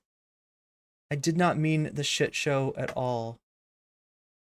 Watching Biden address the recent shootings and start going on about the usual need for gun control, posturing Dems always do. Someone made the comment, how can Biden talk about waiting for gun control here when he has given full support of guns? Oh, yeah, in terms of, the support for Israel, leading to the deaths of at least 15,000 children in Palestine. Bailey is the town because of the old Gaelic word for town is Bale. Okay, so yeah, I did get it right. That's the Bailey, and then the Mott is the castle. The Mott is more defensible, right? The Mott is the position that Vaush actually wants to argue from, and you can see this in the St. Andrewism debate. You can see the provocative statements, the fucked up shit that Vaush said on Twitter in order to in order to land the debate with St. Andrewism. Versus the and it's not great. It's not great what he says. Like, in other words, the Mott is not great in this one, right? But it's definitely he's definitely different on Twitter than he is, let's say, in a debate. The argument would be risk versus reward. For instance, exercise, driving to work, morally neutral stuff. God damn it, chat's moving so fast. That's a good thing, though. That's a good thing. I'm not mad at you for moving fast, chat. I'm happy that you are moving fast. My theory is that he's going to lose so much from the H3 thing. He's gonna do a why I left the left. That's possible. That is a possibility. Him Dragon, yeah. Okay, so I'm trying to read Nature Walking Through here. The argument would be risk versus reward. For the instance of exercise, driving to work, morally neutral stuff. For instance, exercise or driving to work. Morally neutral stuff has you sacrificing something in order to get something back. Vaush poisons the well here.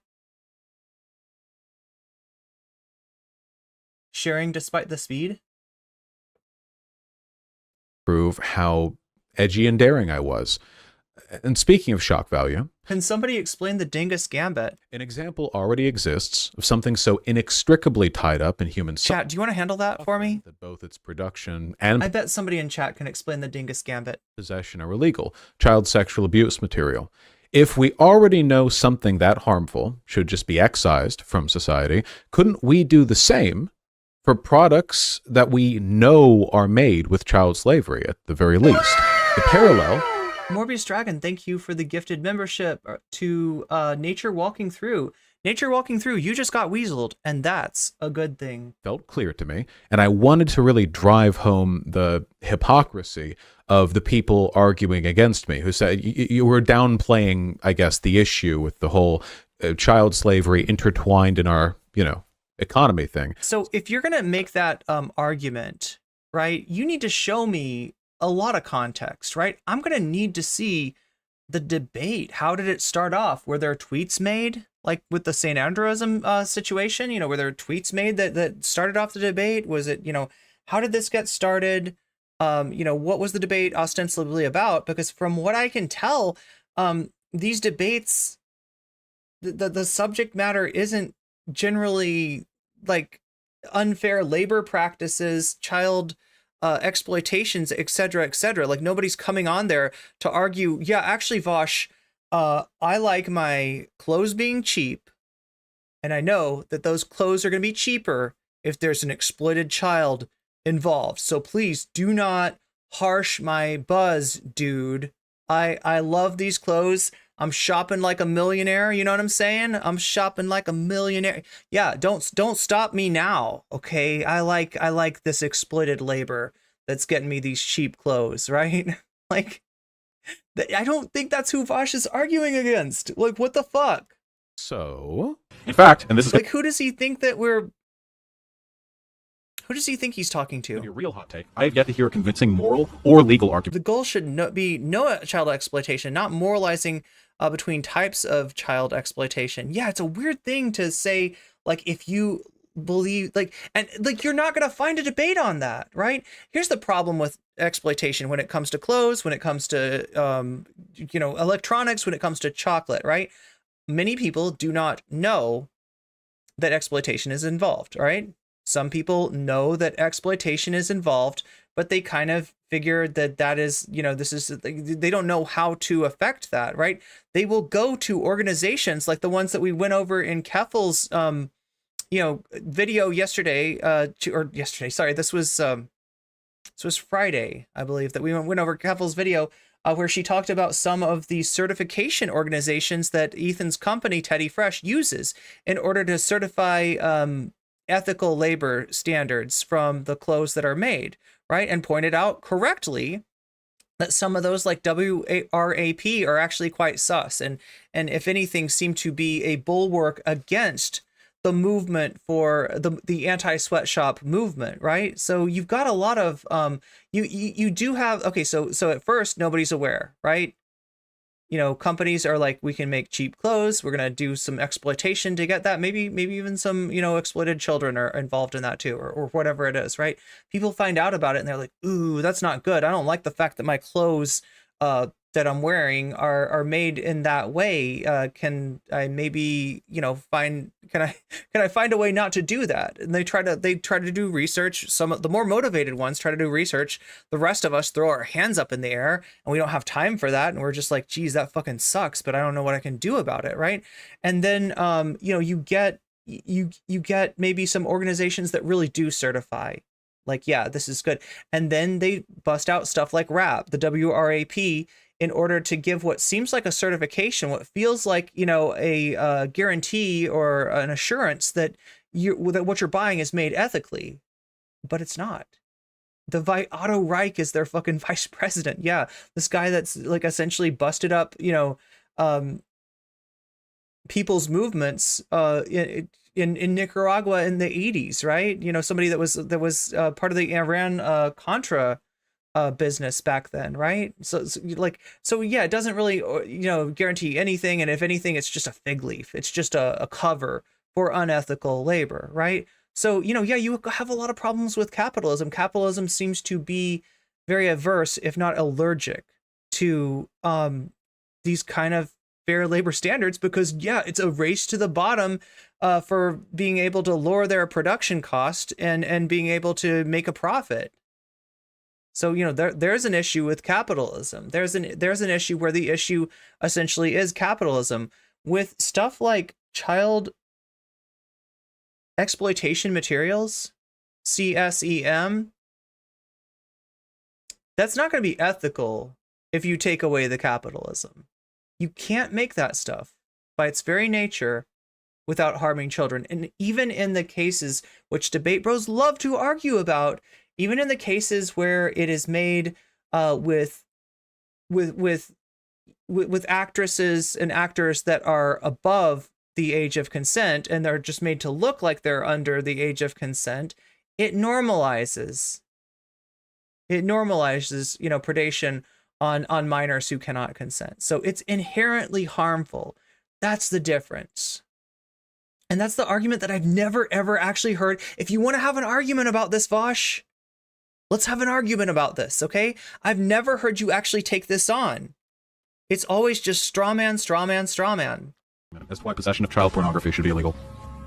Actual child pornography. How's that for a hot fucking take?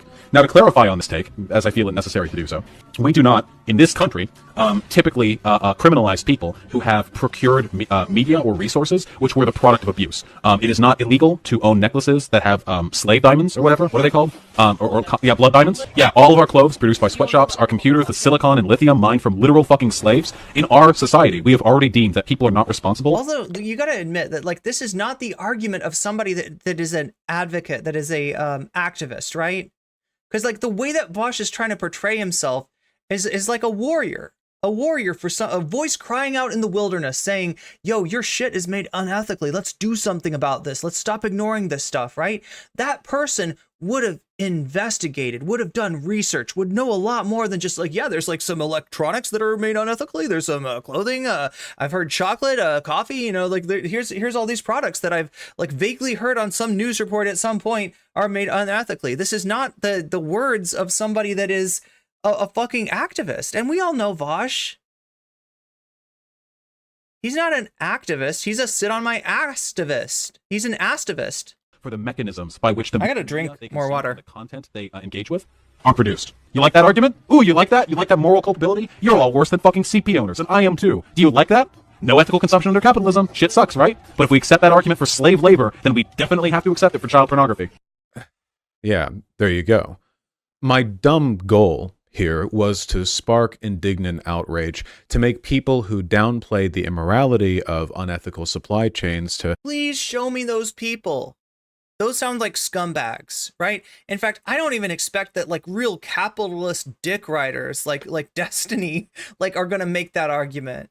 Right, even Destiny, like he's yeah, very much a capitalist, but you know, in favor of regulation and reform, at least nominally, right? The candidates that he supports might not actually enact that kind of reform. You know, he might just be funneling you towards some ridiculous canvassing effort that like all it's doing is like a little bit of harm reduction in terms of like, yeah, we don't want the Trumpy you know, congressman elected. Let's get the Democratic congressperson that's, you know, absolutely bought by these interests, right? I mean, I don't even think somebody like Destiny is going to come out and say, "Hey, I'll take you up on that debate, buddy. I love my child labor clothes. I think they're sweet, dude." Like nobody's fucking saying this.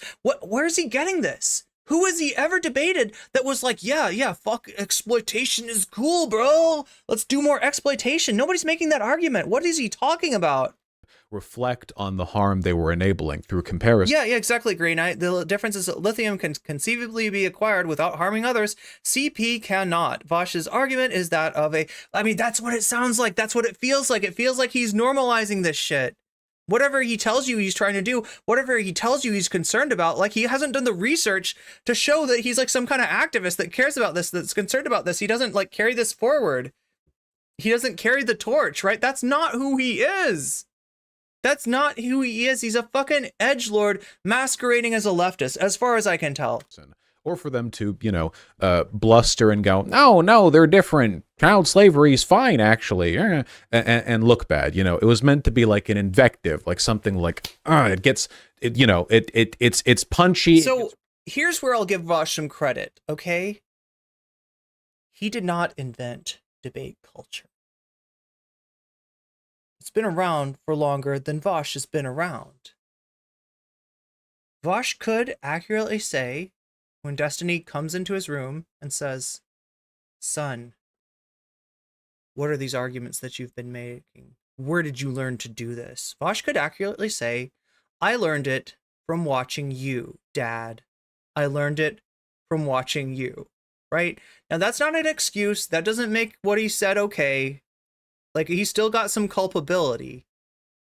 But it's not just Vaush that this problem exists with, right? The normalization of this kind of shit is not just a Vaush problem. It is a problem with the debate sphere, right? And if he wanted to take culpability, and also he could also point the finger. But I doubt that's, you know, he's just giving excuses here. You don't understand what, I mean, this is more like the tipster stuff. Like, you don't understand. You're a bunch of normies. You don't understand debate culture. In debate culture, we like to argue about contentious matters. We like to throw an invective out into there. Boom. You know, have that, rhetoric grenade go off and really piss some people off and get that attention, get that blood pumping, right? That's bad. You're talking about a perverse incentive that should not exist, right? And you're talking about a reason why not just Vaush's content, but the entire niche that he fits himself into has a highly unethical element that stems from these perverse incentives that nobody's been willing to stand up and fight against. And anytime somebody says even like a little something, like, please, could you be a little bit more conscious about what your content is doing out in the real world?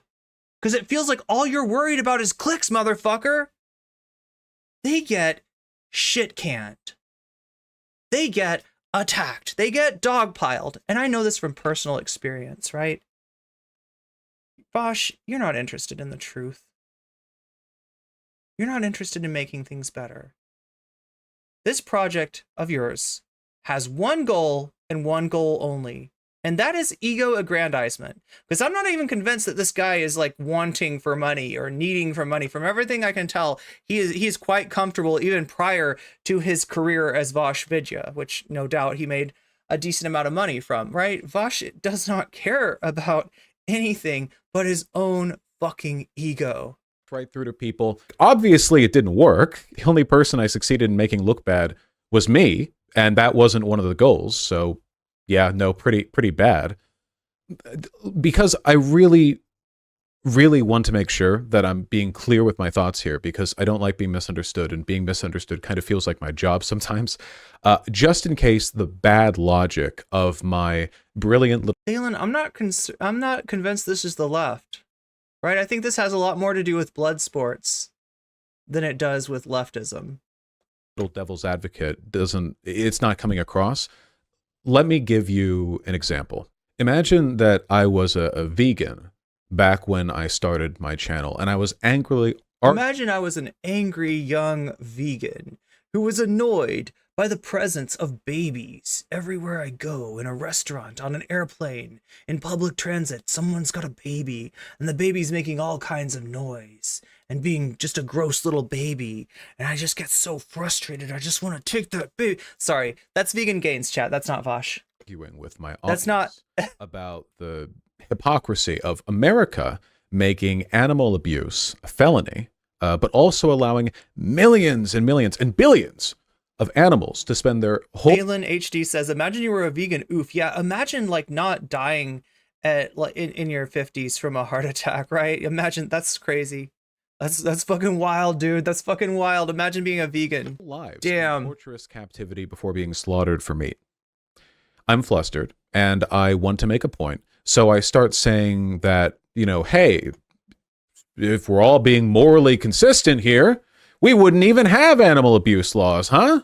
Why protect animals at all, I would say, since we're clearly so okay with them being tortured and killed. No, you know what?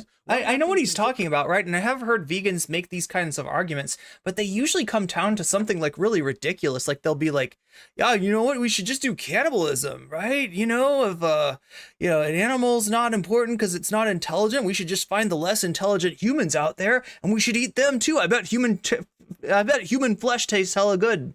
Right, that's the. I mean, there are edgy, like Vegan Gains is one of these people, right? Let's like. I mean, they definitely exist. They definitely exist. I don't think that they, as somebody who, you know, myself does not eat animal products, I don't think that they're necessarily an asset to the vegan movement.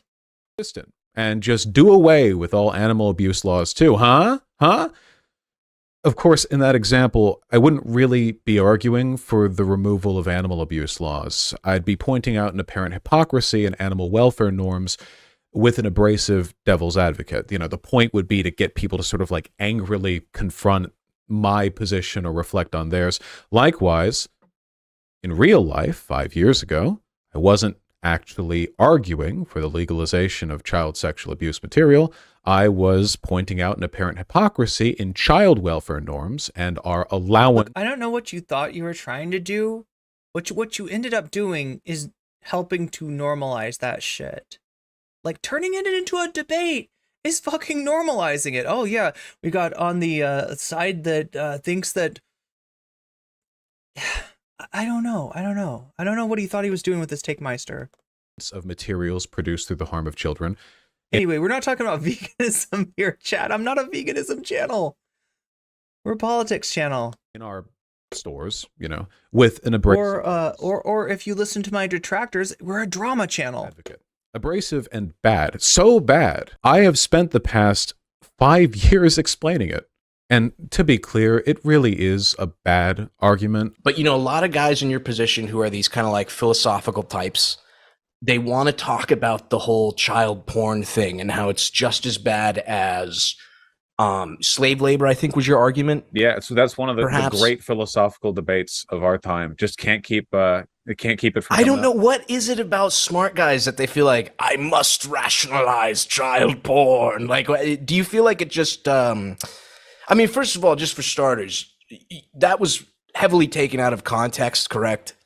Oh, yeah. Like, I mean, obviously it's gotten thrown through the dishwasher. Anybody know who these guys are? Sure, a bit. Who's Vaush talking about here, or talking to? Arguments go. The basic idea of the argument, you know, the fundamental, which is like it's bad to participate in the consumption of any product. Which, oh my god, did I start a debate in chat as a necessary? See, this is why I don't usually talk about veganism. Very prerequisite for its production.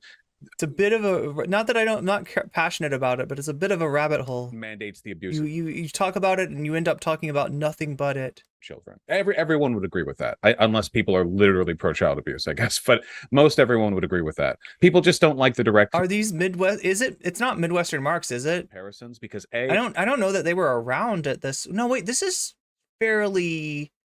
This is not that long ago. You can see that Vaush is in his new,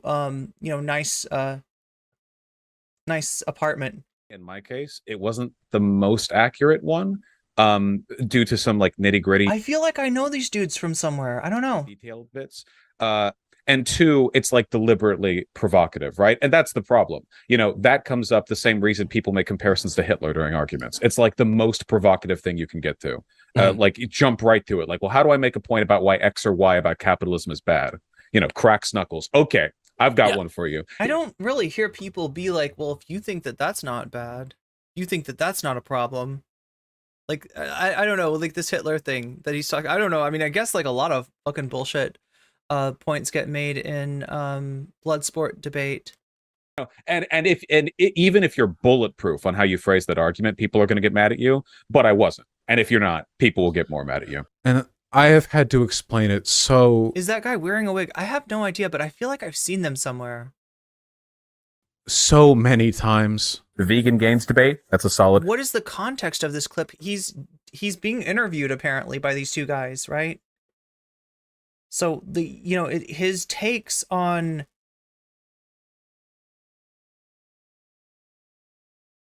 child exploitation materials in comparison to unethically produced clothing, electronics, etc., is something that has been a subject of controversy for a long time.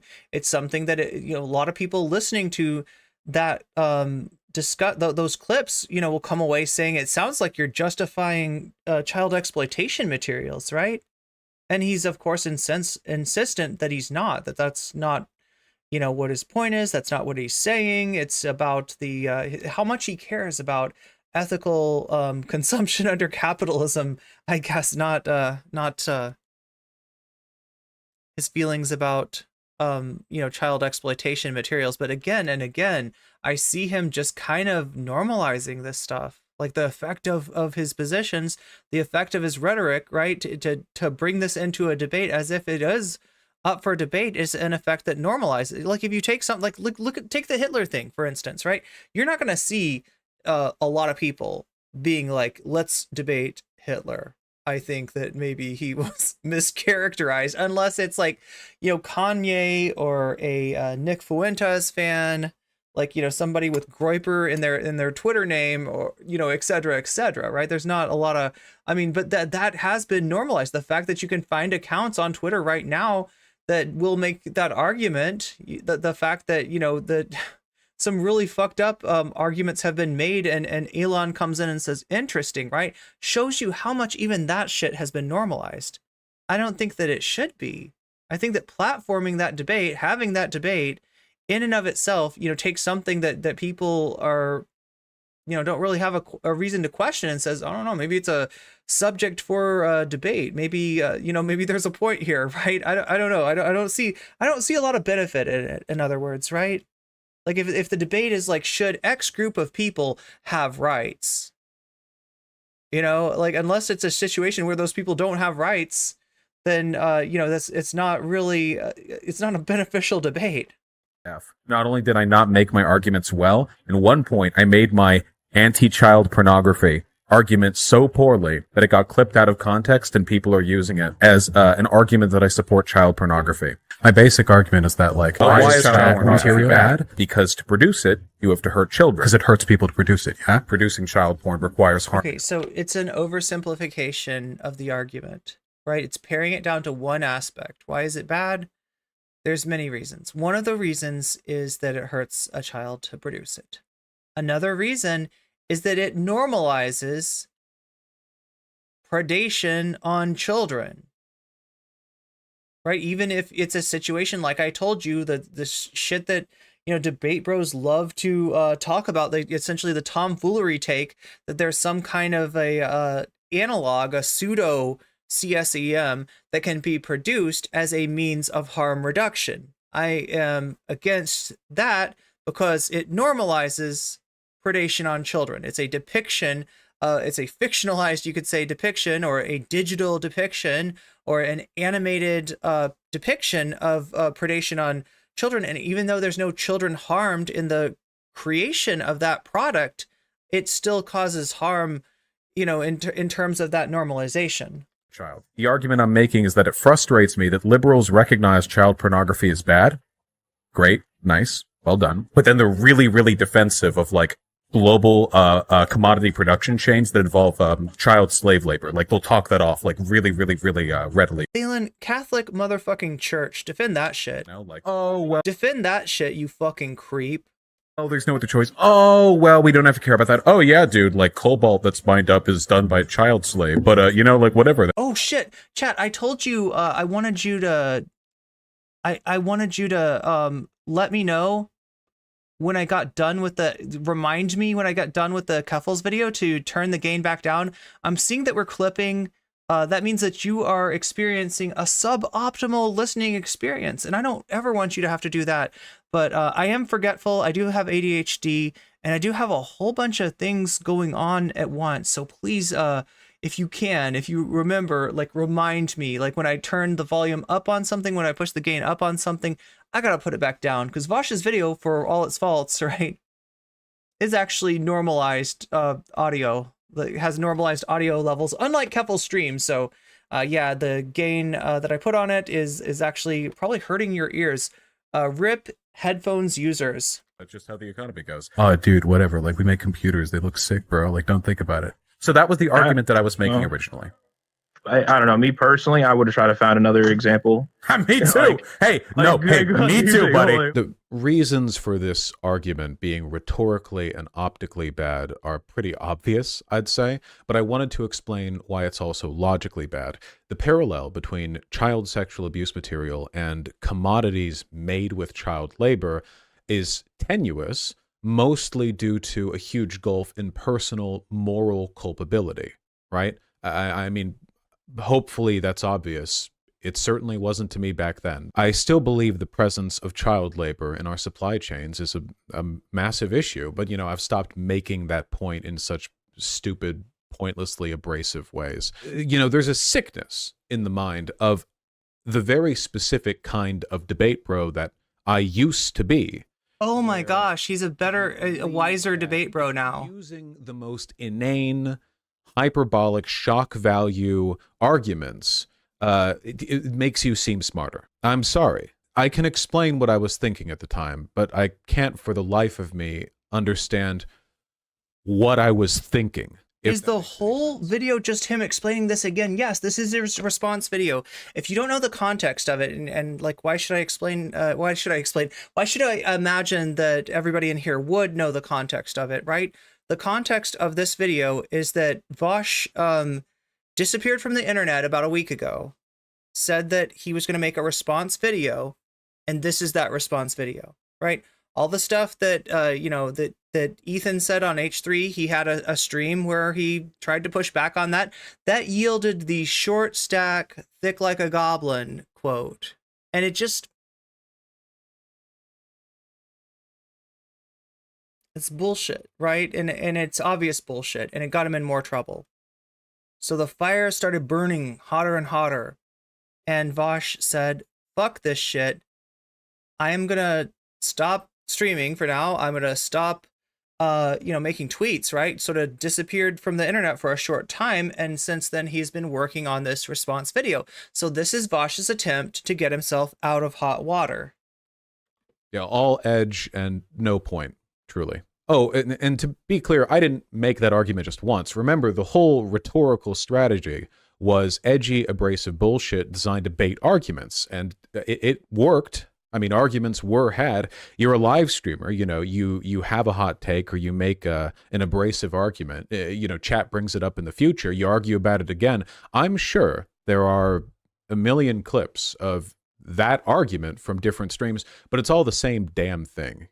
You know, it's like taking 500 photos of me getting in a car accident and then saying it's 500 different car crashes. It's all the same stupid fucking argument. Unfortunately, 5 years back, it took me a little while to catch on to how fucking stupid and self-destructive my edgy argument was, safe within the bubble of my then tiny community, where the only eyes I had on me were the eyes of my, I don't know, 100 or so committed fans or whatever back then.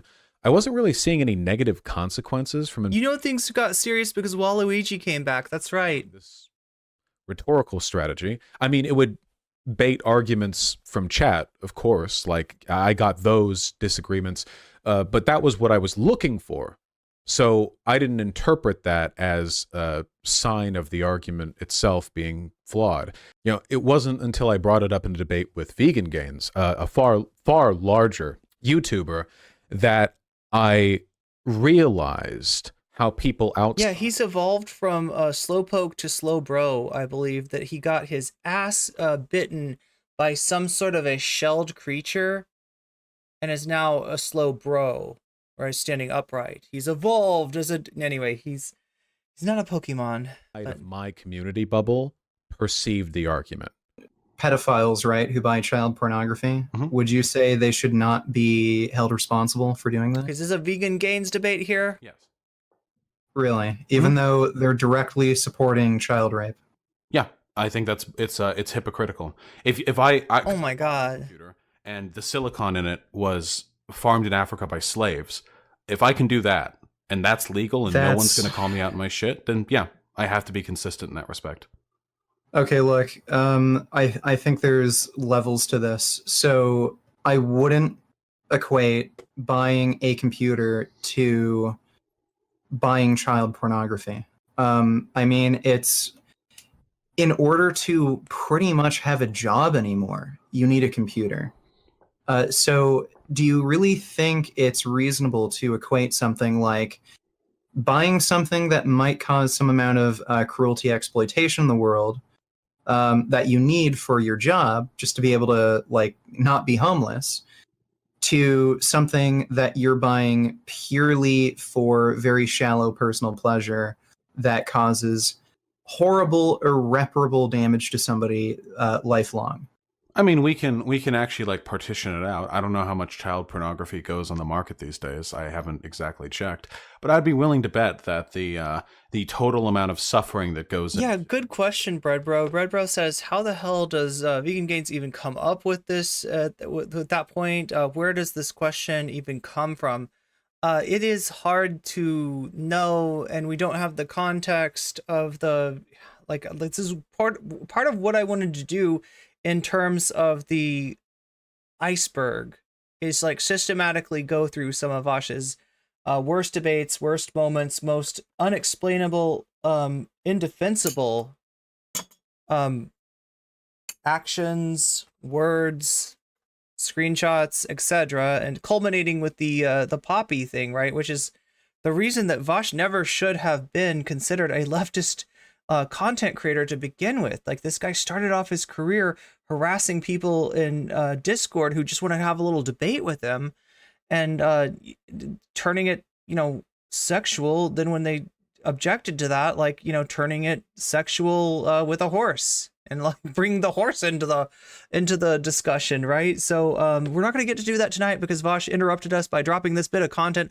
I didn't expect it to come out this soon. So computers can be made without child exploitation. CSEM cannot. Good point. The child slaves that mine out like the silicon in Africa, in terms of me supporting that industry. I mean, that's pretty bad. And I didn't have to buy a computer this big. I could have bought something smaller. I could have bought a little Chromebook. And I wonder how many more hours slaves had to mine up that silicon to justify me being able to own this.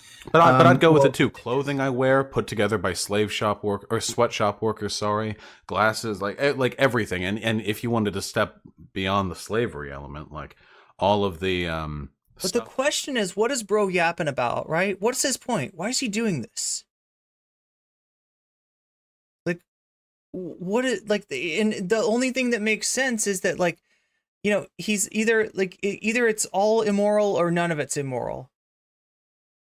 I don't know what else you could possibly, you know, what is he going to try to retcon this to, right? Because whenever I try to retcon something, it feels like the top of the hour ad break always gets in my way and makes it impossible for me to go back and reinterpret my own words, right? And it makes it so that for 3 hours, every hour on the hour, you're forced to watch an ad. You're forced to watch multiple ads. That's right, it's multiple ads that go on. And even though it's only 3 minutes, it sometimes feels like 3 hours, I'm told. And I've experienced this when I'm watching Hassan, who I do not have a sub for. So, you know, if you're one of those people without a sub right now, understand that you are only 50 seconds away from that ad break. That's not a lot of time to do much of anything, but it is possible that you could get out of that. Let me tell you really quickly. If you can see this blue butterfly in my hair, there's still hope, okay? You can use a Prime sub to get out of the ad break for free. No cost to you, puts money in my pocket, helps me out, helps the stream continue, and also gives you emotes. That's pretty cool, right? You can also possibly pay $5 if you have $5 to spare to buy yourself a sub. It is $6 on mobile, and it might be a different price if you're in a different country. I've heard Canadians kind of get screwed on this, but you know, you can click and find out how much it costs you to buy a sub for yourself, right? There's also the chance that if you don't have either of those two things, there's still hope for you. You might be gifted a sub. That can happen. That does happen, but it's more likely to happen when you're active in the chat. Bipedal Meatbag. Yeah, exactly. Like Bipedal Meatbag just got gifted a sub. Thank you, Zara. Thank you for gifting that sub to our friend Bipedal Meatbag, who will now, and also Bipedal Meatbag, if you can hear my voice, hit refresh if you get ads, okay? Hit refresh and it should get rid of the ads. Sometimes you get the, you know, sometimes it takes there's a little delay, but hitting refresh sometimes it's 48 pesos supposedly in Mexico, says Shaxba. That I buy, it goes towards corporations. 10 out of 10, not bad. Wage slavery is not bad. The exploitation of workers, and everything you buy contributes to that, unless you're buying from a co-op. Okay, well, look, there are, like, I think we could both agree that reducing suffering in the world is a good thing, correct? Bread Bro just got gifted a sub by Zara. Zara, thank you for the gift to Bread Bro. Bread Bro 99 will no longer see the top of the hour ad break. Now that one was really cutting it close, right? So maybe if we could tell Bread Bro in chat if they are getting that ad, all they got to do is hit refresh and it should go away, I think. I hope. Are you good? Are you good, Bread Bro? Can you still hear me? You didn't get sucked into the ad break? Even if you can't get rid of all of it at once? It's always a good thing to reduce suffering, yes. It's insane to me that I needed that kind of external confirmation to understand how bad it looked, how bad the argument was. But I have a very low opinion of the me in a lot of these older clips. It just makes me look fucking stupid. So chat, you see the editing that's gone into this. You know, I mean, there's some degree of effort in this. I'm getting the vibe that Vaush is not editing it himself. There was some concern that if you look at Vaush's really old content, I think the first 8 videos were actually prepared content. I think Vaush started off his YouTube channel trying to be a YouTuber, trying to do prepared content like most people did, and not really, you know, focusing on the streams so much. Right, so those are really bad, like video. I don't even know if I want to call them video essays, right? This is different. This is, you know, editing. This is zooming. Like, you know, it looks like it's at least, you know, professionally done. I do want to make one assessment though, right? In terms of the intended audience for this video. I think this is intended for Vaush fans. Vaush fans who might feel a little bit queasy about supporting him after this. Vaush fans that love him but maybe feel a little guilty about watching him after this. Vaush fans that aren't sure and they feel like the world is caving in on them. They go into like the Vanguard and try to, donate like hundreds of dollars in order to change Zach and Gavin's minds, and Zach and Gavin stay firm on their position and do not change their minds despite all this money that's being thrown at them. And then they're like, wow, I can't even gift my way out of Vaush getting cooked, right? I think it's for that audience. I think this is a call that is going to the inside of the house. I don't see this changing hearts and minds outside of Vaush's community. I think this is damage control. I think this is a rear guard action, and it's just meant to stop the bleeding. That's all he's trying to do. Stem the bleeding. Stop the, this is a tourniquet. That's all. To be honest, as it turns out, when you're talking to other people and making arguments about ethical labor or labor laws or whatever, engaging in this kind of argument doesn't make people want to, they don't get like blustered and confront you in a debate about labor laws. It makes them want to call you a pedophile, obviously. So yeah, that's the explanation for the argument. 100 likes. Congratulations, everybody. I said before, it does I mean, it shows on my end 99 likes, so reflect really poorly on. If there's anybody out there that has not liked the stream already, you could be number 100. I'm not even sure. Yeah, I'm thinking like it's showing. Oh, there we go, 100. Somebody just hit it. We're over 100 likes. Me, but only in regard to my intelligence and character, not any sort of paraphilia.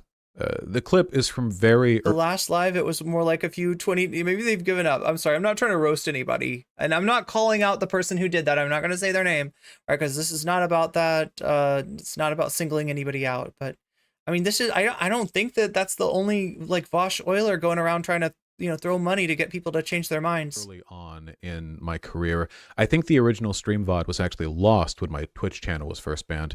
But while looking for video context to add, I ended up finding this ancient effort from a fan of mine, presumably, to provide context to that clip. I don't know who made this. I hope they're doing well.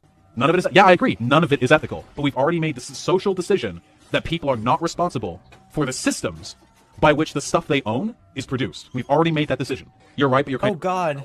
No, this is exactly This is that tiny content emporium channel. This is exactly what I fucking mean. I'm right, but I'm revealing my fucking pedo power level because I'm right? No, this is a moral inconsistency in society. The answer should be that all of these things are bad. Hopefully that makes what I was doing there a little more clear, even if the way I chose to do it was really... The answer is all of these things are bad. Vaush, if you said you were being controversial, that's not controversial. Everybody agrees with that. There's if there's disagreements. Oh my God, Soul Life, thank you for the 5 gift memberships. We got Peepa Cross, is 1902, Daryl Barnett, Candace Vlox, and wait, and one more person getting weaseled. You just got weaseled, and that's a good thing. That's a real good thing. Really stupid. So there you go. That right there, that's the basis of like 90% of the pedophilia accusations that people make against me. Hopefully I explained it decently in spite of the... Is it Kai McDougal, I think is the one that I didn't mention earlier. Kai McDougal, you also got weaseled thanks to Soul Life. Thank you, Soul Life. Fucking Herculean effort. I made 5 years ago. Herculean, but sure, whatever. Completely inexplicable. What? I'm so tired of explaining it. I sometimes see... Wait, to make it, like, understandable, right? He means understandable. I mean, Vaush sometimes misspeaks, whatever, I don't care. Always... The least bad thing he's done. Remember this conversation? Wait, let me read back into the... I remember this conversation. He was being super argumentative against the idea of CSAM material consumption. Oh, that it was morally wrong. God, what a disingenuous fuck. No reason to give any charitability to Vaush, like none. Especially when he's not like what you need is context, bud. You keep on arguing about context and you never show us the context that makes this okay. You never show us that context. I would love to see the context where, so, you know, somehow, like, I see, like, oh, no, he's actually, you know, not normalizing what I think he's normalizing. Yeah, again, I'm not trying to call out the person that's throwing money around. You know, it's talking about. So nobody mention their name if you know. Please, nobody mention their name. No. Don't mention names, please. Please don't mention names. Okay, we're not trying to put anybody on blast here.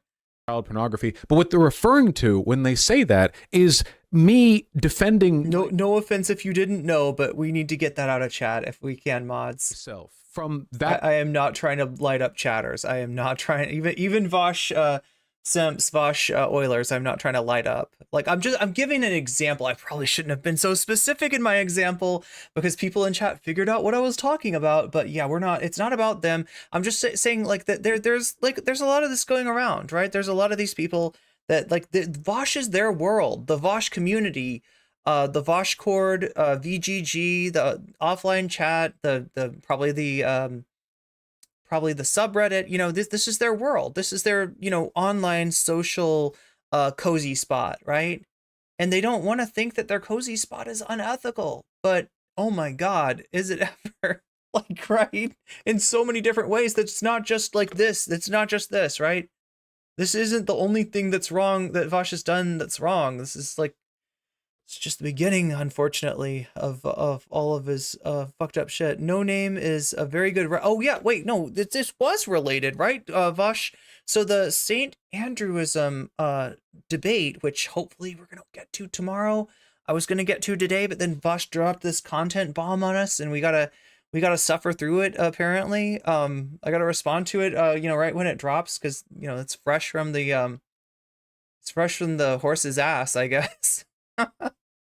So you know, we gotta spread this manure out. We can't let it just stagnate here. But that was what I think preceded the debate with Saint Andrewism. Clip from people bringing it to me like it's like this nonstop. It's Sisyphusian, truly. Like I cannot tell you how much I hate the me in that clip. The amount of Gosh, don't drag Sisyphus into this, okay? If I remember correctly, wait, what was Sisyphus's crime again? Oh my God, I know Tantalus's crime. Tantalus was one fucked up dude, right? That's just. But what did Sisyphus do? And it wasn't this. Sisyphus did not have a folder full of lolly corn. Sisyphus did not have AI images of horses violating those like, right? This is not. Let's not during Sisyphus the pond. No, that's Tantalus. Yeah, Tantalus is the pond, right? What did Sisyphus do again? His crime was hubris, but what specifically? Anybody want to? Like, I've read the Camus book, but I can't remember the actual Greek myth. It was some kind of hubris. Yeah, the gods don't. They don't tend to go easy on hubris. Hubris is one of those things that is against you know, against the law for thou, but not for the gods themselves, who often show off excessive amounts of hubris. He went against the laws of hospitality, but how? I can't remember. I remember him from the game Hades, though. He had that's how he's punished with the rock, right? Yeah. So we got Prometheus, who gave fire to the humans. And thus was punished by being chained to a rock and having his liver eaten every day by eagles and hawks, birds of prey, right? Kind of like the top of the hour ad break, right? It's essentially like, it's like a 24-hour cycle for him, whereas it's a 1-hour cycle for us. That every hour at the top of the hour we have a 3-minute ad break that you can avoid by using a Twitch Prime. You can avoid by spending $5 of your hard-earned money, or you could possibly avoid by the generosity and the hospitality, if you will, of somebody in chat that's looking to help somebody out, right? But yeah, this is more of a hourly thing where we get a 3-minute ad break every hour at the top of the hour, as opposed to Sisyphus, or as opposed to Prometheus, who gets his liver eaten daily. 107 likes and 152 viewers. Manope, I see a mismatch. I see a bit of a mismatch. Let's see if we can correct that, right? And also, I've been looking at my statistics lately, and it shows me that only like 10% of y'all are subscribed. I mean, you're watching my content. I'm glad you like it, but can we get those numbers a little bit higher? It seems kind of low that only 10% of you watching my content are actually subscribed to my channel. And you know, when you do subscribe to my channel, it makes a sound. It makes something interesting happens on stream. It triggers something. So if you want to see what that thing is, then, you know, hit that subscribe button. Okay, wait. It looks like Natalie's got it for me. Sisyphus tricked and unalive travelers, violating Zeus's laws of hospitality, betrayed the secrets of the gods, tricked death into chaining itself. Yo, that's some Sun Wukong shit there. You tricked death? Damn, dude. Making all humans... Yeah, that's definitely some Sun Wukong action right there. You just erase their names from the scrolls, right? Tricked the queen of the underworld into releasing him. Damn. Wait, so Sisyphus was actually a bad dude? Why did Camus write about him then? It feels weird now. It feels weird. I always thought Sisyphus was like a principled actor that maybe spoke up against the excesses of debate culture in his time. Was like, hey, I don't know about these debates. I don't like how they're going. I don't like where you're going with this, right? I got a problem. And they were all like, fuck this guy. Fuck this guy. Police caused for me. You know, honestly, a car crash would have been less trouble. I tell you, monumentally. Give me a broken leg. I swear to God, it's so stupid. I don't want to explain it anymore.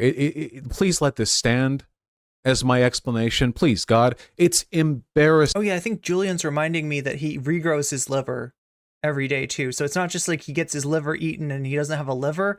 It's like he gets his liver eaten and it grows back. It grows back overnight. I look so stupid. That's gotta hurt. Do you know that one of the worst places to get hit or kicked is the liver?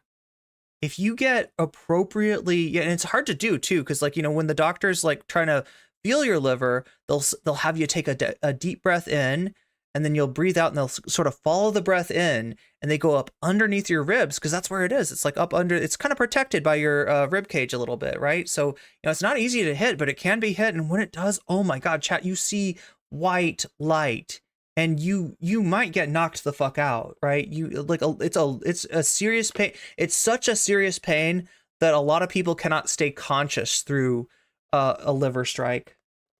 Look stupid. Let's move on. So thanks. They knew, yeah, exactly. They knew that the liver is one of the few organs that can regrow itself. Indefensibly stupid. He cheated death. Was that his big deal? Let's call it child labor. Or his big crime? Sorry. I had given people a very easy in with which to attack me. Now, again, to be clear, I really, really don't fault people for thinking the worst of me on account of those clips. I really didn't do myself any favors in that regard, and I've been dealing with the social consequences of them for the better part of 5 years now, you know, of my poor rhetoric. I just want to make it clear that I'm not lumping everyone together in like a "you're bad faith if you criticize me" category. Of course, there are still people who act in bad faith, and not all the people who wanted to attack me were interested in being honest about it. I'd made it really easy for people to make, pedophilia accusations against me, but the problem was, once I stopped making the child labor argument, I stopped making the child labor argument, you know? I stopped. So folks went fishing for other stuff to throw at me. They went fishing. It's a fishing expedition. Really, really dishonest. One category of disingenuous pedophilia accusation that I find particularly maddening is when they're cut from a video in which I am clearly arguing that our society has a tendency to fetishize youth in girls and that it's bad. Essentially, I'll say our society... Can you say that with like less saliva on your tongue so it doesn't sound like your mouth is watering in saying it? Because like I feel like this is where you get yourself into even more trouble. Broadly has a serious problem fetishizing young girls. He's giving Trump if Trump was a millennial. And people will look at that. Mr. Girl stuff is coming up. Thank you so much, Natalie. Yeah, we got to avoid that. Mr. Girl is banned on Twitch, and we want to stay viable for our Twitch viewers too, right? You can watch me on either platform, whatever platform you enjoy the most, whatever provides the best viewing experience for you is the platform that I want you to watch it on. So statement, and they'll say, we were talking about Prometheus. Well, we're really talking about like Sisyphus. We were like Prometheus, I know. Tantalus, I know. Yeah, Tantalus was a bad dude. Like Tantalus thought that he could fool the gods, and he was like, you know what I'm gonna do? When these fuckers come over to my house to eat, because he had some clout. Like Tantalus had some clout. Like, you get gods to come over and have a feast at your house? God damn, you're having gods over? Wow, Tantalus, that's pretty cool. And he fucked it all up. But now there are freaking communist invading radicals. And he got communist invading radicals in his chat. Thank you, Ophelia. Thank you for invading into my chat here. So yeah, you know, he fucked it all up because he was like, yo, I can trick these gods. They're not any better than us or anything like that, right? You know what I'm gonna do? I'm gonna take was it his son? Was it his daughter? It was like a child of his. And he fed them to the gods, right? And there were some of the gods that was like so hungry that they were just like, yo, this is really good. What is this? How did you tenderize this steak? This is immaculate, right? But some of the gods knew exactly what he was doing. And they put him down. So Tantalus's punishment was actually really cruel, right? He's sitting in a pool of water that, you know, so he's got all this water, like he's in Hades, right? You know, you're in Hades, you're kind of still alive, but you're like a pale shadow of yourself. So he reaches down for the water, and as soon as he reaches down, the water goes whoosh, drains out. Like, so in other words, he can't get his hand to the water before the water completely drains out. He can't get any water. He can't drink any water. And he's like, all right, that's cool, because there's fruit up on that tree, and that fruit is looking good. That is some good fruit. You know, he can't cook any members of his family down there in Hades, but he can damn sure get some fruit. So he reaches up for the fruit, and it's like the fruit goes yoink, yoink. It starts to go up in the tree, like the tree's like holding the fruit away from him. He can't get the fruit. He can't get the water. He can see the water. He can smell the fruit, and he's tortured. He's tantalized, as they say. Oh. He's projecting, you know, he's not talking about society, he's talking about himself, which is insane. Oh, Sisyphus tricked Persephone into letting him escape from the underworld on the premise that he needed to scold, oh my god, needed to scold his wife for not burying him properly, then refused to come back, and Hades punished him. Damn. Okay, so Sisyphus, wait, but didn't he like he like unalived some travelers before then, like the people traveling, and there's a whole tradition. One of the real values that that Hellenistic society held, oh god, we're not going to get back into the Hellenist again, but like, was that, you know, hospitality was really goddamn important, right? You be hospitable to people, because you never know when one of those people that's like knocking at your door on night being like, I don't have a place to stay, can you help me out, right? That could be Zeus. That could be Athena. That could be any one of the gods, and you don't want to piss them off. So you're always like, come on in, have a nice, you know, like my best bed for you, my best food, my best wine, and you're supposed to abide by those social mores. Insane. Does that logic apply to all social critique? If I said that America has a problem with racism, for example, hypothetically, if you could imagine such a world, does that mean I'm projecting my own racism just innately? Here's an example of this exact thing happening live quite recently. The average. No, it's not. No, it's not, Vaush, because we're gonna pass right through this.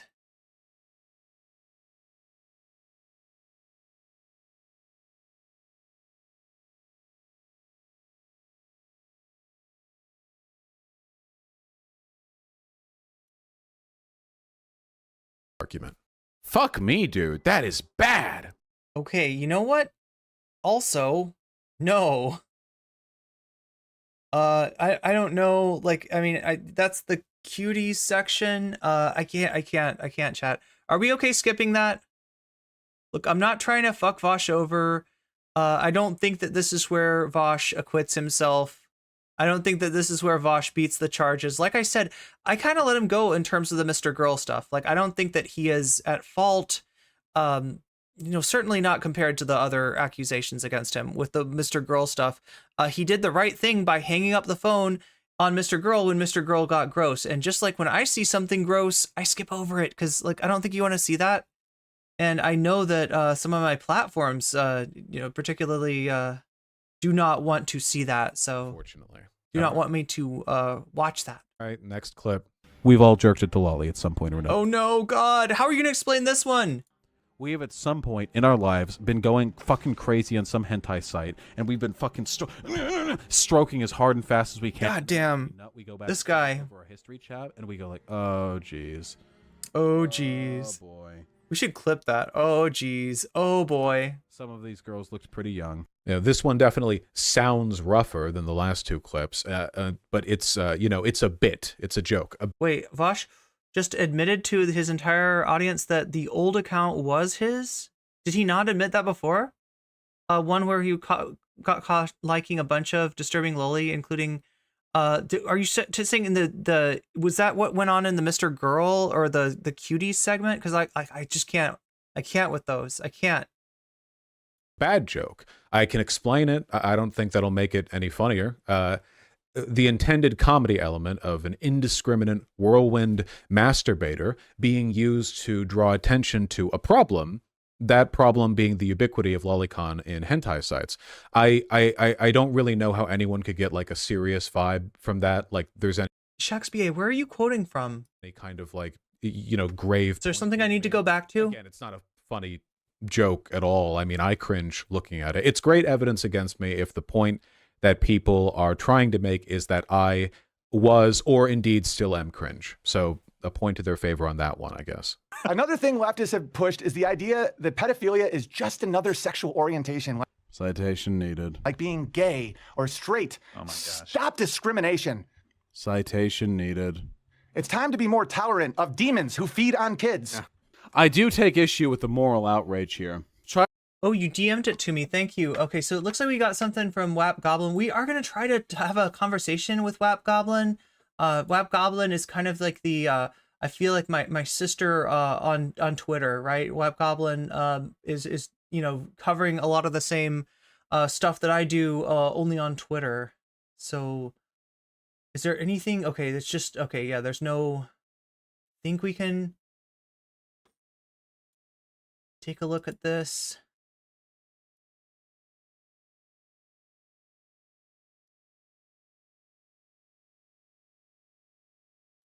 Wap Goblin is not actually, you know, we're not related. It's not a real, like, you know, we're not actually sisters.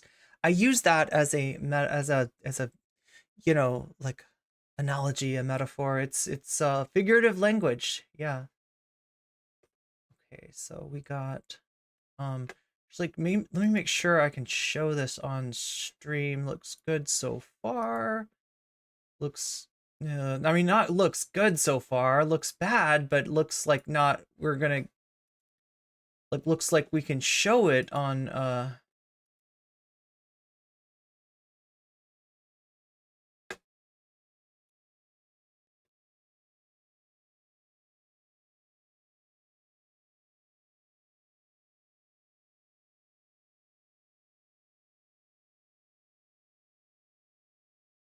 okay. This is Wap Goblin's post. Thank you, Shakespeare, for bringing this to me.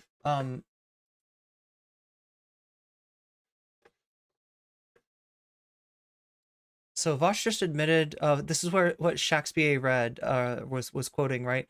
Vaush just admitted to his entire audience that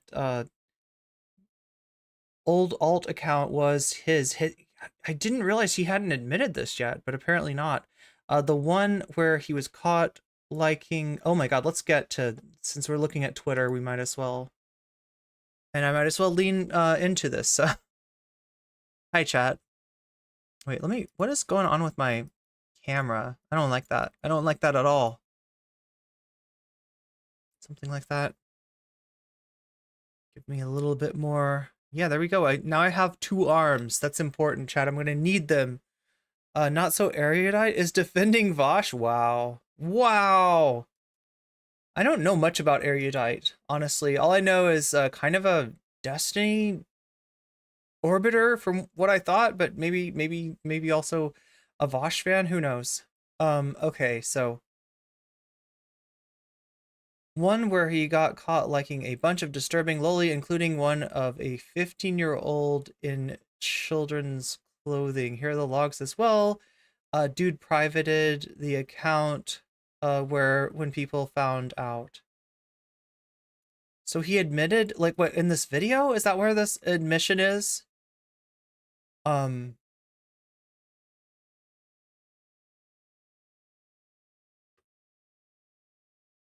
I can't even read this. This is like...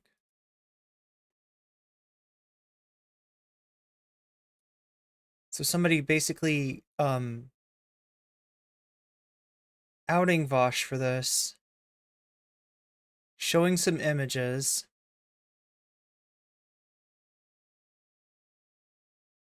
There's a bunch of Connie from Steven Universe.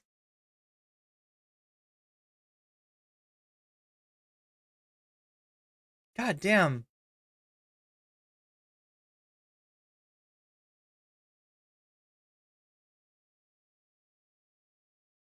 Okay, so they found an account. I guess it's a Smash Boy account. Is that right? Liking this stuff. Anyone that got that clip of Vaush literally talking about how CSEM is fine because no consumption under capitalism is extra for, like, you know, context. Okay, we're gonna go right by this one. Okay, because like there's Irish Laddie. That's Vaush's old at. Have a Twitter. Oh, that's him confirming. Wait, 2 years ago, confirming, I guess, like that. Wait a minute, would he still have... Okay, it must have been 2 years ago, a long time ago, right? Because his name was still Irish Laddie then. I have a Twitter, if you guys want to check it out. That's confirming that it's, what? I don't know how you pronounce this. Wakanade?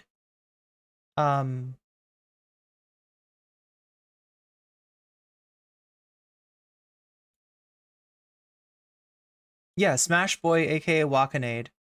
Yeah, wow. Okay, so yeah, I mean, like, it kind of, like, it could look like somebody trying to set Vaush up, but this seems to indicate that it is Vaush himself, or it is Irish Laddie, I guess, at the time, actually claiming this account. Antifa menace and gentleman gamer extraordinaire, indescribably powerful and girthy. Everything I draw is packed with political subtext. So Vaush got caught liking sexual depictions of children and horses on Twitter before.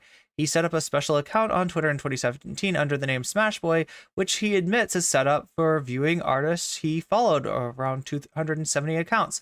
Vaush used to draw corn himself. So this mishap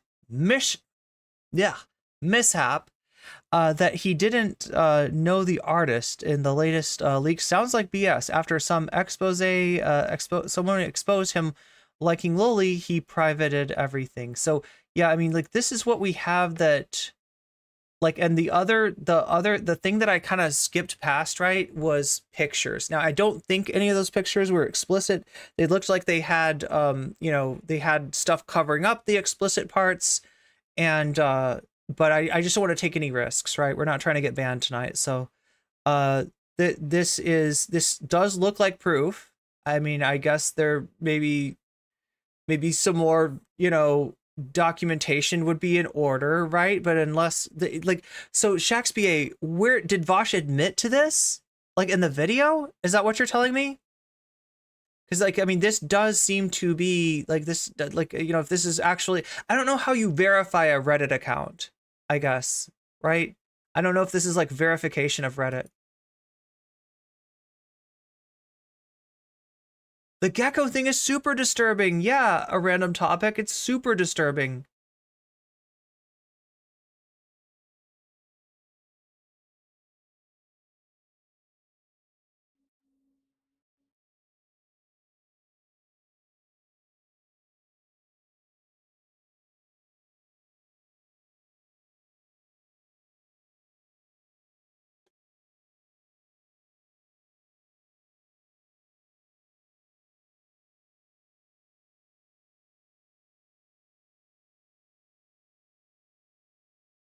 Yeah, I don't know how much, like, you know, I mean, there's not really anything I can do to confirm that, but, generally, WAP Goblin I found to be a fairly reliable source.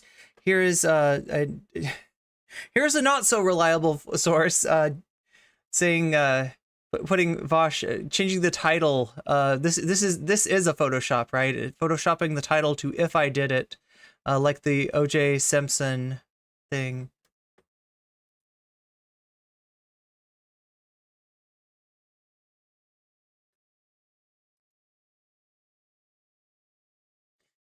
Anyway, sorry, chat. That just kind of like Child sexual abuse is widely like I had to see those pictures that I didn't show you, and like I don't know, chat. I mean, look, for all its problematicity, I did watch most of Steven Universe when it was coming out, and like I just don't like what I saw. I do not like what I saw. Anyway, reported it's a huge problem. It's incredibly damaging to the psyche of young people, and as they grow older, apologies, lead to many negative mental health consequences. However, stigmatizing pedophilia to the extent that we are calling them demons probably discourages Waluigi doing the Arthur fist. Pedophiles, people who feel attraction towards children, from getting the help they could need to keep themselves from abusing children. By demonizing them to this extent, you are increasing the likelihood of child sexual abuse. Do not demonize pedophiles. Demonize child sexual abuse and encourage pedophiles to get help.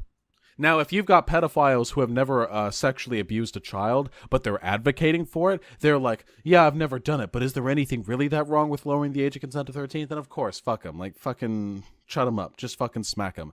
But by and large, statistically speaking, there are 370 people watching right now. I'd be willing to bet that at least 20 or 30 of them experience habitual sexual attraction towards children. It's surprisingly common. To those of you who do, to an extent that you feel as though it may be like a problem, please, just get some fucking help, my dude.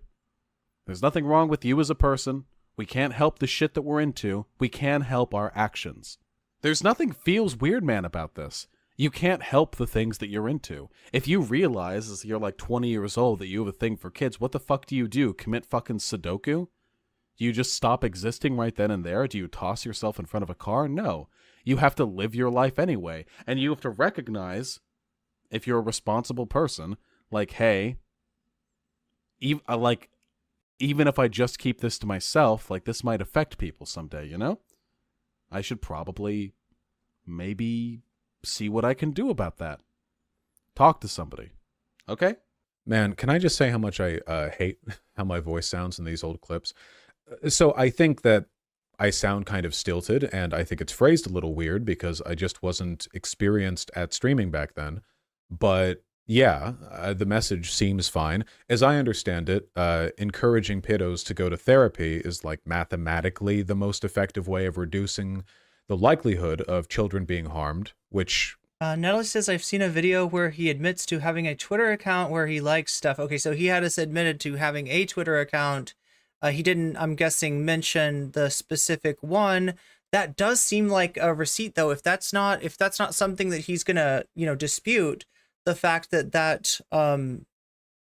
the fact that Irish laddie on Reddit was him, then I would say it's confirmed. But is the point, I would hope.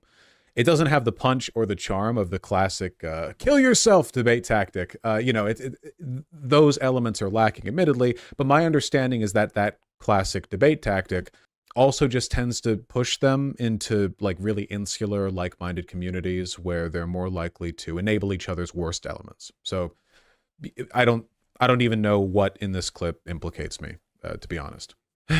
But, all right, enough with the clips that are easy for me to defend. Let's address the clip that I see second most often. It's probably my least favorite one because it is so stupid and so unnecessary, and the bad optics of it aren't even from the argument that I was trying to make. Here, enjoy the terrible clip.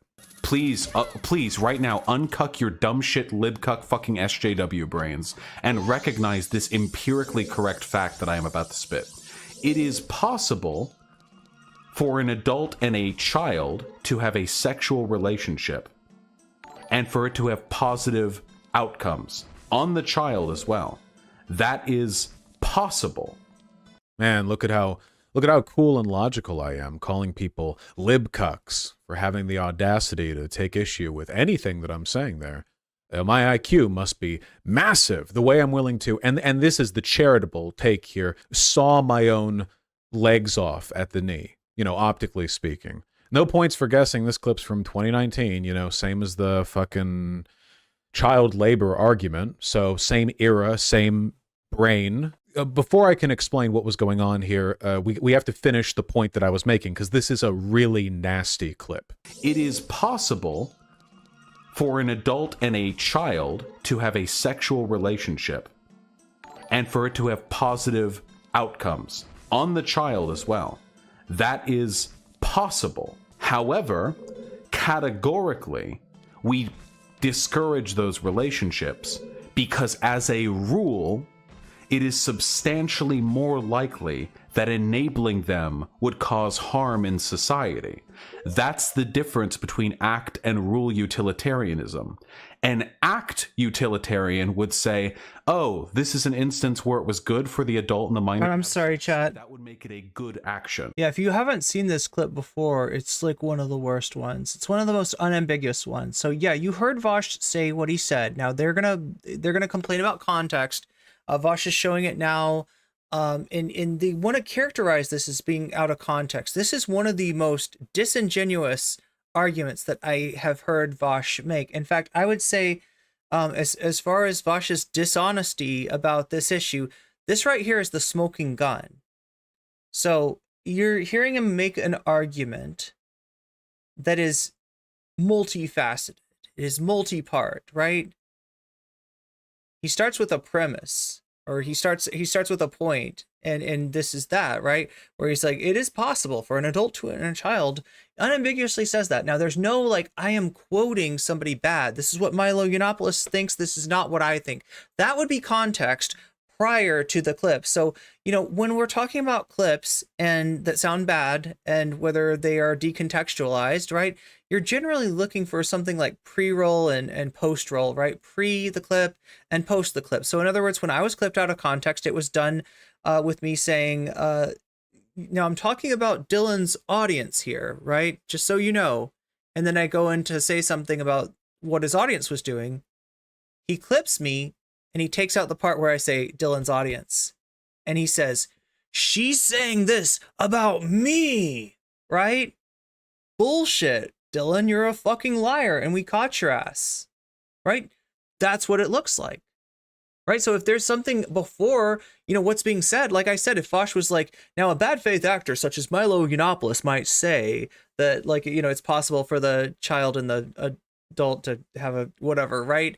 Like that would be exculpatory evidence, right? Because what's wrong here actually isn't Vaush's entire argument. It's this facet of the argument, right? It's the idea that he insists on. And if you don't agree with him, well, you got to uncuck your dumb SJW brain and admit that this is possible, right?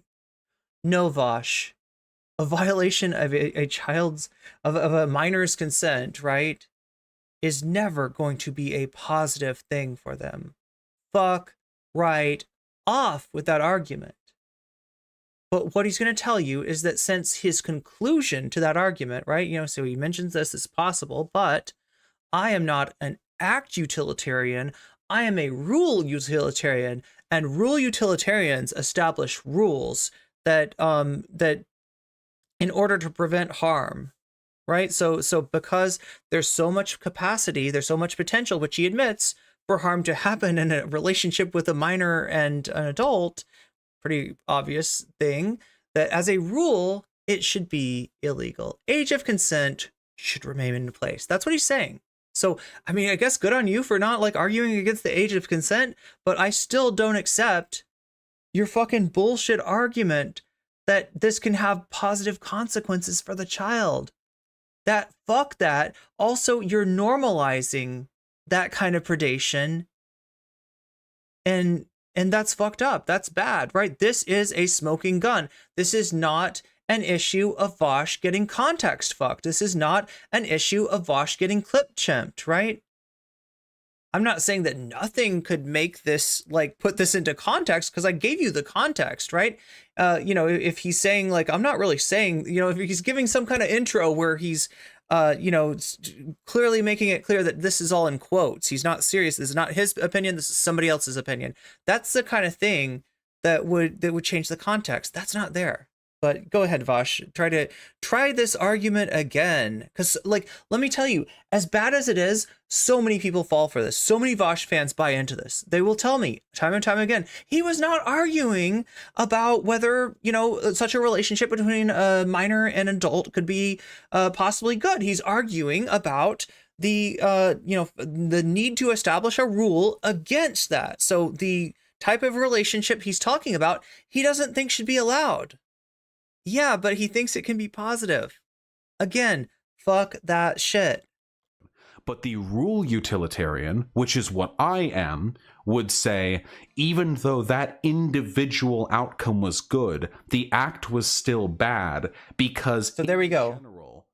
In a broader... According to Vaush, that's what makes it okay. And children to have sex with one another leads to horribly destructive outcomes. For that reason, it is an unethical act.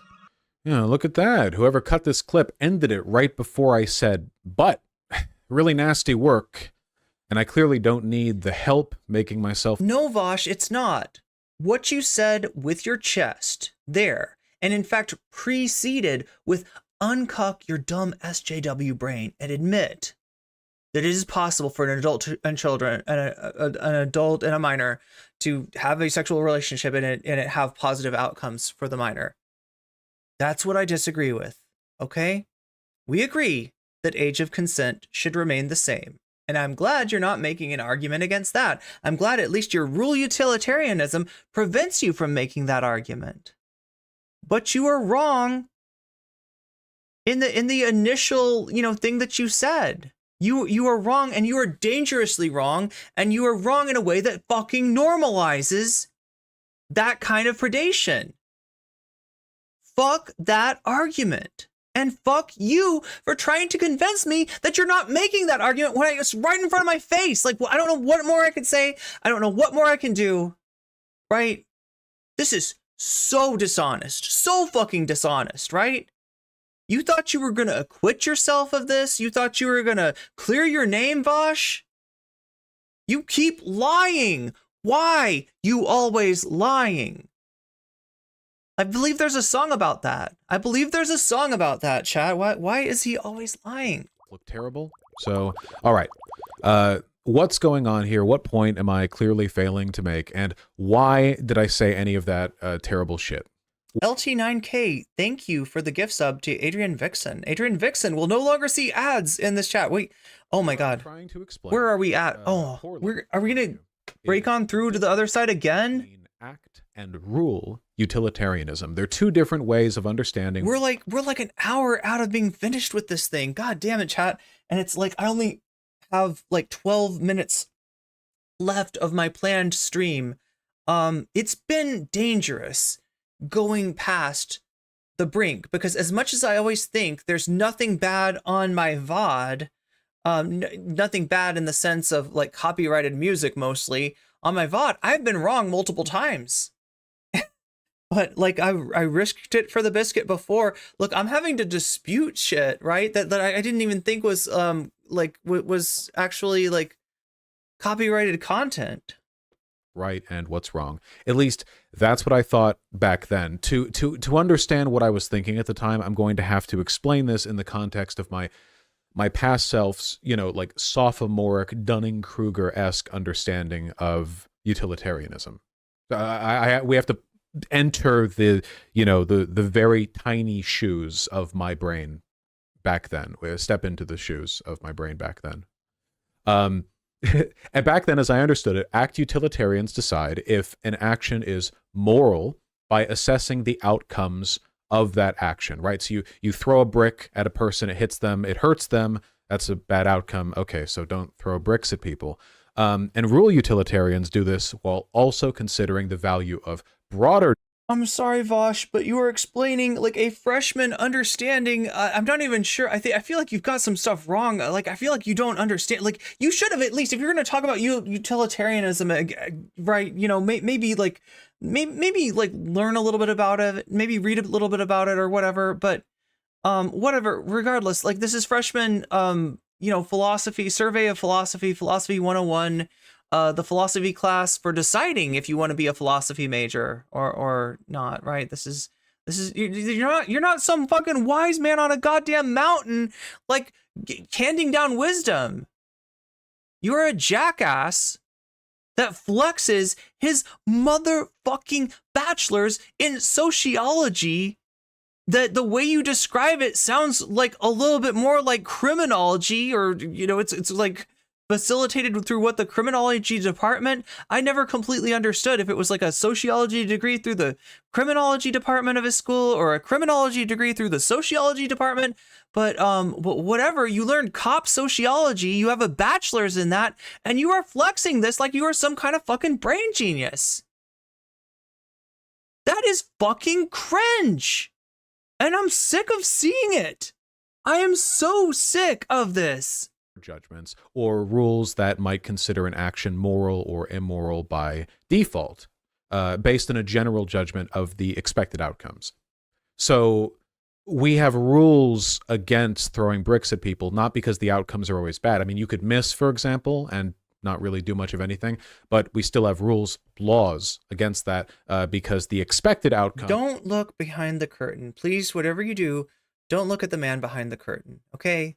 This is the great and wise Oz, and Oz has spoken. This is of throwing a brick at a person is bad, averaged out, and you want to prevent people from doing that thing generally, rather than just like letting people hope that the individual outcome of a specific thrown brick might be good. Does that make sense? Well, again, none of this is a good understanding of utilitarianism, so I'm trying to explain how I thought about it. I know. You'll have to read up on the subject elsewhere. Don't get your normative ethics. I'm sorry, I can't share all of my gigantic philosophy brain with you today, but lessons from me, please God. So let me continue. But I'd say John Stuart Mill would be a good starting point. The distinction in the, I guess, to keep with the theme of bricks, we would consider it morally wrong to toss cinder blocks off of a highway overpass. I think most people would agree that's bad. It's possible. No. However, incredibly unlikely that. Okay, so that I agree with. Wait, that I agree with, right? So a cinder block thrown off of a highway overpass could potentially not cause any harm. It's really likely to cause harm. There's no reason to throw it over there. There's probably better ways to get your shits and giggles than a way that could, unalive somebody. But yeah, like, no, I agree with you on this one, right? Here's the difference. Like, if you were saying something like it is possible to throw a cinder block at a person and hit them and not do any like moral harm because that person happens to be a psychological zombie, I would say I don't believe in that people are psychological zombies. I don't believe that some of us like don't like have any value or have a consciousness, or we're just like parts of the simulation, right? That's pretty wild shit. No, it's even more than that, right? You're literally saying something as your first premise that like it's possible, right? That this could happen. I don't think it's possible. You're wrong. I've shown you, I've said why it's wrong, and it should be obvious to you why it's wrong.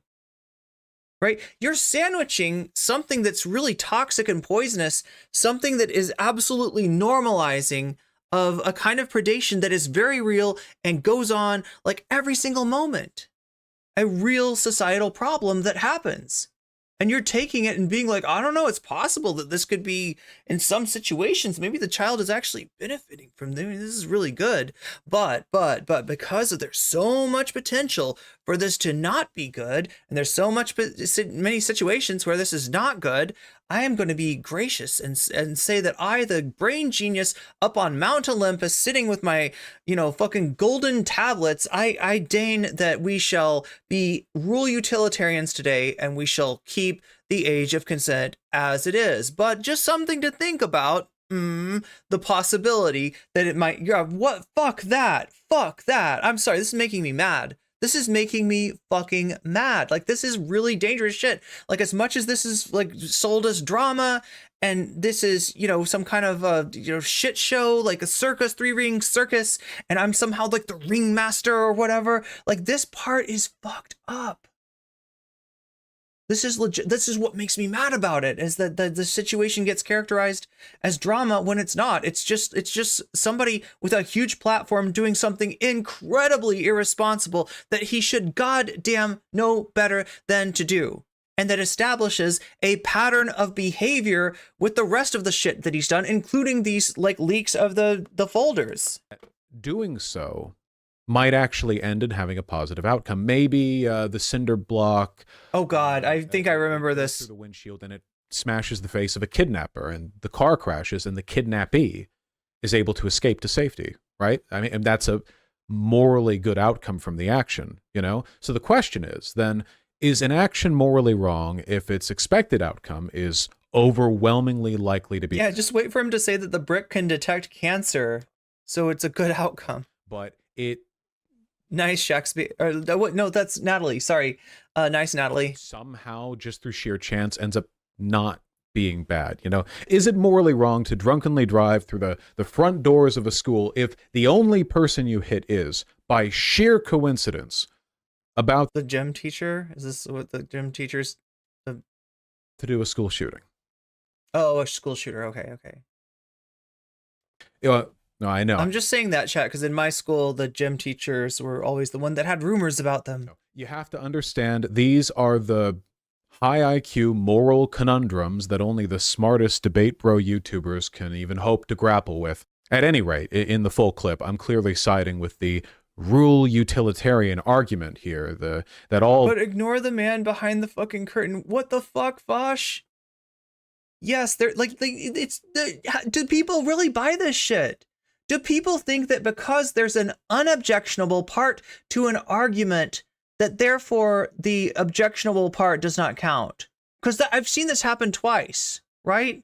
Once in the non-compete debate where he's like just historically wrong. He's just historically, he's got his facts wrong. He thinks he knows what he's talking about historically. He doesn't, right? EJ points out the fact that he's wrong, and he like accuses EJ. Well, by that logic, if this was true, then I don't know. Like, he does a double Uno reverse and convinces his chat. Shakespeare, thank you for the fun half of the stream. Oh my God, the fun half of the stream. Yeah, poor gym teachers. I don't know. Poor high school gym teachers that don't do anything wrong, because there's like a bevy of I don't know what I was saying. These actions would be immoral regardless of outcome, because categorically the harm is... It was history teachers. Yo, I had a history teacher that was a gym teacher. It was really weird too, because it wasn't like, I don't feel like I went to like a bad school or anything, but maybe it was because like the history teacher like quit, but like one day we go into history class and it's the gym teacher, and I'm like, what are you doing here, gym teacher? You're supposed to live in the gym. And he's like, no, actually today we're teaching history. And he proceeds to open up the history textbook and read from it. This guy, like, no offense, right? He's a great gym teacher, but he did not belong teaching history. We're engaging with my understanding at the time. I feel so bad. I know more about the subject now than I did then, so I feel like I'm re-explaining bad logic. But look, two things set me up to fail here.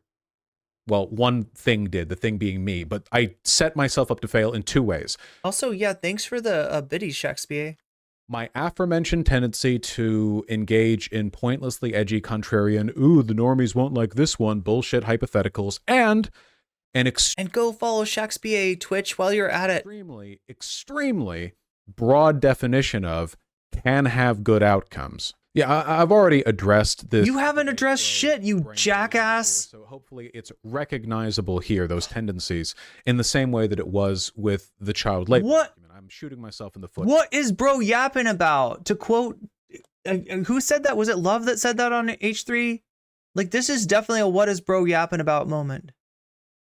The worst apology. Yeah, this is worse than Illuminati somehow. How did he manage to be worse than the Illuminati? Worse than Colleen Ballinger? He needs a ukulele. That would help him.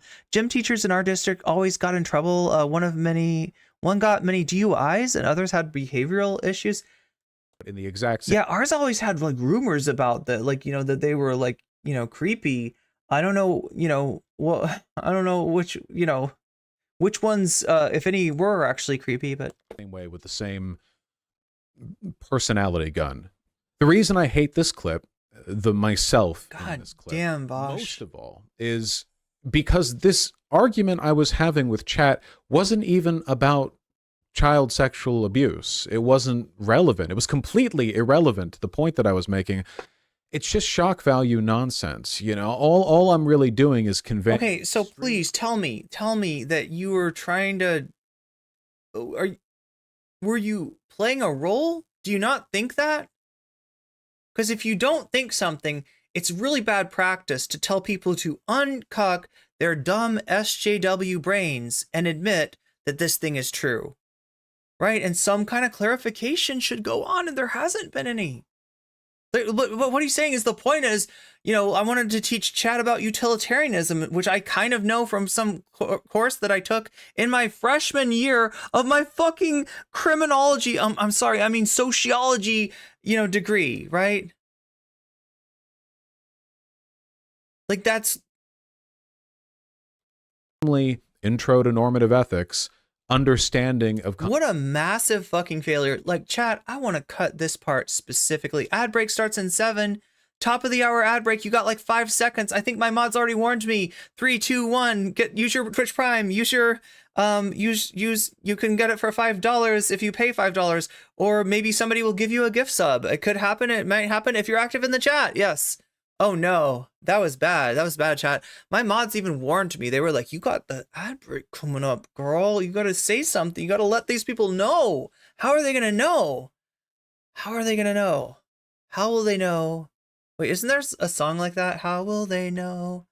Consequentialism. You know, if you were an intro to normative ethics class, you'd probably get yelled at by the professor for attempting anything even like this argument. But yeah. Leaving that aside, and because it's completely irrelevant, I can't even explain my thought process very well. It just looks terrible, even though in the full clip, I'm explicitly stating that child-adult sexual relationships are categorically wrong. It's a completely unforced error. You know, I did this to myself. Also, but please just tell me that you don't believe that a child and an adult, or a minor and an adult, can have a relationship. Just those are the words I need to hear. Like, just, I was wrong, please, something, anything, Vaush, right? It doesn't fucking forgive him, but like, it's just gross that he tries to like acquit himself of this, and he's got this giant hanging like node of bullshit just like sitting right in front, like, that you can't possibly ignore. And like, to be part of his community, you're expected to ignore that. Yeah. How will they hear? When will they learn? How will they know? That's what I was going for. Regards to can have good outcomes. This is like what made you want to study criminology in college? Wait, me? I was talking about Vaush. I did not study criminology in college. I studied a number of things in college, but criminology was not one of them. It's like a fridge temp IQ element of arguing normative ethics. If you're willing to argue like a fucking idiot, as I clearly am, literally anything can have a good outcome in some specific scenario. Murdering an innocent person. Well, what if someone put a gun to your head and said they... Sorry if I wasn't clear there. Yeah, I definitely don't want people coming away from this thinking that I like, maybe because I was like, you know, making the argument like as Vaush or something, or I don't know what I was doing there, but yeah, that's a way that you can get taken out of context. Maybe not even through bad faith or anything like that, right? Through just like, you know, somebody turns on the video right at a certain point. But yeah, just to make it clear to anybody who is listening, Vaush has a degree, I am told, in sociology. It is a bachelor's degree in sociology. It is not the kind of degree that like most people would like think to brag about, because it's just, you know, it's a pretty common degree, and it's the backstory behind it is that there's some kind of tie-in with criminology, that there's different ways sociology can be taught, is kind of what I know. And that one of those ways is focused on, you know, things like conflict theory, for instance. And the other type of sociology is more, you know, focused on, you know, things like is more of a conservative, is you know, kind of a criminology one. There's some story with Vaush's, you know, education that he always talks about, where he says that, I think it's, I can never remember. It's like that his department was that he took classes from was the criminology department or something. But there's some, like, there's a little bit of like, it's like there's a non-zero amount of criminology in Vaush's sociology. That's the takeaway. Murdered 2 innocent people if you didn't murder 1. Now murdering that person actually has a good... Yeah, so that's what I'm trying to add to your knowledge there, Tribe Called Quest, right? His degree is in sociology. There's some kind of tie-in to criminology.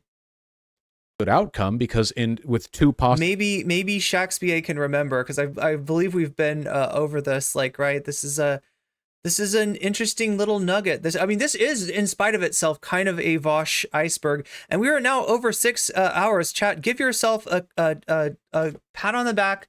You may be in a stream that I am going to lose monetization for. I appreciate everybody who's gifted subs, everybody who's done super chats. And, you know, if anybody's migrated over to Patreon to sign up for my Patreon, or in any way supported me through the stream, like, right, we're risking it for the biscuit. We are the Light Brigade, about to charge into possible demonetization. It might be possible that I make 0 ad money after the fact on this stream. So yeah, all of your support is massively appreciated. Paths, one of which 1 person dies, one of which 2 people die.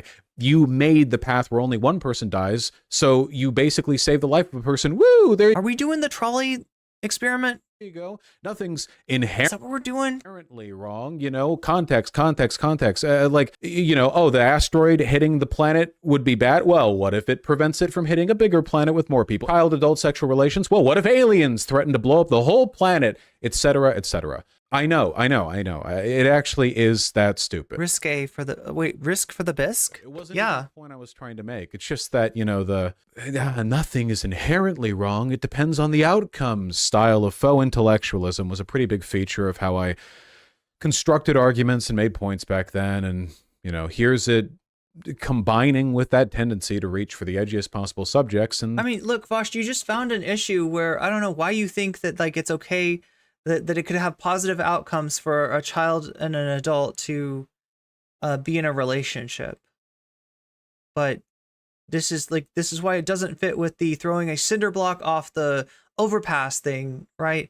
In that, like, that potentially, now I was thinking maybe, like, you know, it could, like, miss somebody altogether, but he's talking about it could have a good effect, even though that sounds bad. Wait, throwing a cinder block off? Like, yeah, you know, if you throw it off and somebody gets hurt and they end up going to the hospital and they find out that they had cancer, which was about to be inoperable, but because they caught it early, it's operable, then it's actually, oh yeah, the person was going to, you know, die a miserable death of cancer, and now they're injured, but in a minor way. And they just have a little bit of whiplash, but they went to the hospital, they got some imaging, we found the cancer, and guess what? We're going to operate on the cancer tomorrow, right? That's what he's trying to say, right? That is not analogous. Like, yeah, I guess I will admit that is a possibility, although be it a goddamn remote possibility.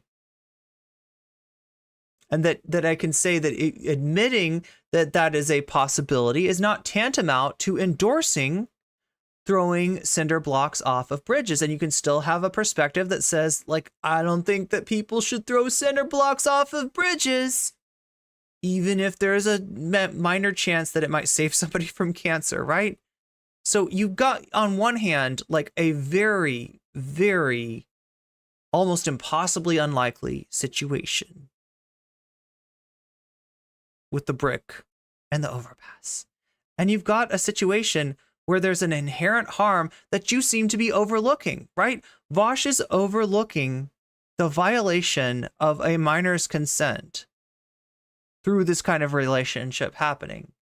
And he's seeing it as like, oh, well, possibly it could be a net benefit. You know, maybe you get lots of, what, gifts? Is that like what makes it better? They're going to write you like a recommendation letter for college? Like, what are you imagining? What is your version of the brick, you know, in the example with like a child and an adult in a relationship? What is the corollary to the brick causing an accident, but then causing cancer to be found on an imaging, some imaging that's done, and then the person ends up getting life-saving surgery, right? What is the analogy to the child and the fact that you think there is one shows that you're overlooking a lot of the harm implicit in that kind of situation. Yeah, it's fucked. It's a fucking sign, right? That there is something wrong with the way your brain is thinking. That is not just wrong, but it's irresponsible to spout this nonsense on a huge platform, and that's exactly what he's doing. Comparisons, and it really fucks me over. I know there are probably like hundreds of examples. What if aliens destroy the Earth if you don't? Oh God, no, you're right. ASDF. That's something that he brought up in the non-compete debate, right? Wait, can somebody find me that clip? Because it's hilarious. Like, right, EJ's like, you think that this could be okay for a child and an adult to be in a relationship? And he's like, okay, now go with me here. Imagine aliens. He literally does the fucking History Channel meme. He's literally like, aliens. What if aliens came down to Earth and they said, you've got to do this thing with a minor, otherwise we, the aliens, are going to destroy the Earth. God, motherfucker, if you have to invoke aliens making you predate on a fucking minor to make your argument make sense, you don't have an argument.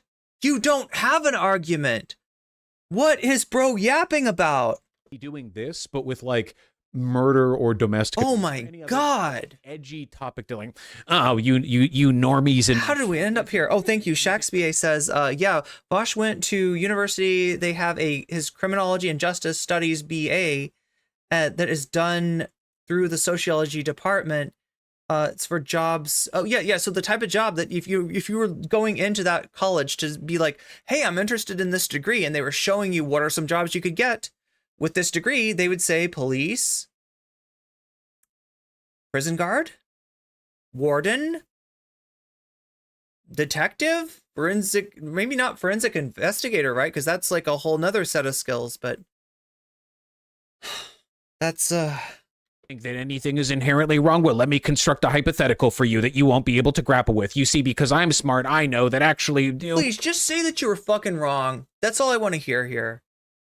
I want to hear, I was wrong. I'm going to take some time off and get my head straight. Like, right? Because I was wrong, and I didn't want to admit I was wrong. I thought that admitting fault and ever apologizing, that's how the woke mob gets you, and I didn't want the woke mob to get me. So in efforts to save my own sad skin, I lied about this shit for years and years. I made bullshit arguments where I'm basically saying, don't look behind the curtains, don't look at the man behind the curtains, because that first part of what I said is really fucked. And I no longer believe that. That's what I want to hear. Right? Like I said, like it doesn't make, I don't think it like, you know, gets him off the hook, but it's at least a more satisfying explanation than the fact that you think that you were right and you're still going to defend yourself. Anyway, what's up, Joy Boy? What if this thing happened? You know, I always recognize a One Piece name in chat. It's more than that. He literally has, yeah, CSEM, the dude's a creep and a danger. Yeah, you're right. So it's more, it's that plus like a pattern of behavior, that plus what WAP Goblin is showing us in terms of this, like assuming that this is, you know, confirmed, because again, I don't know how to confirm Reddit accounts, but it looks like Irish Laddie, you know, linking to this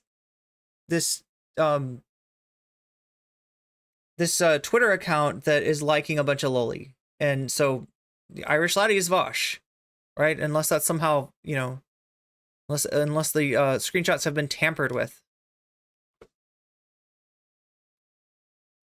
Really don't blame people for thinking less of me for that clip. It's just really bad. Oh my God, Natalie, you're so good at this. I hope, like, this is the goal that I'm trying to convey. Oh. Don't judge me for any kind of, like, paraphilic interpolation of this. Judge me for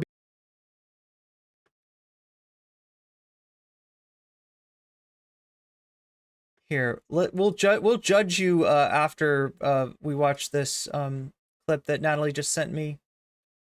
So I was just talking about the non-compete aliens, right? Vaush invoking aliens as a defense of the indefensible. So imagine, all right? Imagine aliens come down to Earth, and they say, This is absolutely ridiculous, Vaush. You've okay. Philosopher. It's not idealism. Wait, no, hold on. Wait, you can't move away from Adults can molest children and it has a positive outcome. Material reality. that. Is wait. Essentially anything is fine. I'll ask you. Just follow through with me 30. And well, no. Notice how sweaty he is during this debate. Like, it's almost like he knows he's wrong, but he's still trying to he's trying to see how far he can push it. He's trying to see how far a big megaphone, a lot of reach, and a large community can actually be pushed, right? Like, how much can he be like that pig from Animal House? Yes, the pig from Animal House, the pig from Animal Farm that is able to turn day into night just by his argument. You would actually. And I quote Orwell, or I invoke Orwell there, not because I'm a fan of Orwell, but because apparently Vaush is. Scum. You spent don't address your opinions. I think that here we go. In your video, so specifically just focusing on the stream you had about Luna. Because you said that, you know, people that don't address your opinions, blah, your actual positions. I feel like you spent 2 hours. You know, you called people who don't address your actual positions bottom feeding scum. You spent And call 2 me hours. pedophiles. That's the part that bothers me the most. Categorically, Luna did not call you a pedophile. She said, she quoted something that you said, Wasn't and a quote. I do happen to agree. I don't think there's any situation where an adult can have a sexual relationship with a child, and it has a positive outcome. So if you had actually seen the full bit that was clipped from, then you would agree. You saw the full bit, not just the Twitter bit, but the full thing in which I was constructing your a rule foundation was that there can be some situations where an adult and a child can have a positive outcomes. You didn't say anyway. It's totally immaterial. It's important. So in a consequentialist sense, you can easily construct a situation where essentially anything is fine. I'll ask you. Just follow through with me 30 seconds. No, then we'll be done. I'm not an idealist. I'm not going to talk about hypotheticals that don't have any bearing on material reality. That is wait, hold on. Hold on. I'm not gonna wait, do hold on. that. Wait. First of all, we're not talking about hypothetical situations where adults can molest children and it has a positive outcome. You're the one talking. Wait, hold on. First of all, Marx was a philosopher. It's not idealism. Wait, no, hold on. Wait, you can't move away from this. Okay, hold on. I'm not letting you paint me like this and then run the fuck away. Wait, hold on. Wait, you have to stop talking for 1 second, okay? Hold on. So imagine, all right? Imagine aliens come down to Earth, and they say, "This is absolutely ridiculous, Vaush." You've lasted 6 seconds so far. Imagine Okay. aliens. This is as hypothetical idealism as you can get. You're literally just like you're like a honeymoon virgin. You got to last longer than 6 seconds. God damn, this guy.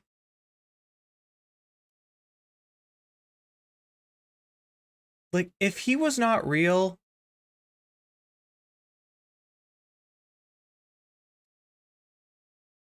like, anti-communists would have to invent him, right? He's like a grenade thrown into the midst of BreadTube at its height. And I don't know if we can actually quantify the damage that he's done, because it's like bad enough that he's this ridiculous, It's bad enough that people believed him somehow over EJ on this just because of parasocial attachments. But like, how much have we lost? How much potential have we lost? Like how much solidarity have we lost from jackasses like this? Like, seriously. God damn. Being a fucking idiot. That's what I want you to do. I'll expand it. Judge my audience back then for watching me. I shouldn't have gotten any viewers back then. I was so stupid. Unfortunately for me, my presence online dates back way farther than the creation of my channel, which means people interested. Oh, here we go. So, like, this is the whole Vaushberg. I am sort of bringing you the Vaushberg, only, like, through Vaush's eyes. And it's not making it any better because, again, he's defending the indefensible. In finding examples of me saying stupid shit, have a pretty wide range of material to choose from. Before I had a channel or was even known as Vaush, I was a frequent and notorious shitposter in the community of a streamer called Destiny. I know. A certain streamer named Destiny, Stephen Kenneth Destiny Bonnell III, to be specific. That's why I am. And I know that's a woman's name. But trust me, folks, he really loves black people. No, God. Way I am. Sorry, that's too many memes. For those of you who don't get what I'm saying, it's a meme. I had been in his community for a long time, really long, and I really enjoyed the edgy, irreverent, debate lord culture of his Discord server. So let's look at some of the stupid. Maybe if anybody's confused, chat can explain it. Edgy, irreverent shit I said 6 years ago there that people have since screenshotted out of context in the pursuit of calling me a pedophile. So this is a perfect example of. Oh, I love the fact that you've the pedo bear. You see that thing? Like, that bear is like the international symbol for PDF. Stripped from a screenshot in order to make me look bad, even though I'm right, and it's not even controversial. You know, I'm uncontroversially right, I hope. The conversation was about media and LGBT representation. Here's the gist of it. So coming of age stories are really common. You know, like a young person, they go on an adventure, they meet people they like, maybe they fall in love, they slay a dragon, whatever. Really, really, really common type of story. One of the main types of stories, even.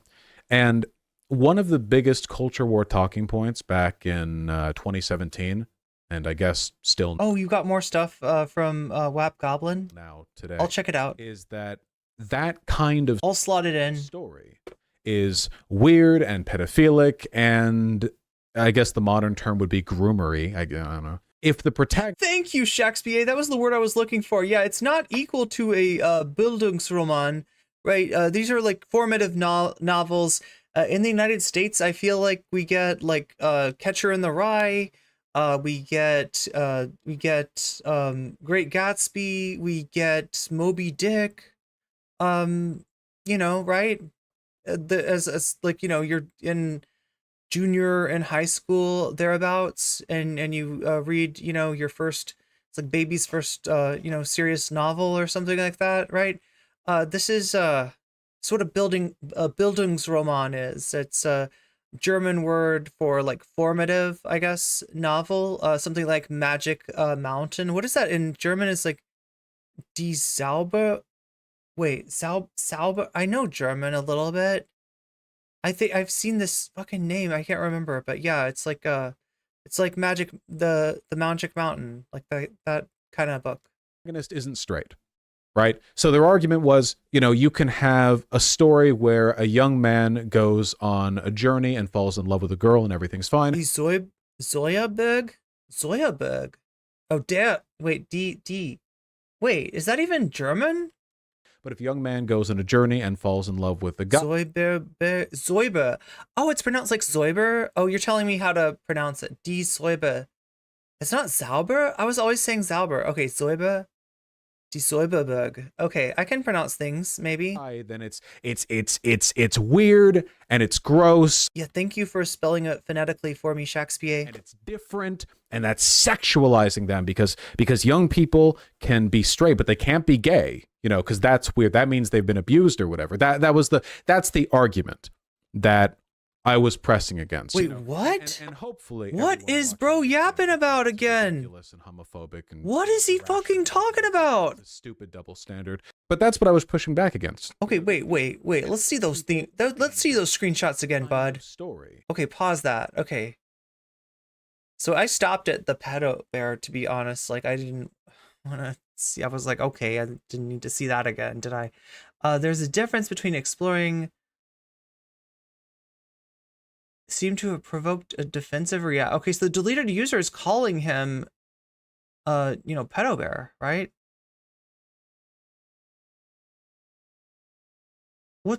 There's a difference between exploring child. Oh my god, I want to say this. Sexuality and sexualizing. Oh my god, this is so gross. Children. Wait, but like that's for a child to so, you know.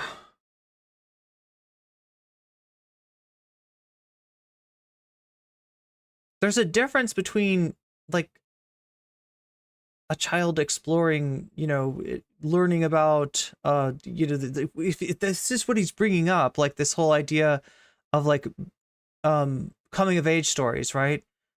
There's a difference between the child exploring that and somehow like an adult, involved in that. And I feel like if he's denying that, then that's really weird. I can't believe this is my job. I can't believe this is what I am dealing with. I can't believe I'm sitting in front of 167 viewers, honestly 200 viewers, let's be real, because Twitch exists too, and like trying to explain this shit to you. I can't explain it. What is bro yapping about? What is Vaush talking about? Like, how does that connect to what he was saying? It's a ridiculous and homophobic and, you know, and it's gross and it's different. German would be groomery, I know, today. Or one of the main types of stories, even. And one of the biggest culture war talking. So he's talking about coming of age, novels, movies, what have you. Points back in 2017, and I guess still now today, is that kind of story is weird and pedophilic, and I guess the modern term would be groomery. I don't know. If the protagonist isn't straight, right? So their argument was, you know, you can have a story where a young man goes on a journey and falls in love with a girl and everything's fine. But if a young man goes on a journey and falls in love with a guy, then it's weird and it's gross and it's different, and that's sexualizing them because that's different than falling in love with an adult, okay? And that's different than portraying, you know, that relationship in a positive light, as we just saw you do. Because young people can be straight, but they can't be gay, you know, because that's weird. That means they've been abused or whatever. That's the argument that I was pressing against, you know, and hopefully everyone watching understands it's a ridiculous and homophobic and, you know, irrational argument. It's a stupid double standard. But that's what I was pushing back against. You know, the exploring sex. But wait, that's true. I just don't see, like, where's that in the screenshot? Like, where's the person being like, yo, gay coming of age stuff is gross and groomery? Like, I don't see that. Like, what's he talking about? Like, sexuality there in that context means it being incorporated as a plot element. Like, yeah, thank you so much to the mods. The Last Airbender. Aang. Thank you so much to the mods for helping me out tonight. I get that you are probably doing the work of many mods, and the community is growing, the chat is growing. I should probably expand the mod team, and I'm gonna look into doing that right after stream, hopefully. But that's yeah, everybody give a hand to the mods. They're doing a lot. They're you know, doing a lot of legwork between Twitch and YouTube, and don't think I don't appreciate it, because I see you. Likes, Katara, spoilers. That's sexuality. That's heterosexuality, I believe, is the term. He's arguing against something no one brought up. Yeah, and if they did, like, he forgot to include that. And like, what are we supposed to do with that? This is clearing your name? Like, just at least be clear. At least say, like, this is the person that was saying that, like, fuck coming of age novels if they're not, like, straight in nature. I think that is bad, right? Versus, and which you would get. I mean, like, yeah, conservatives, transphobes, yeah, they would say that, right? So, but I mean, like, this is what in Destiny's Discord. I mean, maybe somebody was saying that.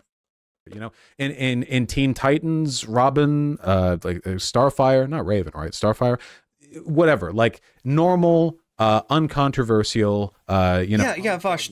Nobody's like. I mean, nobody's having a problem with like coming of age stories or, you know, depictions of childhood romance, right, between two children. That's the key. That's the part you keep ignoring. Nobody's got a problem with that. And like, of the conservatives that want to see the, like, you know, gay version of that as being pathological or groomy or, like, you know, should be not available, like, right, that's wrong too. But you're not getting this pushback from the left about that, right? That's not something that anybody, like, I've like, I don't know what kind of caricature of a woke SJW he's trying to draw, but like somebody that is like, yo, coming of age stuff, that is sus. That is sus. Nobody's saying that. Say like, oh, well, actually, it's bad if, or at least you're not showing us.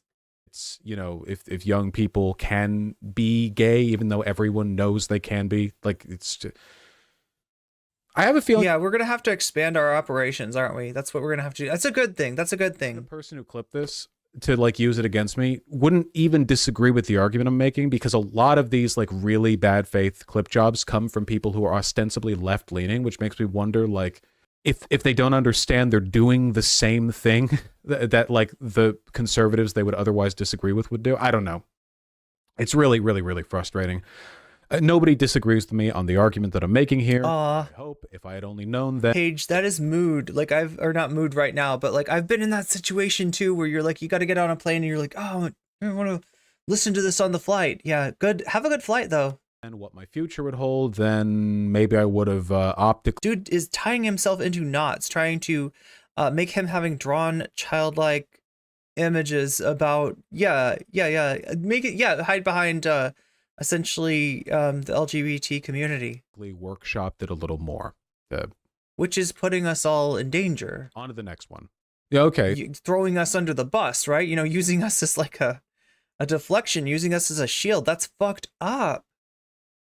So this one actually is bad, and I've apologized for it.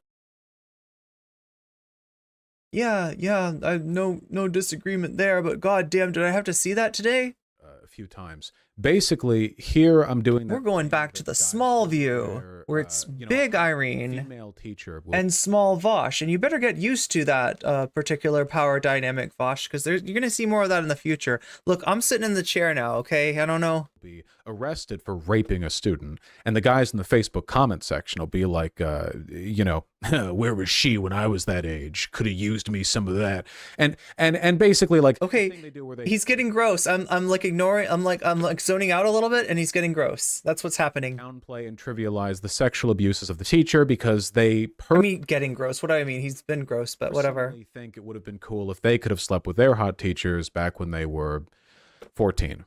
And yeah, when I was 14, I also wanted to fuck my hot teachers, obviously. But, you know, 14-year-olds are idiots. Their interests, desires, and preferences shouldn't really be accounted as a solid moral argument to anything.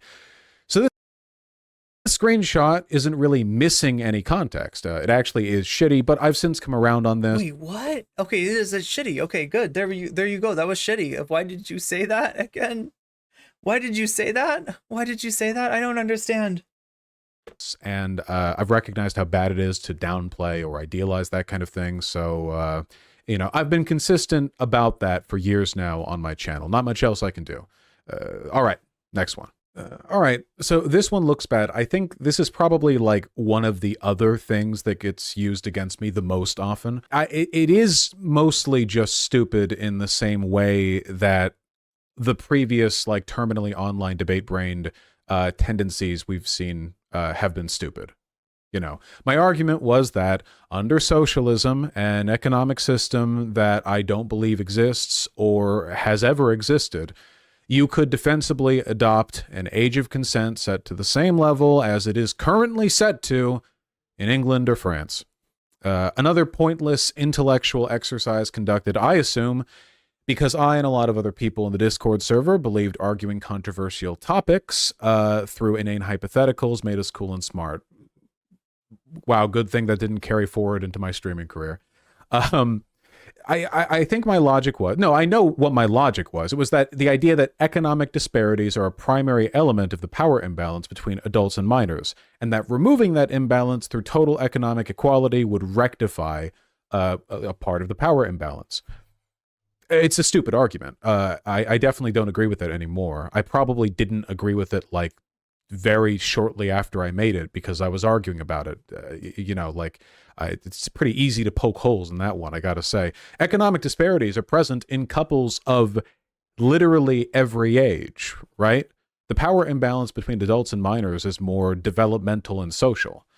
So the argument was stupid and meaningless, yes, but you have to understand that to the mind of the terminally online debate bro, the hotter and less necessary the take, the cooler you are for making it. Great stuff. You know, I've done myself nothing but good. Look, Vaush, my hot takes are like that raisins suck. Okay, and you can fight me on that, right? That is definitely a take meister though on my part, because when I say raisins suck, I know you think I'm making the Bailey argument that all raisins suck, but I didn't say all raisins suck. I just said raisins suck, and the raisins that I think that suck are the raisins that are like overly dry and hard, and in general, outside of the context of a moist medium such as milk or oat milk or some kind of plant milk or something like that, or outside the context of being cooked, right? I would say that raisins suck contextually. I'm getting you. Yeah, I am feeling myself here. This is I can I'm going to become the debate dominatrix. That's going to be that's me, I'm taking the chair here. My hottest take, pineapple belongs on pizza. Yeah, I mean, I think you're probably safe there. Yes, some pineapple belongs on some pizza. There we go. That's a take I can get behind. You enjoy raisins, but do you enjoy the dry ones that you're like just like, what the fuck is like? Do you I like the ones that are kind of plump, right? The plump raisins. I don't like the ones that are, unless you can put it in milk, right? And then you're kind of like, it sort of soaks it up. Pursuit of all of these excellent arguments that needed to be had. Ooh, in Mediterranean food, that is one of my favorite contexts to encounter raisins, right? Raisins where they're like cooked in, what are we talking about? Like couscous? Like couscous and raisins or something like that?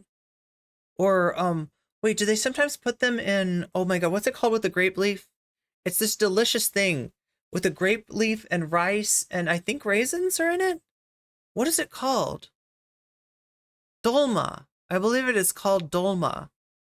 And it is delicious. Short stack, thick like a raisin. Exactly.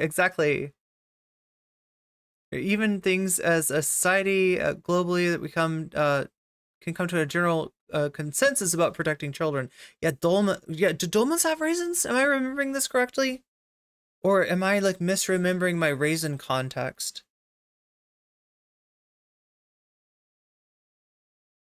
You will ban people for what? For takes about pizza?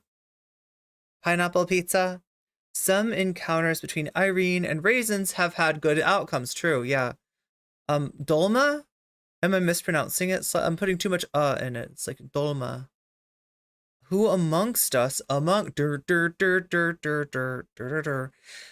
put raisins in our pizza? Oh my god. I think that's it. For grape leaves, but like I feel like, is there sometimes a raisin in there? Like a cooked raisin? Yeah, some of them have raisins. and I appreciate. I wouldn't normally like want to encounter a raisin, but when I encounter a raisin in a dolma or in a pilaf, yes, a pilaf is a great context to encounter a raisin. The Discord screenshots that I can meaningfully add context to, you know, like ones that I think are substantive enough to warrant any kind of. Oh my god, golden raisins! Sorry, I gotta pay attention to this guy. This guy here, like faked, photoshopped, or whatever, or so insubstantial that addressing them feels pointless. Yeah, you know, I want to give you an example of what that so often looks like, though. So here's one so stripped of context that I don't even remember what the conversation was about. Yeah, I see so many attacks against me substantiated by evidence like this stuff so insubstantial. You have to already dislike me. Like, is he making a spicy joke? Like, what's your point? What's he? Why is he posting this? Look, do you see this? Let me show it to you. I mean, that's a potentially explosive question. You know, some people can answer that with lived experience, unfortunately. To buy into it. Leaving aside the fact that, like, if you're screenshotting a message so selectively that you remove, like, not only literally all the surrounding information, but the image exclusively contains a single sentence. I mean, Jesus. Ooh, like, if that's craisins. Standard for making a person look bad, you can make anyone look bad. Like, it's incredibly easy to make people look bad if that's the standard. But the one sentence that remains is literally a stock joke. It's wry sarcasm, you know, like, oh wow, what did Benito Mussolini ever do to you? That's a funny joke. Yo, you're gonna say that to, like, are you gonna say that to like a Holocaust survivor? You know, like I mean, I don't know. That's really, you know, expecting a lot of somebody to appreciate like that kind of humor. Ever do to you? Wow, someone got murdered in your town, and you think that's bad? Hold on there, buddy. What did murderers ever do to you? Yeah, that is a totally common joke. I hear that shit all the time. No, I don't. Said no one. Said no one ever. What are you talking? What is bro yapping about?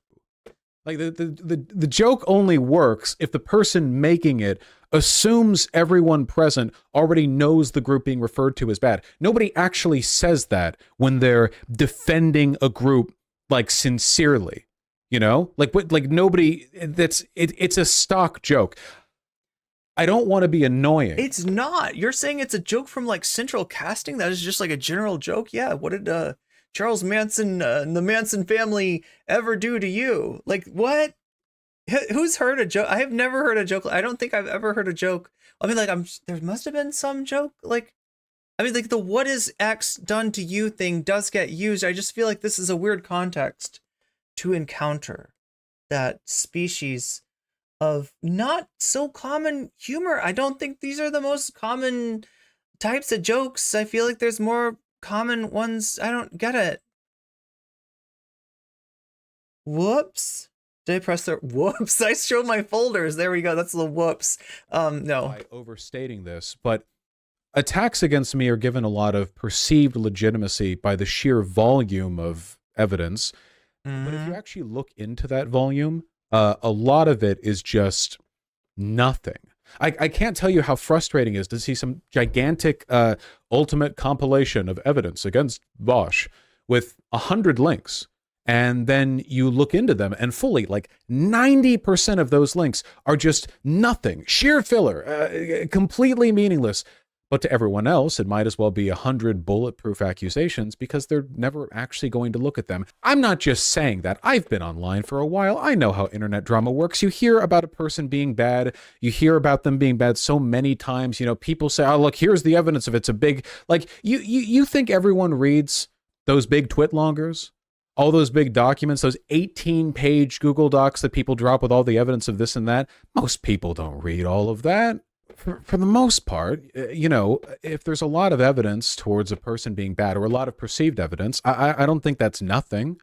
But I don't want to, you know, I can't, like, we can't pretend that it's not impossible to pack a bunch of sawdust in with the grain, you know?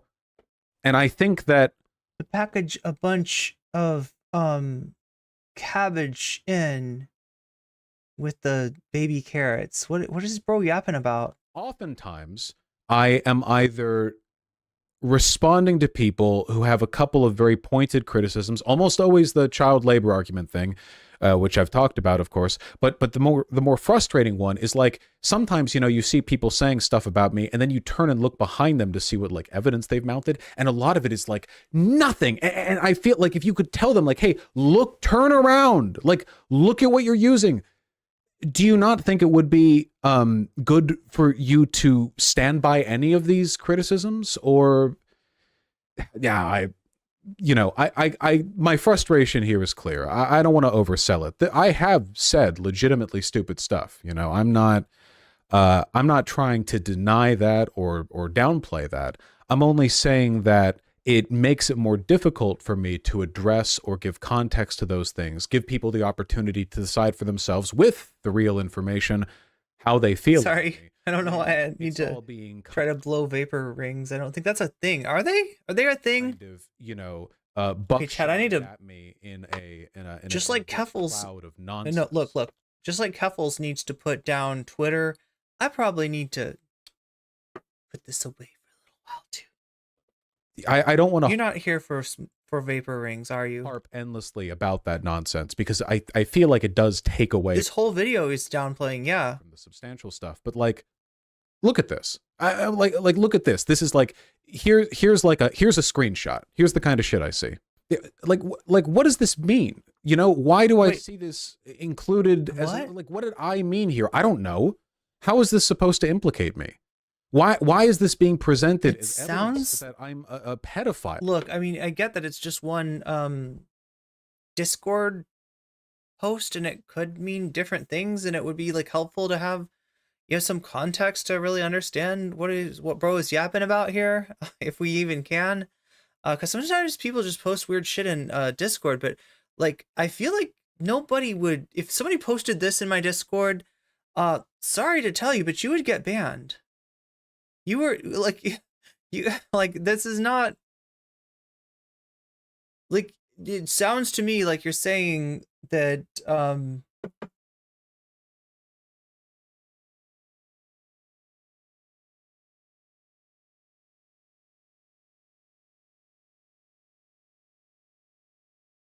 it sounds like you're saying that PDFs did nothing wrong. Like the people in the witch trials, right? Were didn't do anything wrong. You're comparing, you're making an analogy where you substitute PDFs for the victims of the Salem witch trials, and it's not a good substitution. I guess it would be like if you substituted raisins for pepperonis. Or maybe even pepperonis for raisins. Yeah. Like if you're like, it's a weird, okay, that food metaphors aside, because that is not what we're talking about here. This is worse than any abomination kitchen nightmare that Gordon Ramsay might roast.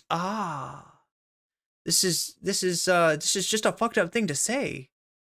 I mean, it sounds like, I don't know what context could make this, like, I don't know what he meant by this, but it doesn't stop it from being disturbing. Like, Jesus. He's doing a J.K. Rowling thing, but in defense of predators. Look at this one. Yeah, right? I wrap up my... I mean, Raisin Pizza actually could be, like, I think a lot better than whatever the hell that was. I shouldn't compare Raisin Pizza. Maybe, for all I know, Raisin Pizza could be delicious. Afternoon classes, I get back home to my computer, I open Discord to find the brain geniuses of Destiny's community having a spirited and extremely necessary debate on the subject of sex bots that look like children. So I sigh deeply. What? Ring my finger. What did we wander into?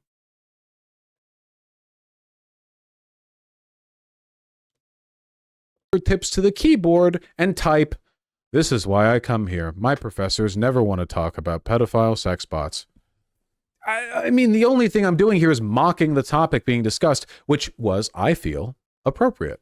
This was all the way back in 2017. So if nothing else, you can see the vat my brain was stewing in before I went on to make my channel and immediately kneecap it with a meaningless, counterproductive, pointlessly edgy devil's advocate. There's constructed social environments for you. Yeah, again, I'm not saying that there's no legitimacy whatsoever to people being critical of me. It's just, you know, a lot of stuff gets thrown my way. So after all that, now we finally arrive at this most recent drama, the incident that lit a fire under Drama YouTube, and is, to my mind, the only thing I've done in the past 4 years that actually looks bad. It's pretty fucking embarrassing, to say the least. Really? So there I was. It has lit a fire in the online debate content sphere. And even outside of the context sphere, it has really gone viral. You know, the thing that I did when the specific content that I showed my chat that day, that is, of all the things that I have discussed, of all the different, segments that I have done, wow, that one really did get some attention, didn't it? What are you saying, Vaush? What are you saying? Was streaming a few weeks ago, browsing a men's fashion site. I wanted to look at an image more closely. How is he going to get himself out of this? Chat, this is hilarious. What's he going to do? New window. What's he going to say? Accidentally, instead, clicked the Save As tab in the right-click drop-down menu. Now, because I am, as has been extensively demonstrated in this video, a fucking idiot, my preferred strategy for keeping my desktop clean is to keep a single big folder called To Be Sorted, where every image, document, music file... You see, it's a single folder that is to be sorted. And that's why I did nothing wrong. Like, what, sorry. I happen to download, gets sent. This is an insane thing to have as a live streamer, but, you know, there you go. It's me. Oh, yeah, good point. All raisins are not equal. Yeah, like, it depends on what grape they're made out of, I guess.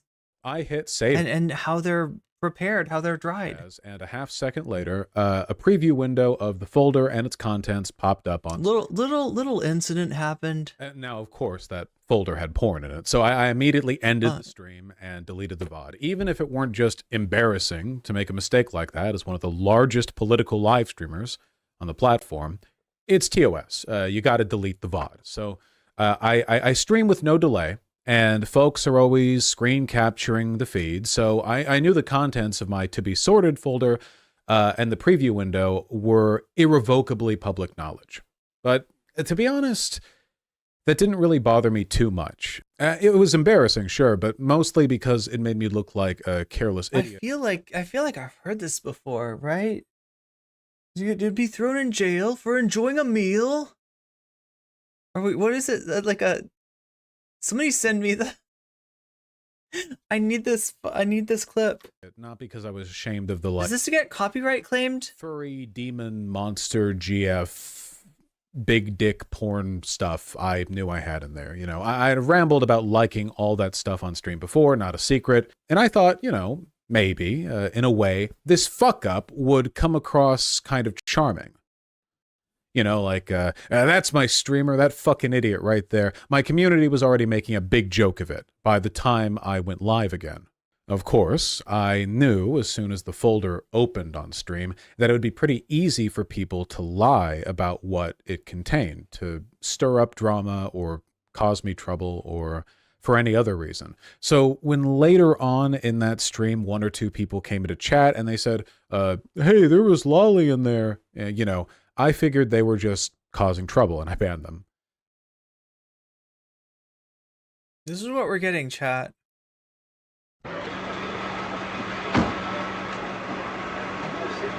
Mr. Clement, you just assured me that I could speak. Sit down inside the car. We're not assuring anything. We're under arrest. Look, I'm under what? Gentlemen, this is Democracy Manifest. Have a look at the headlock here. See that chap over there? Get your hand off my penis! This is the bloke who got me on the penis before. No! Why did you do this to me? Hop in the car. Get some cups. For what reason? What is the charge? Eating a meal? A succulent Chinese meal?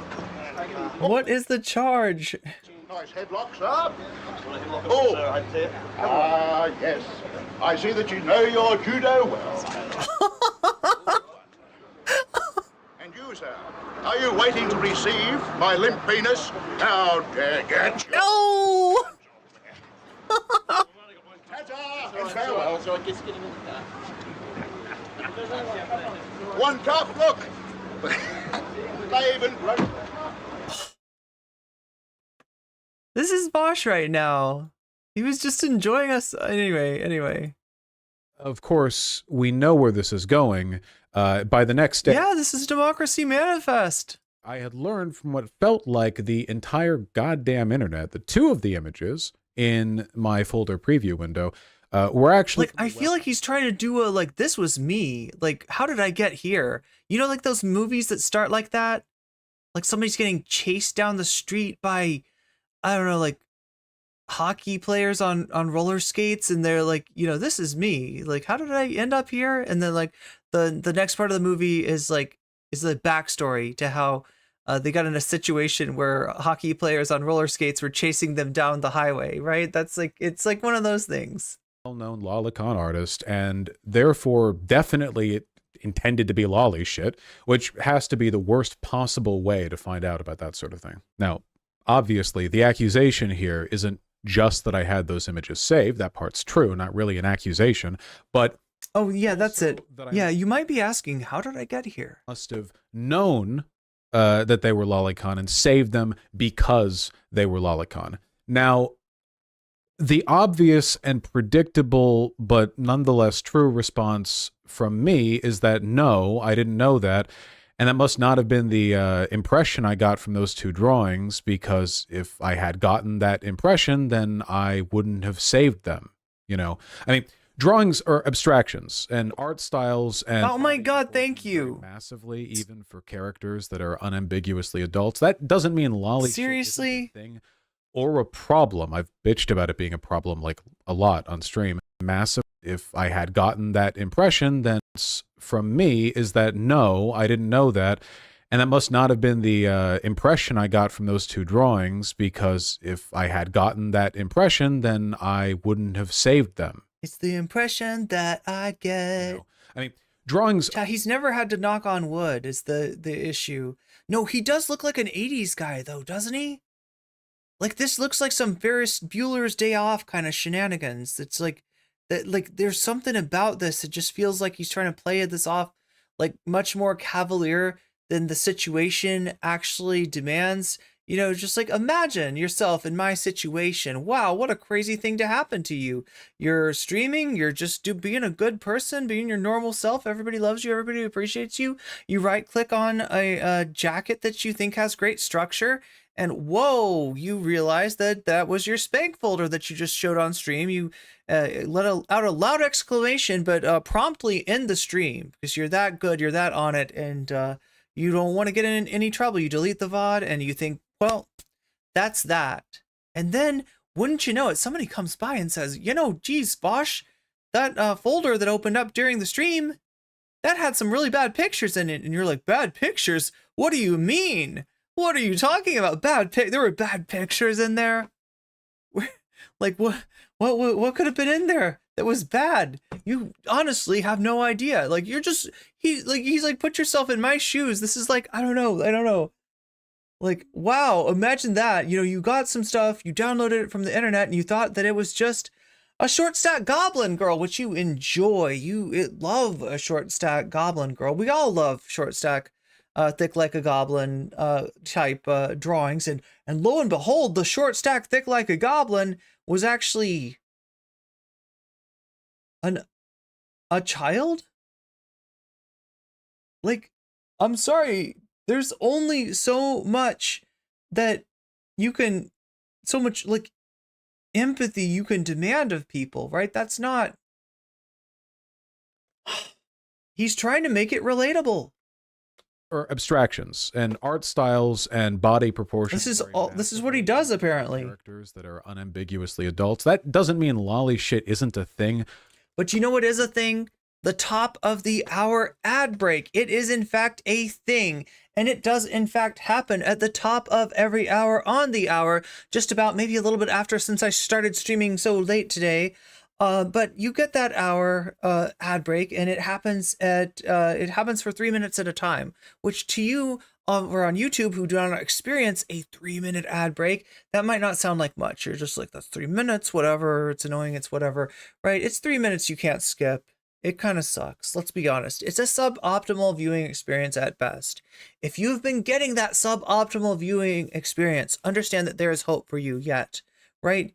You can, if you have Prime, actually get a sub for free that counts for my chat and that will cause you to no longer see ads for the entirety of a month. It will also put money in my pocket despite not costing you any money, and it'll make me really happy because I know you've only got one of those to give. And if you give it to me rather than some other streamer, I don't know, I'm just like, right, I'll be taken aback. You can also get out of the ad break by paying 5 of your hard-earned dollars to Twitch as some sort of ransom for your eyeballs, right? Your eyeballs need to be ransomed so they don't have to get stuck in the ad zone every hour on the hour for 3 minutes at a time. Or possibly, if neither of those things work for you, you might possibly still be saved from the ad break through the generous gift of somebody who's giving gift or community subs. That can happen, that does happen, but it's more likely to happen if you're active in the chat. Or a problem. I've bitched about it being a problem like a lot on stream. It just means that carelessly, it's a problem, but like the thing is, you're detaching yourself from the problem. You're disconnecting your, like, Vaush, you are the problem. Do you not get that?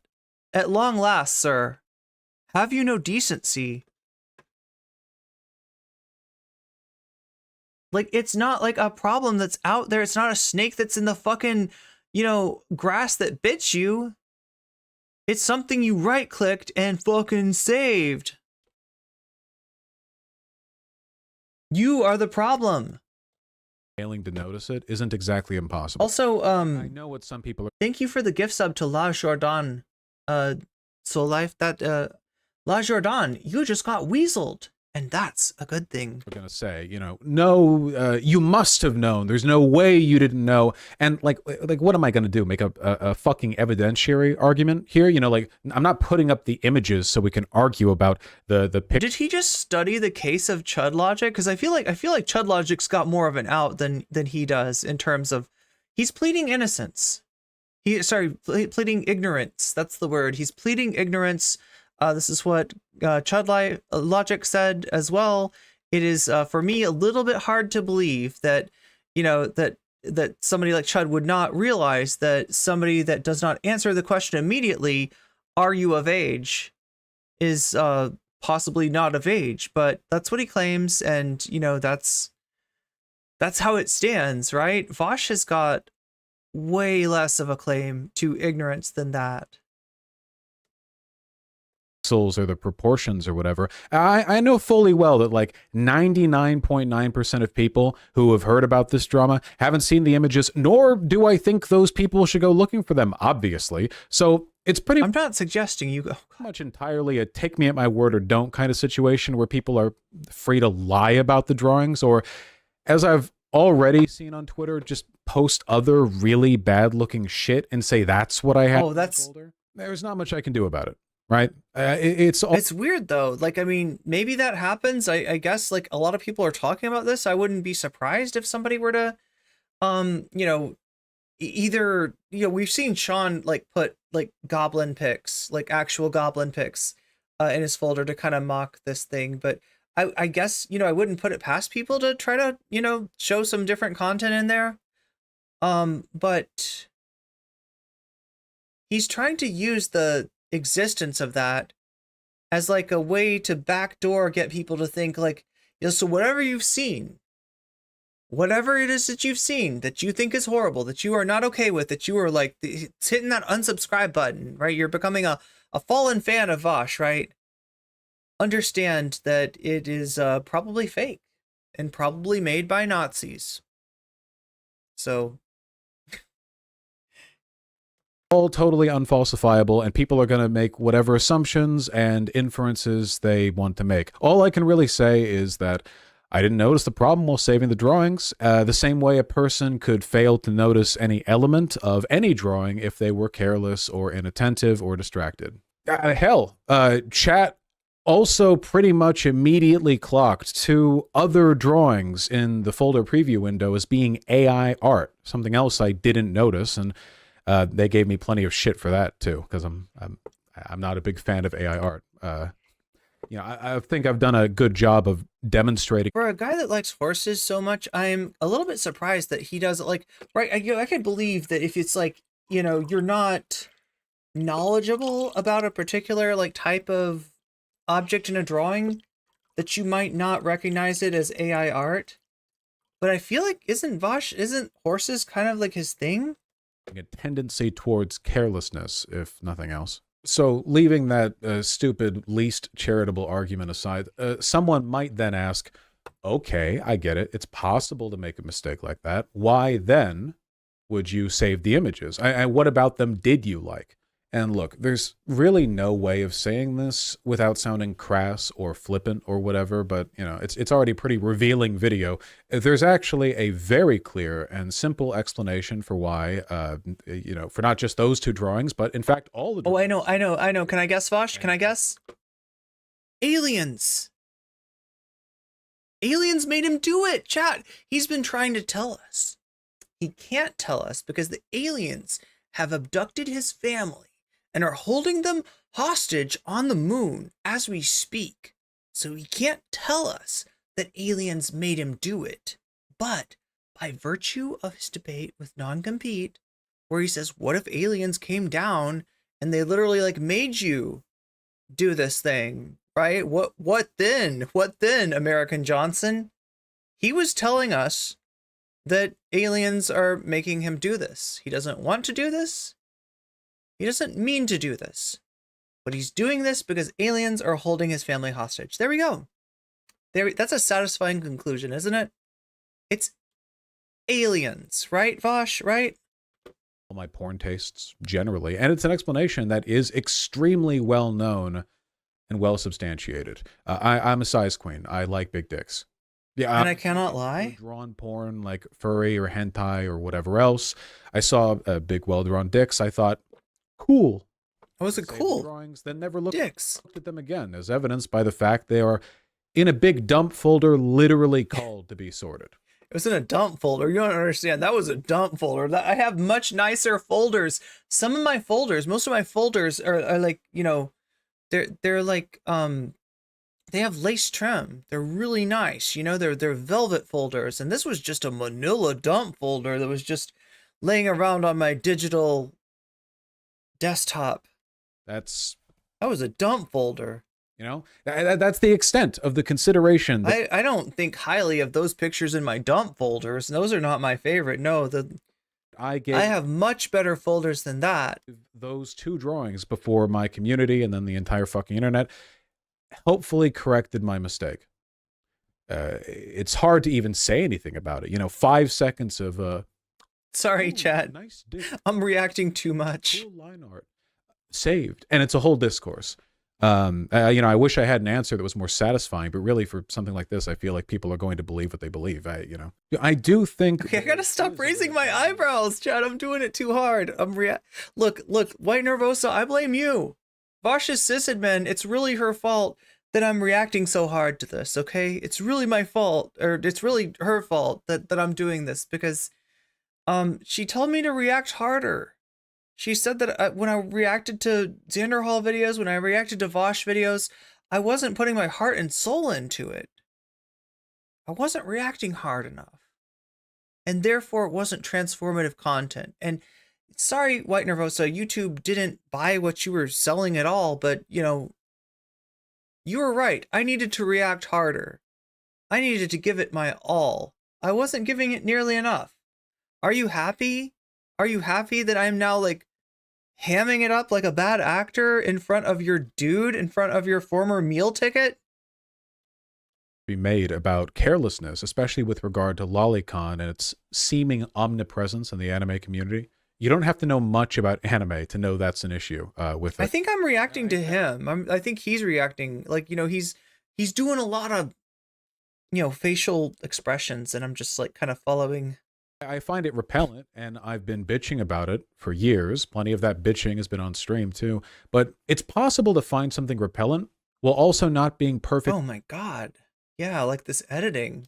Vigilant about Sorry. it, you know, especially in art where stylization and Oh, abstraction I'm supposed to say like the top of the hour ad break, you know, find something repellent. Anyway, chat. kind of, I guess, cloud awareness and judgment of the extent to which any artists you follow or people in the community might be doing What fussy shit, is right? bro? For taking my most indefensible What is bro yapping about?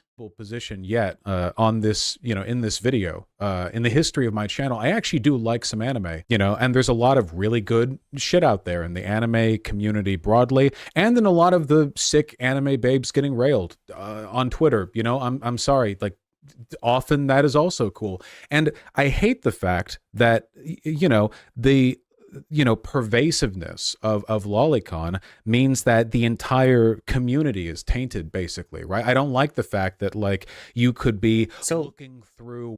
I'm gonna steel man him here and say that he's saying that the entire community of hentai or anime is tainted by the presence of lolicon, not that the entire community of lolicon is tainted. I think that's what he was saying. What looks like, He wasn't clear there, but like, let's, you know, bunch of totally like normal, fine, cool. He said abstractions. Yeah, he likes to see, bro is abstraction. It's just an abstraction. You don't understand. That's not what a real person looks like.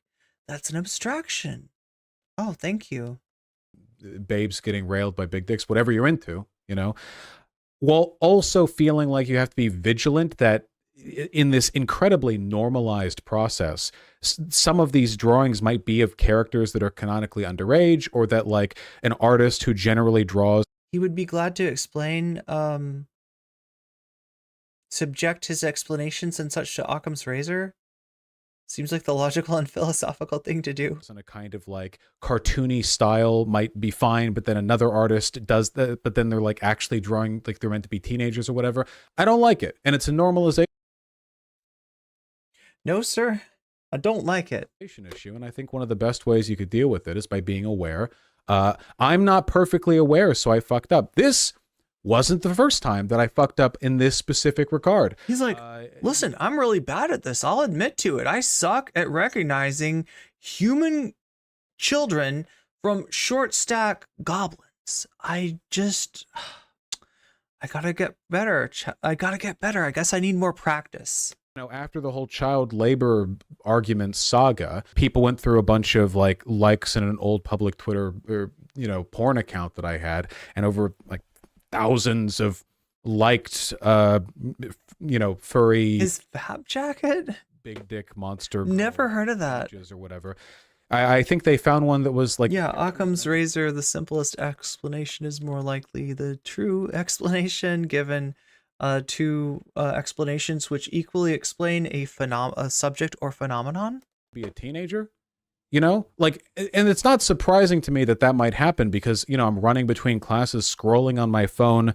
I look at an image maybe 2 or 3 seconds before I like. The degree of scrutiny required there indicates that this goes beyond some kind of like matter of personal temperance and extends broadly into like, how weird is it that that's something that's been that normalized?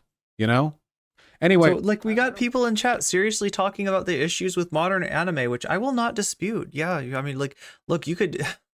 I feel like that's a pretty expansive argument, though. We could talk about the modern story and how protagonist focused it really is. But like, I mean, just try making. I mean, good luck making art like that without a protagonist, but. No, there's something to be said, but specifically with the anime and the whole. I mean, they don't call it main character syndrome for nothing. I mean, to like, let's put it that way. Make a big point or make it like a broader issue, you know, as a way. He's saying that you have to be hyper vigilant as to recognizing whether or not characters are children or not. Yeah, exactly, exactly a bug's drug. Pulling attention away from me fucking up. I just think it's a broader issue, you know? People are going to say what they're going to say. They can judge me for what he's doing a Trump. I think a lot of people have been real and charitable. I think it's insane. People are going to say what they're going to say. People say a lot of things, folks. People say a lot of things. To say this, like, yeah, it's a pedophile. You got him. I think that's insane. But again, it's not really an evidentiary argument that I can make. So, what am I supposed to do? Yeah, I don't know. God willing, anime culture will get better. I got to be real. This clip is just begging for. I did everything right, and they indicted me. So yeah, that's the long and short of it. I'm sure there are other clips or screenshots or arguments out there that people have thrown into their big anti-me documents. But like I said, sort of dossier of sorts, if you will. I wanted to focus on the accusations that I feel are at least somewhat grounded.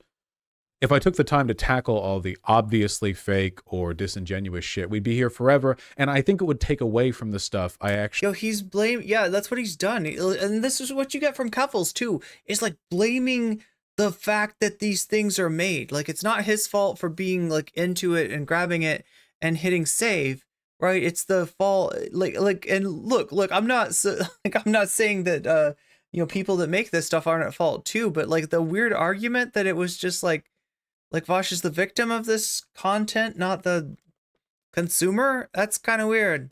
Did feel I needed to address, again, that's kind of weird right there. Walking that line, there is a lot of bullshit, but I don't want to convey the impression that I feel every attack against me is illegitimate, or at least not properly motivated.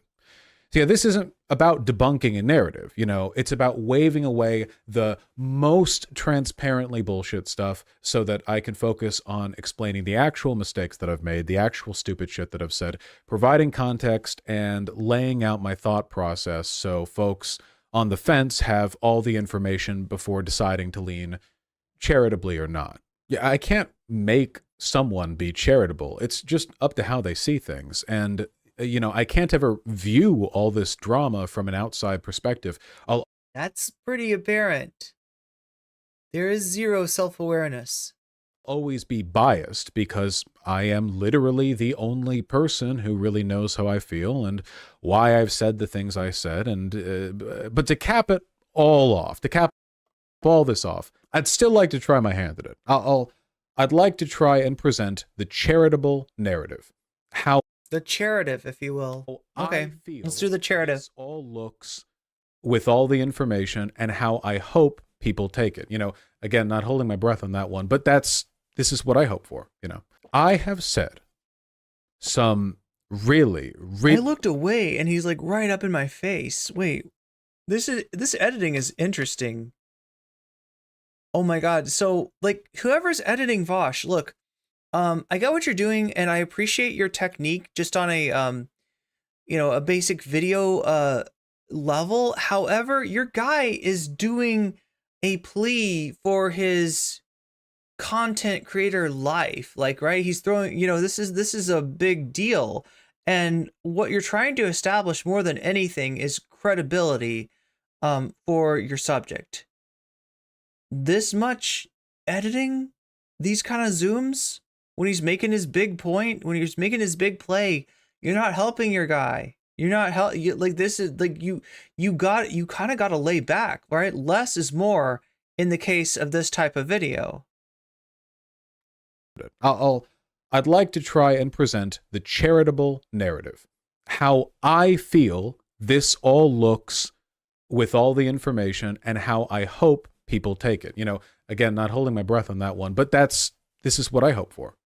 I have said this shit right here. It's manipulative editing and it doesn't work. Like, I get the point, right? What you're trying to do. Let's look him straight in the eyes and see that he's telling no lies to us, right? It doesn't fucking work. It doesn't work like that. This undermines your shit. If you want people to believe him, you kind of just got to make a pared down video, like if anything, like less, intense than a normal stream, right? Right. This hyper, I feel like he's using a different camera too. Yeah, this is not good for him. Some really, really stupid and difficult to defend stuff. That much is clear. But almost all of it comes from the very, very beginning of my time as a live streamer. Looking at it all laid out like this, 5 or so years of drama and accusations, I think it should be clear to people who have watched this far that the explanatory variable in all those old clips was my stupid fucking debate bro brain. The obsession with inane hypotheticals and devil's advocates and shock value bullshit, which I employed because I thought using examples and comparisons that normies couldn't handle proved I was smart. It really is impossible to overstate how much I dislike the me in those clips, how I used to act in general. This is like the worst apology video I've ever seen, especially since it can't like actually decide that it wants to be an apology video. That being said, the terrible arguments and hypotheticals really were contained to those shock value debate bro moments. And as I stopped being that kind of debate bro, the terrible arguments and hypotheticals stopped. And that's why just about every clip used against me is at least 4 years old. They're more or less contained to a period of time during which I employed a rhetorical style that I would describe as fucking stupid and insufferable. You know, even if the point I was making was fundamentally okay, I was also just way worse at communicating, which didn't help me. And that's way worse at manipulating. That's another thing I'd like to stress. You know, if anything has been thoroughly, objectively, uncontroversially demonstrated in all of this, it's that I'm a loudmouth. I can't shut the fuck up. What are you doing now? What are you doing right now? I have no filter, etc. Worse than it is now. No, you do. You have a fucking filter in terms of like this.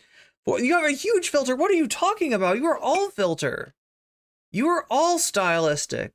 But nonetheless, it's a character trait. But in all the hundreds of times that sex or sexuality, you are all filter, and all then on top of that, this is this over the top editing or kink or whatever else has come up on stream.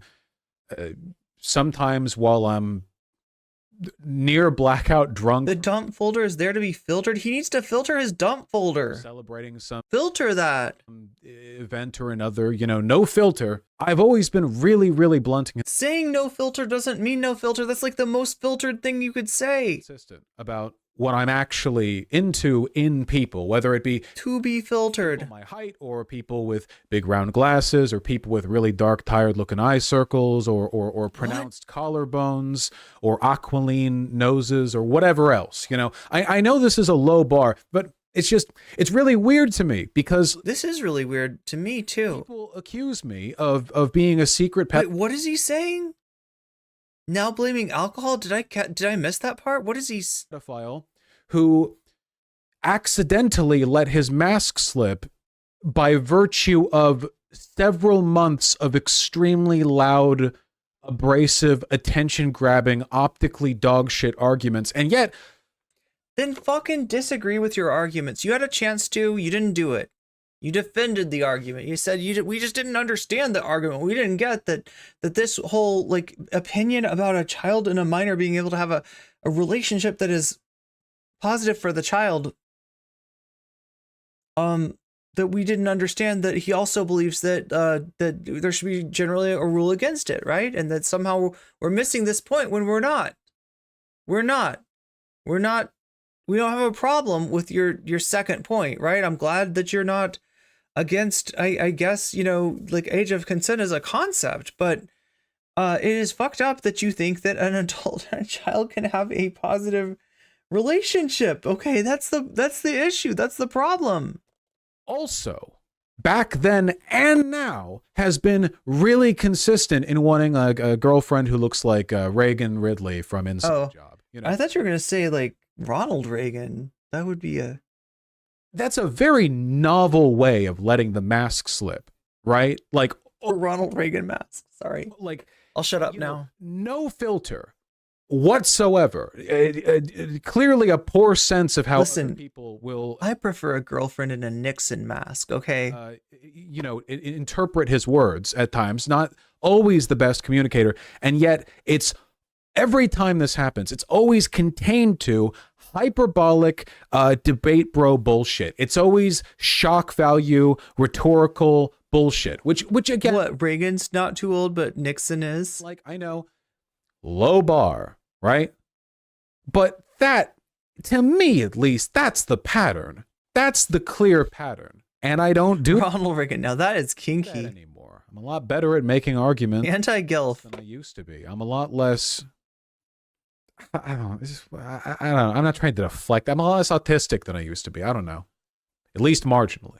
These edgelord debate bro tendencies led me to think that the best way to construct my arguments and convince people that I was edgy and smart and blah blah blah was through the invocation of the kind of stuff that I have been dealing with the consequences of for 5 years. Robert G says, my hypothetical girlfriend wears a Clinton mask when we do it. Hillary or Bill? Anyone know the problems with those arguments. I just think that they indict me in different ways than people think they. Yeah, I was thinking about that, V. I was thinking about making a bingo card. Was it for this? I don't remember if it was for this or for the Cuffles thing, but I wanted to make, like, 'cause there's certain things like out of context, old, right? There's certain things that they always say. So if I made bingo cards, like, we could actually, somebody would get bingo pretty quickly, is what I'm saying. Indict me. I think if nothing else, I mean, I think they just make me look like a fucking idiot, you know? Word salad to write out the clock. Why is there a clock? Why do you think that a 1 hour and 40-minute video is better than a 1 hour video, or 1 hour video is better than a 30-minute video, or a 30-minute video is better? Like, I don't understand. I mean, I guess it's because he wants, oh my God, could not look more disingenuous and dishonest. I swear to God, like, this is just where he got paused. Okay. Don't judge him by like one snapshot. This is a pretty bad snapshot. Look, guy looks, incredibly untrustworthy, but whatever. I'm sure that if I paused it in some other places, he might look genuine. Doesn't mean he is genuine. A Point Break in it. It could be.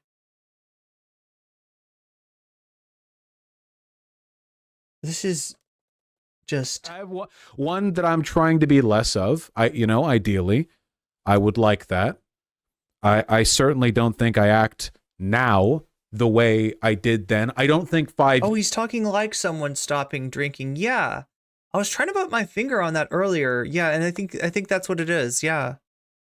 Like this language of having reformed, of years from now, I will look at me now and think as poorly of me as I do. Wait, he said he's less autistic? That is fucked up.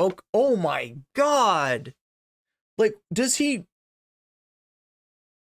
Do you hear how fucked up that is? I'm like less autistic now. Good. What? What? That excuses it? That like that's something that like is a trait of autism? Like, what the fuck? Looking at me 5 years ago, there has been some. He has intellectually outpaced autism, I guess. I don't know what he's trying to say here. That's weird and ableist and sussy. That's the charitable explanation. That's the best I can offer. I think I set the stage with that child labor argument. Me being who I am, I mean, I was always going to get on, people's nerves. And to an extent, I don't think that's necessarily a bad thing. A degree of abrasiveness, I think, is a necessary and endearing trait in some people. Cope, I know. But I think that a lot of the stuff, exactly, V. That almost implies the weird, like, conversion. Like, it's not, what do they call it? There are, like, isn't that what, like, the autism speaks thing is? Like, they think, yeah, anyway, this is like, there's like certain types of quote unquote therapy for autism that are actually just like really harmful and abusive for, you know, to put you know, most like autistic like to put autistic children through.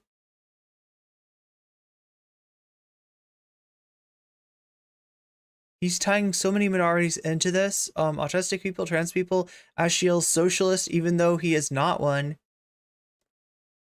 That's happened in my career over the past 4 years has been tainted by the way I made those initial arguments. And a lot of the stuff people throw at me, they wouldn't have thought to throw at me if it wasn't for This is kind of a Velociraptor. that initial poisoning of the well. You know, I think a lot of this is inertial. You know, it builds up, and I don't know how to stop that inertia. Right? I mean, people say, you talk about this often on your all the time. You CP on your stream, but well, here I am talking about it again. Will this be the last time, or will No, like what he's saying is he's less autistic now. Like that somehow he's like worked on himself to be like less autistic, and that being autistic somehow excuses what he said, and that because that was the problem and he's fixed it, right? You know, he's like generally when people talk about like, you know, de-autisming a person, it's like it's fucked up, like, you know, it's fucked up shit. Now I'll be talking to someone and they'll be like, and especially if you're like acting like autism is somehow like the stuff that he said that was fucked up, the stuff that he did that was fucked up is like a trait of being autistic. Like it's just him throwing autistic people under the bus and going along this line of people being like, yeah, you're less autistic now, so you're not doing the bad thing, because we know that like autism means you do bad things, right? And now that you've de-autism, I don't know what the fuck he's saying. Like it's so weird for him to try to, like it's true. This is truly bizarre. This is weirder than I thought. This is worse than I thought. Aren't you that pedophile? And I was like calling Ballinger or Illuminati, and it's like, no, it's worse than both. It's Vaush. It's his own thing, and it's worse than either of those. What am I going to do? Stop the conversation and link them the video? You know, inertia is a difficult thing to stop. I think that's actually like the meaning of inertia, like definitionally. So I could opine at length. Yeah. About how a lot of the hate I get is inconsistent, and it's all a big popularity contest. And it's a big popularity contest. I'm an easy target, and the guy with 450,000 subs is not like, you know, it is at a particular disadvantage. People get upset with me for shit they'd write off if other people did it and blah blah, but pointing out all of those extreme, it's the unpopularity are this is Nixonian, like the way he's complaining about unpopularity as like 1 hour and 45 minutes he skips arguably the most vile allegation. Oh, I'm guessing already which one you mean, Michael Corcoran. And I'm pressing the wrong button. There's the right button. Correct facts. Yeah, it does. He's up to 50. So this did not. This did not go over well with at least a portion of his audience. Solve the problem. He has not talked about Poppy yet. I don't want to be disliked. I don't even really want to be controversial. I think the stuff that I advocate for is universally good. I want everyone to live a better life. You know, people disagree about how to do that, but as long as you're on the path, as long as you think people being happy is a good thing to fight for, then I think there's at least some agreement to be had. I don't want to be controversial for that reason, or for a lot of the reasons I seem to be. You know, I get into fights with people who agree with me on like 99% of shit. I think my channel's a cool and positive place, and it and my community are both a big source of pride for me. So. Yeah, that is weird to notice, like how many people Vaush is throwing in front of him to try to get out of this, right? How many groups of people? Sorry, we've got.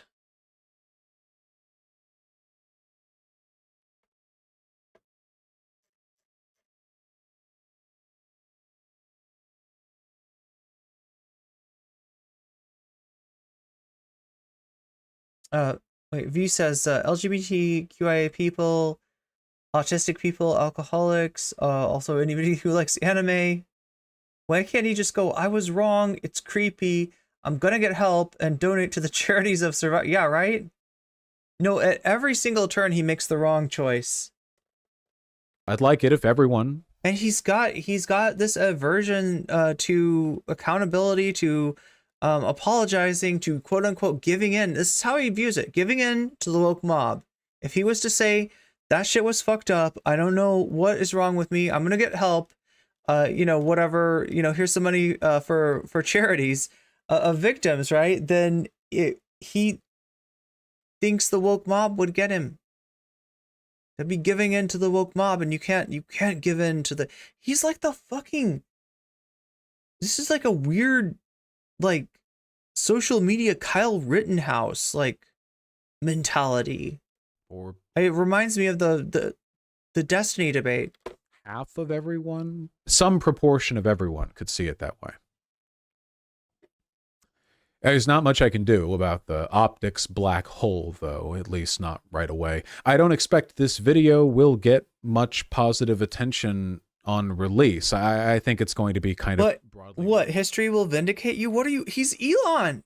Largely, I think, from folks trashing it who haven't actually watched it. This is something that I expect. This is something we all know will happen. Whether or not you agree with me on any of this, you know that'll happen. His channel has become a vanity project. I mean, it always was kind of about his ego, even more than like people, you know, think it's the money. I don't get the feeling he really needs money. I feel like he's in a, you know, pretty comfortable situation already with or without the channel. I feel like it's about ego for him. I'd still not trust him, but at least he'd be doing something good and taking a little bit of accountability. But yeah, no, he's got this thing against it, right? He's always, when he talked to Contra, he's always been like this, right? He thinks that he is just like, you know, averse to the idea of ever apologizing, even when he's wrong. It's unfortunate, but I can't make that not happen. I can't like rewrite reality. So if I can't do that, then I just have to accept it. And I'm sure there will be like drama YouTubers who comb over it and pause every 2 seconds to talk about the like pedophilic contour of my frontal lobe. This video is going to be a cult classic. Yeah, absolute banger. Whatever. You know, they'll just make like, look, like move over, Colleen Ballinger, move over, Illuminati. We got a new apology video in town. This one doesn't even make an apology, because if you make an apology, the woke mob will get you. Right out of it.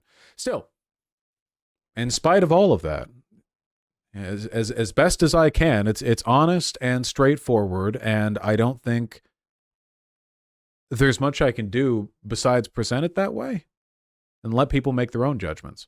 So yeah, that's it. I'm done making all. I'll let you make your own judgment. Here's some manipulative editing. The arguments on your way out. My past and how people perceive me and blah blah blah. I want to take a second here at the end to directly address just my audience. What I'm hoping for in the future and what I'm asking for from. Wait, so he's really not going to say anything about Poppy?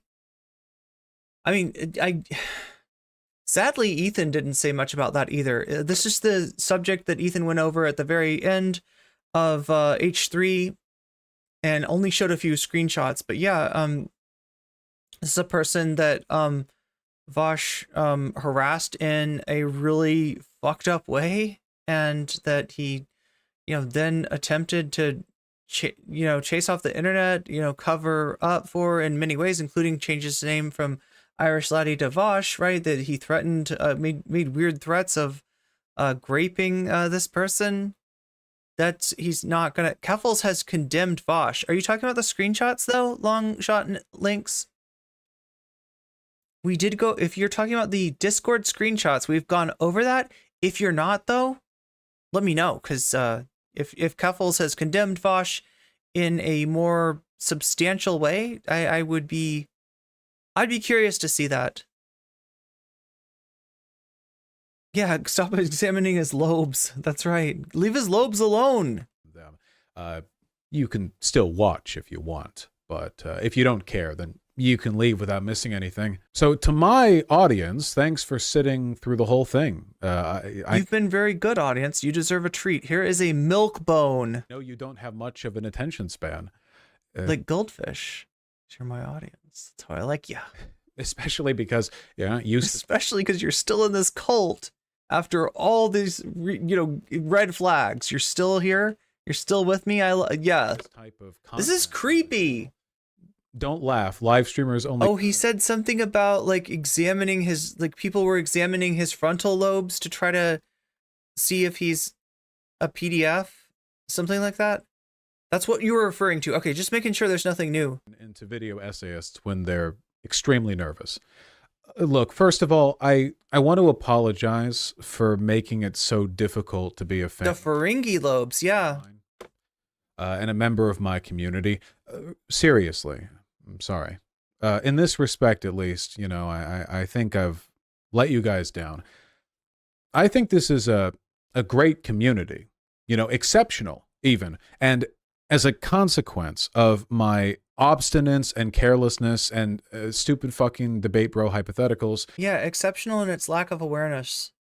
Many of you have been ostracized from other online communities or harassed on my behalf. The content of this channel and my messaging is unambiguously progressive and inclusive and good-spirited, It's that might not be the popular conception of me and my content, but it remains true nevertheless. None of the people who enjoy my content for those reasons expected, I imagine, to be put... Wait, who said two cheeks of the same ass?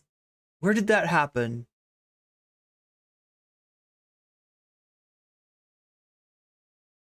Out of other communities with similar values because they were a part of mine.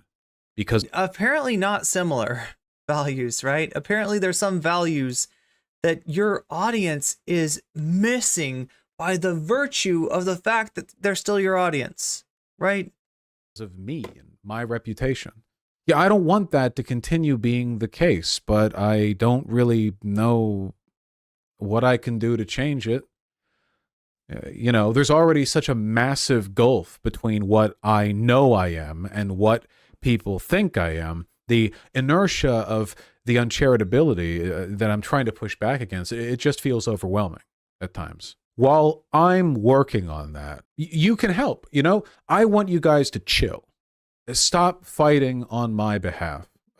Stop arguing for me against others. Especially on the subject of this video. That's one of the reasons. The thing is, it's a losing battle. So yeah, I don't know, bringing it up and flaming it is probably a L for Vaush's community. I made this video, I saw so many people in my community tirelessly arguing against the worst and most dishonest shit people say about me. And I wanted them to have something that they could point to.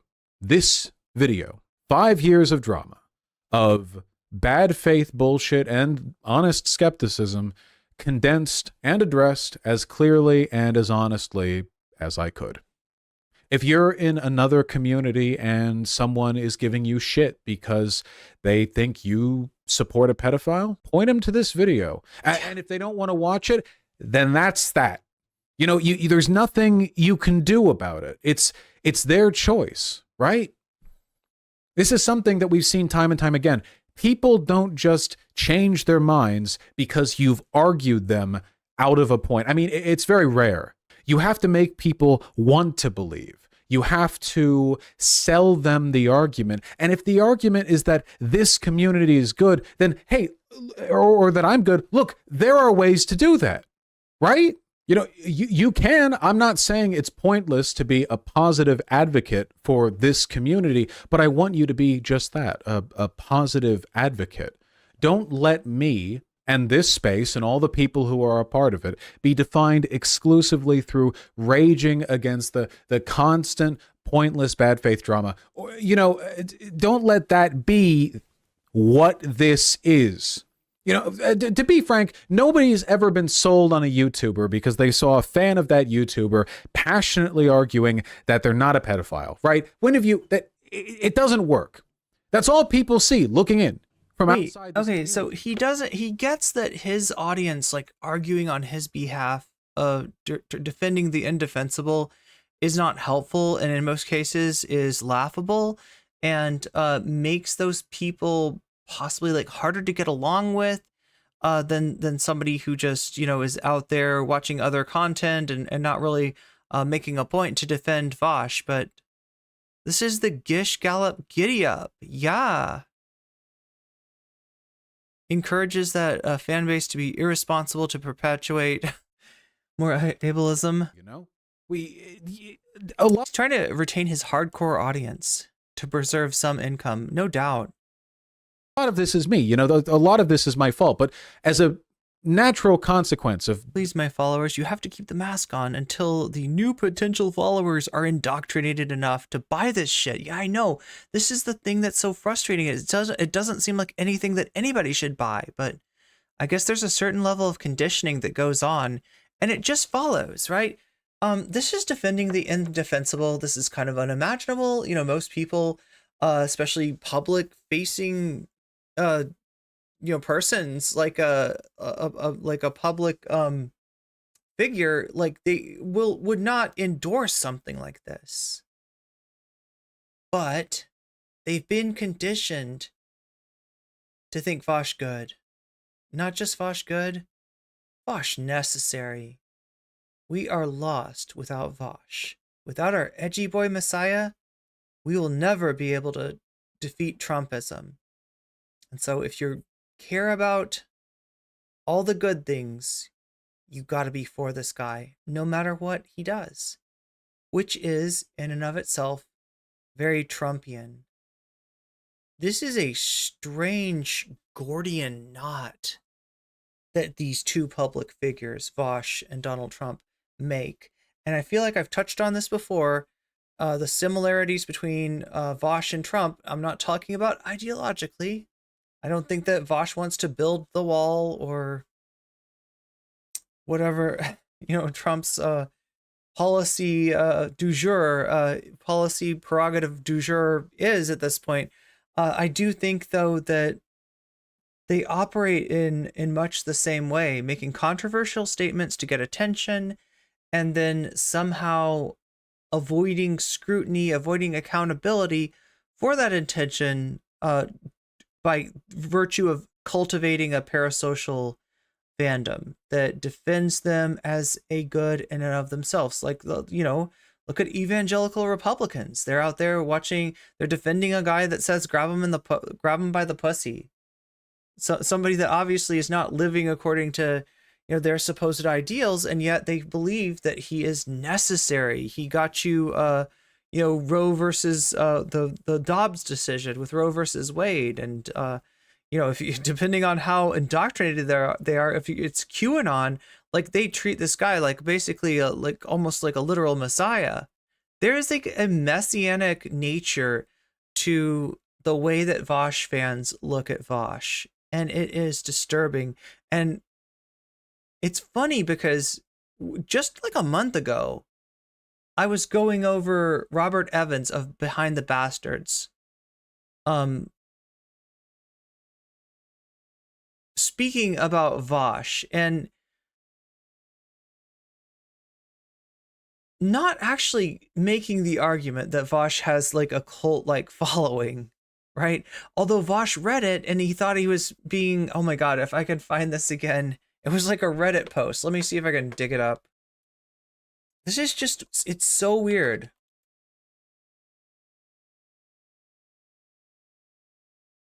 Yeah, there it is. Vaush responds to Robert Evans. No, I want to see the original VDS Behind the Bastards. Goddamn.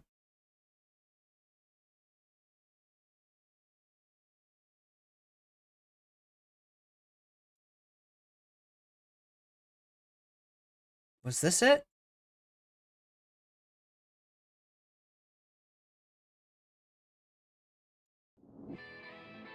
Reconcile with Robert Evans already, and I'm not going to reconcile with him. It's his fault. Just insult. Oh my God. Somebody made a nice little clip for us.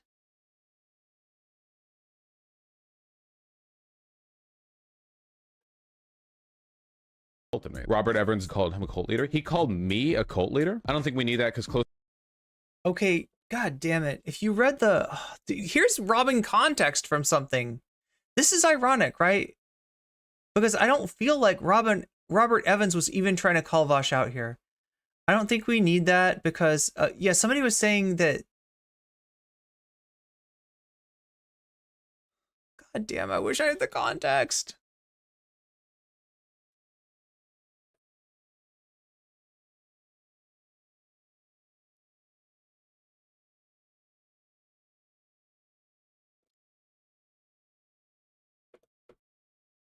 I'm trying to provide the one thing that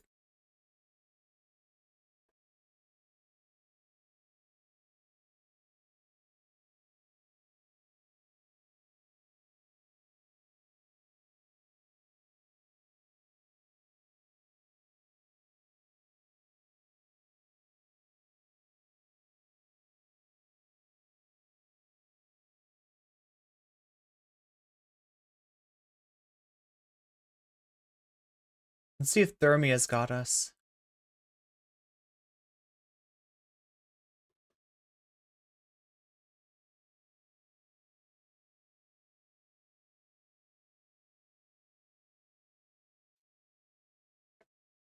Reconcile with Robert Evans already and binge BTP. I can binge BTB, but I'm not going to reconcile with him. It's his fault. Like, there's no reconciling to be done on my part. He just insulted me. Like, there's nothing on my end here. Robert Evans doubled down and called him a cult leader. He called me a cult leader?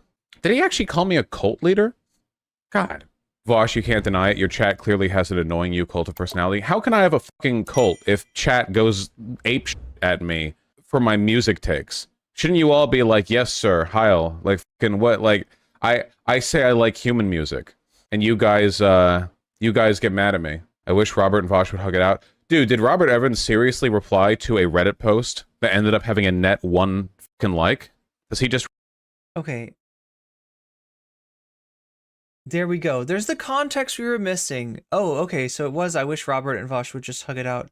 They are two of my favorite people when it comes to politics, but both of them misunderstand the other about seemingly everything. The latest confusion being Robert's idea about Vaush's point that the left needs Tate. Okay, so Vaush made some kind of comment that basically the left needs a Tate. Andrew Tate's able to, win people over who aren't necessarily even interested in politics, right? But Tate is inherently political, and him pulling people in through like self-help, through the MLM scams that he has or whatever, is getting netting the right more dudes. The left obviously doesn't need an Andrew Tate clone. What we need is someone who provides authentic hope, to use Sophie's words, someone who is trying to reach out to these young men who have been struggling under patriarchy and capitalism. So the whole take of like, we need a left-wing Andrew Tate, right? Really a minor point in another great episode, but it seems like the ego thing for both of them.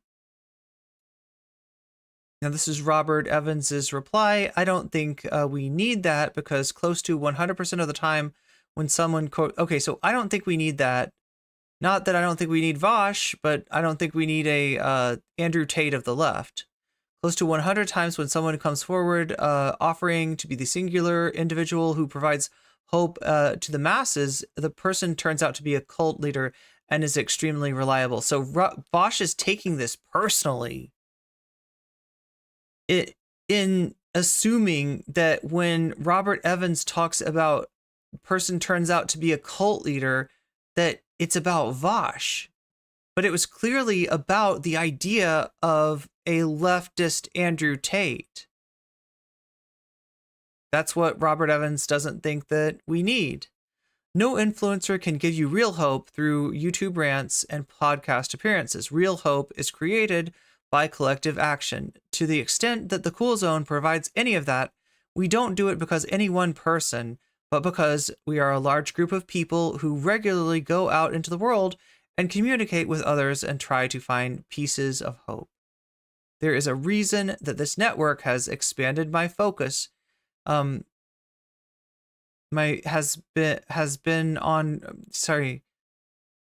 this network has expanded, my focus has been on bringing in new and different voices rather than just putting myself in more podcasts. That road leads to becoming Alex Jones. All right. Vaush read himself into this quote, which I really think, in the context of this, is not speaking about Vaush, but rather the idea of an Andrew Tate clone. Vaush, unless you consider yourself to be an Andrew Tate clone, why is this calling you? This is really, like, it says more about Vaush than it does about Robert Evans.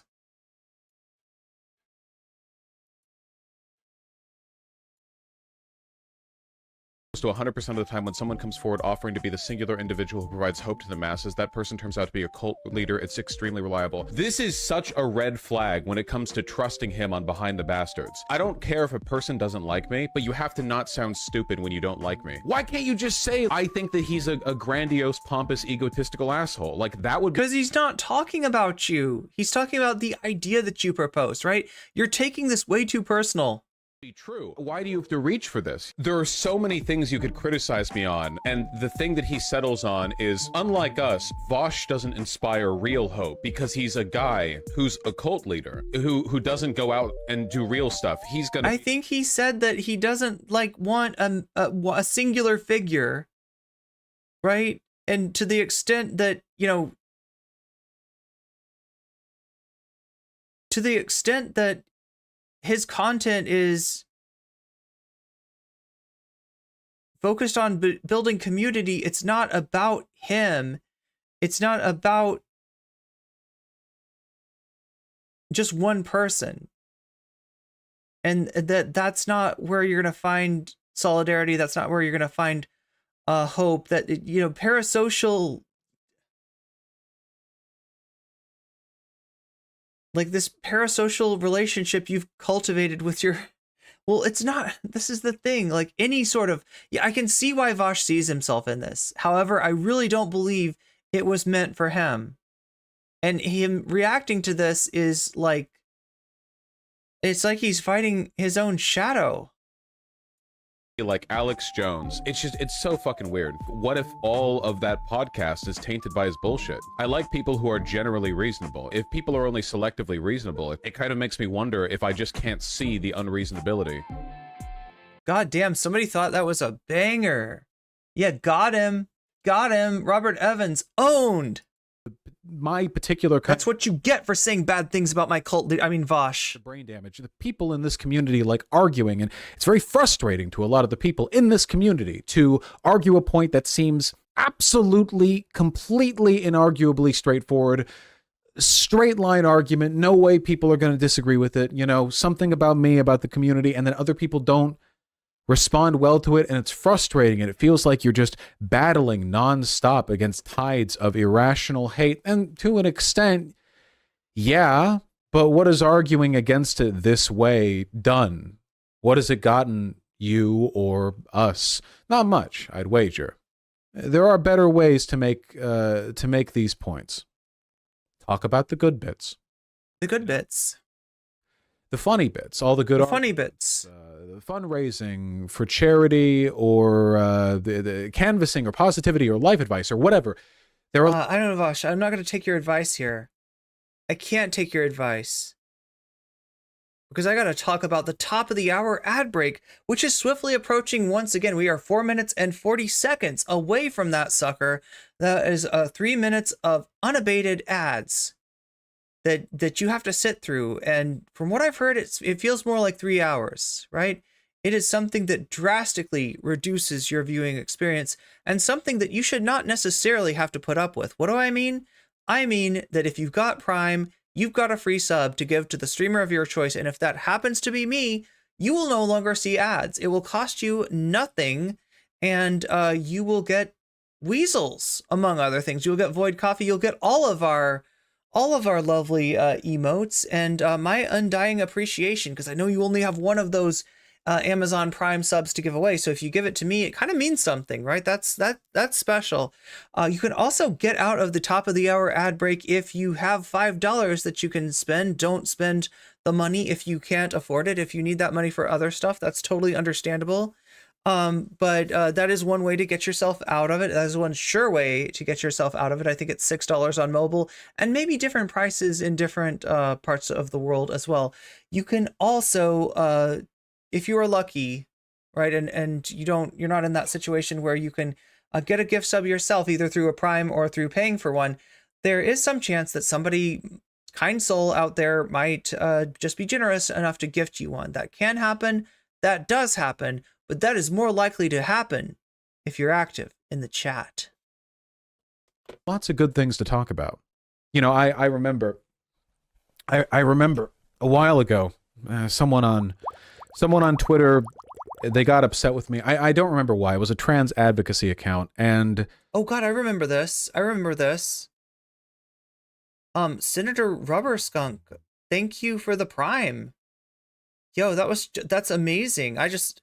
Yeah, you will no longer see the top of the hour ad break. Whoa, what's going on? Oh, that's my emote. I'm like, why am I dancing in that picture? Where did this come from? Who put a picture on my computer of me dancing? What's even going on? Soul Life, thank you for the 5 gift memberships. Joe got a membership. Angelique got a membership. Krista Todd got a membership. Fuzzy Slippers got a membership. Kristen M got a membership. Sassy? I hope I'm pronouncing your name correctly, but you got a membership. You people all got weaseled. And that's a good thing, because that means you get to use weasels. You got to use the emotes and so much more. Wow. Wow. Can we speed Ian's prattle up? Yeah, that doesn't sound like a bad idea. I mean, I'm trying to give him every chance to convince me. He's not really doing much. Like, this is just ridiculous. Wow. there were people in their community who were also in mine, and they got upset with me. So people following them replied, "No, don't go after Vaush. He's cool." And that trans advocacy account tweeted, "Why do you all like Vaush so much? Like, seriously, what's with all this defense? You know, what has he done for you?" And what resulted from that was, and this has been archived, you know, it's something that I look at, you know, I'm man enough to admit I get a little misty-eyed. Hundreds and hundreds of people talking about how me or the community, this community, has been or have been instrumental in helping them in some way with regards to their identity, their acceptance, their ability to. Oh wait, so he's talking about like what? I think it's called What the Trans, right? It's like a UK some kind of organization. I am trying to remember what this controversy is.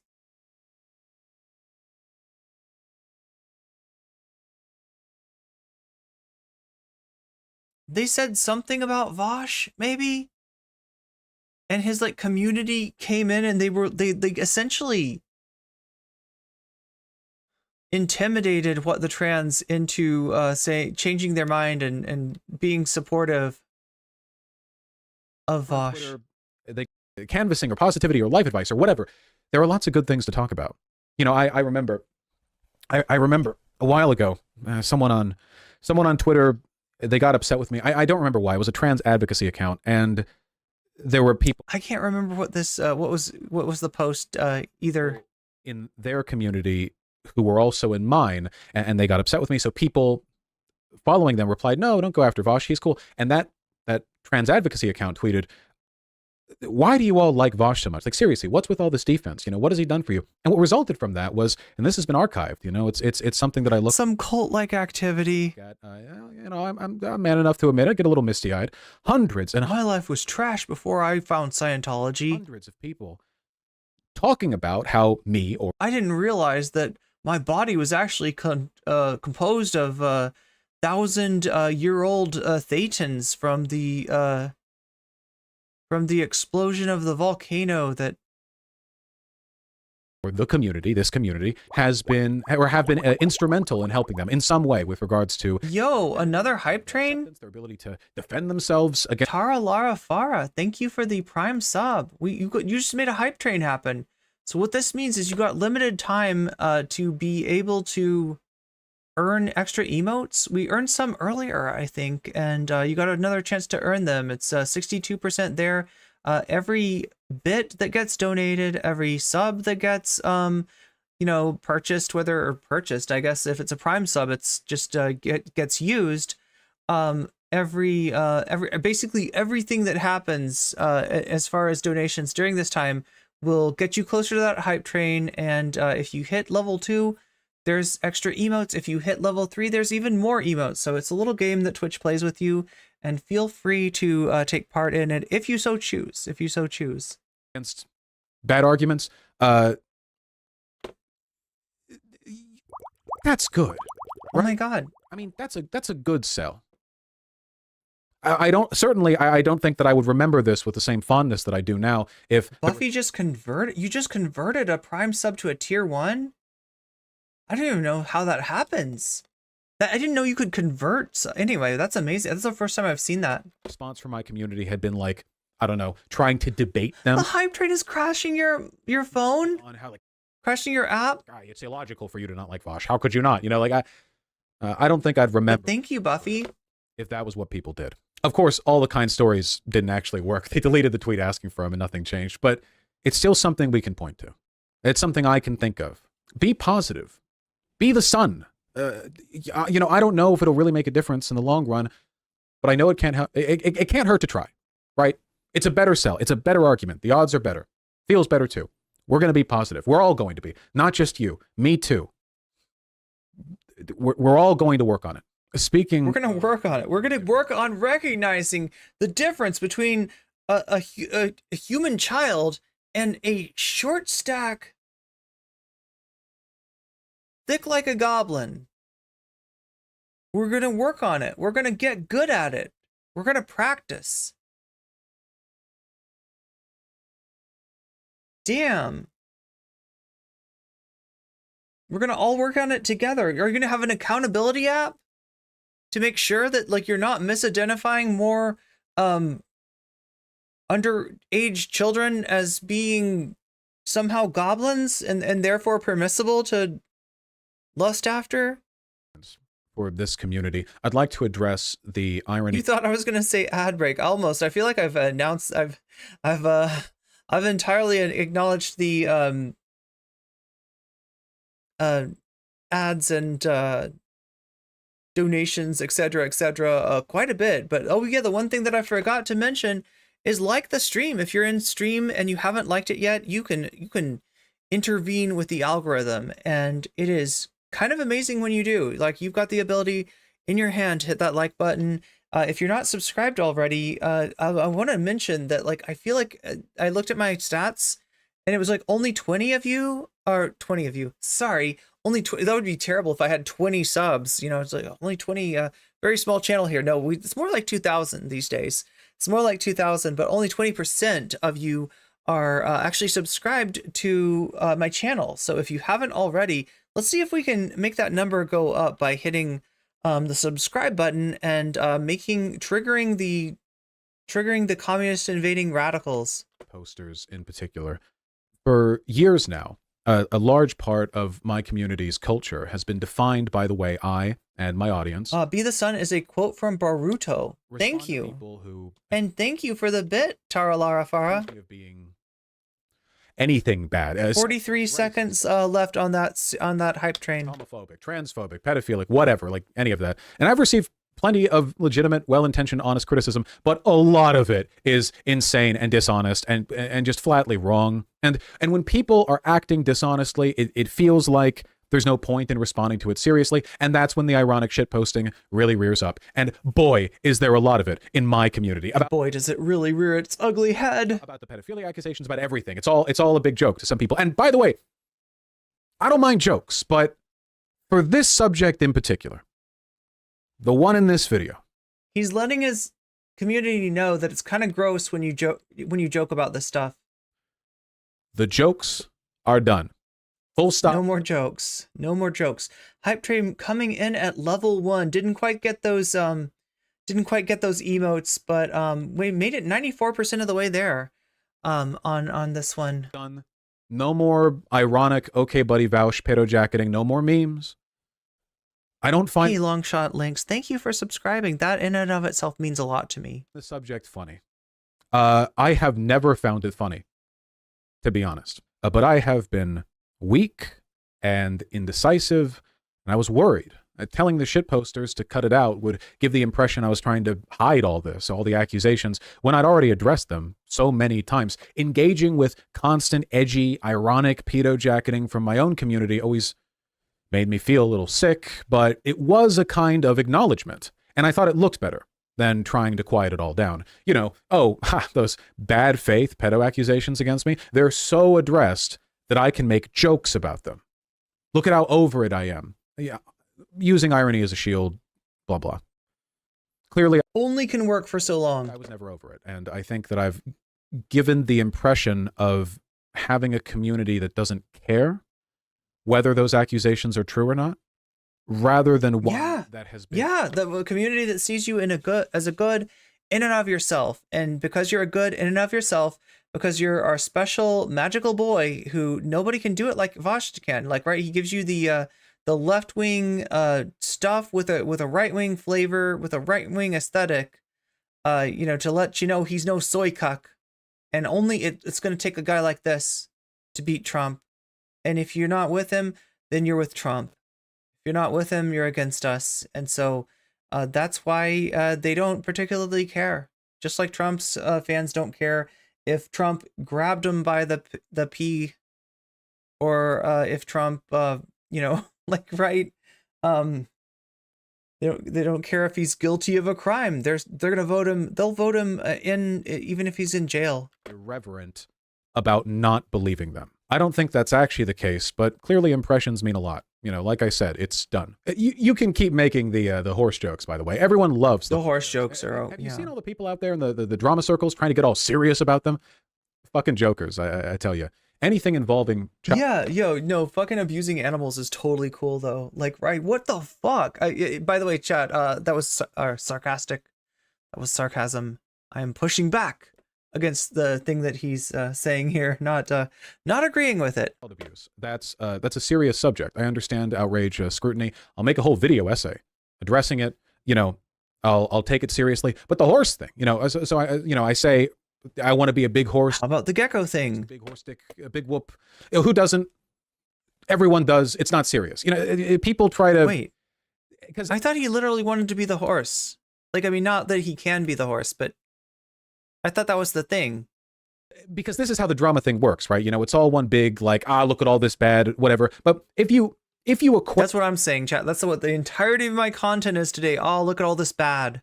Wait, I mean, again, I really, really do think through all of this, I've well demonstrated, that the pedo-jacketing people do to me is not justified by the evidence at all. I think there's a much more charitable and accurate explanation, but it's still a serious topic, right? So when people equate that serious topic with like, oh, he wants to be the horse, if you equate those two things or like hold them in equal regard, you're jumping back and forth between making horse jokes and like serious pedo accusations. I don't know, that oh, we're the ones that are sus. I see.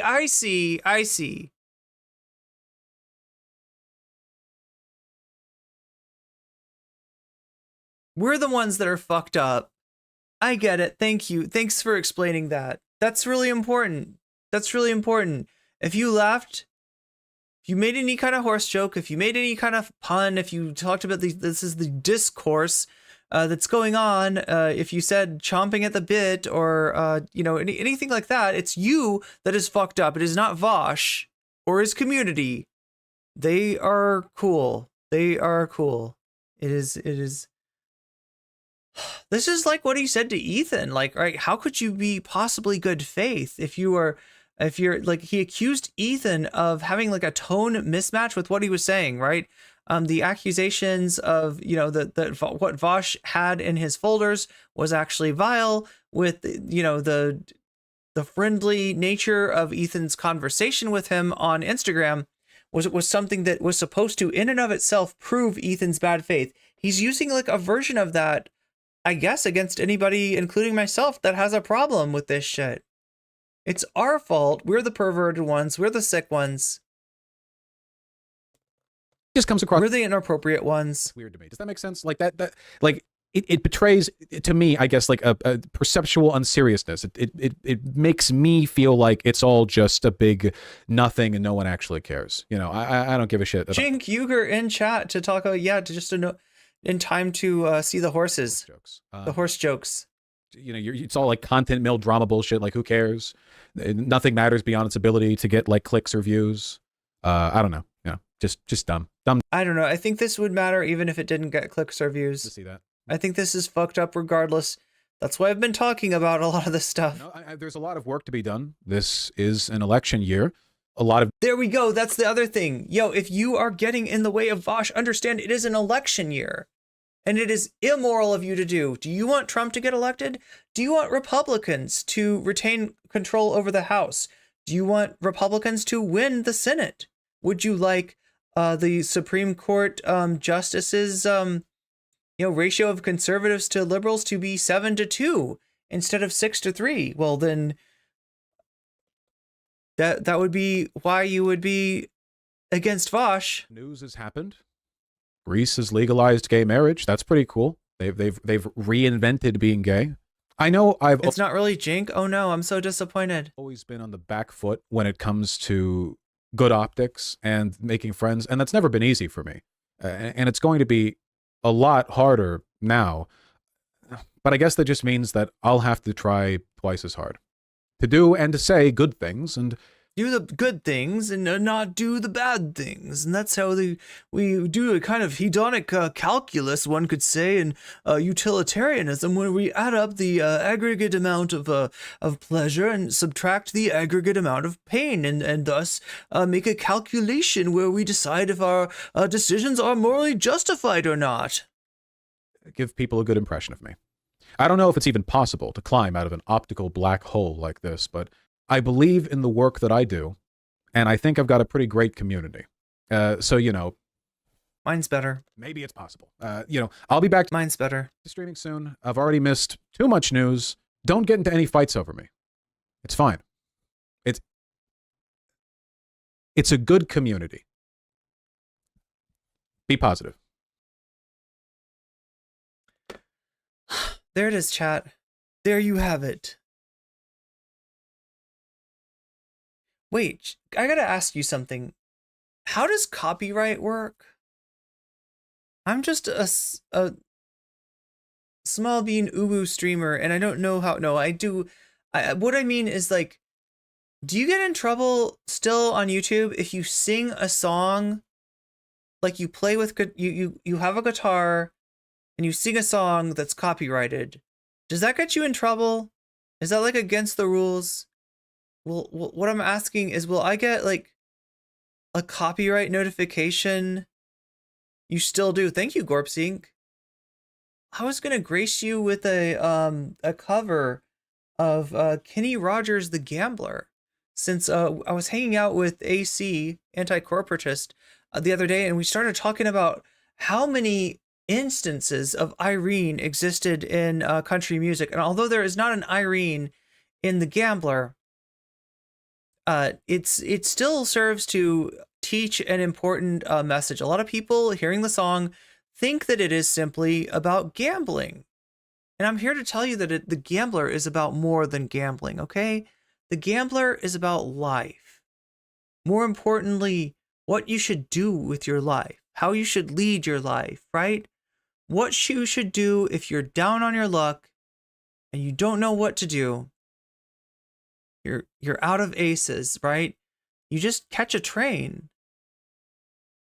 Have some whiskey with you, have some cigarettes with you, and walk around the train until you run into an old gambler that looks like, wise in his years. And then you gotta you'll get the best life advice once you give that gambler a sip of whiskey and a cigarette, right? He will give you the best life advice. And you don't need to talk to your, to anybody else. You just need to go on a train, find a gambler, run into a gambler. That's what that song taught me. That life is all about meeting gamblers on the train and doing whatever kind of advice they tell you, because they're gambling. That's hard, right? They got to figure out, like, what is this person like bluffing me? Is this person serious? Is this, what is going, what kind of cards do you actually have?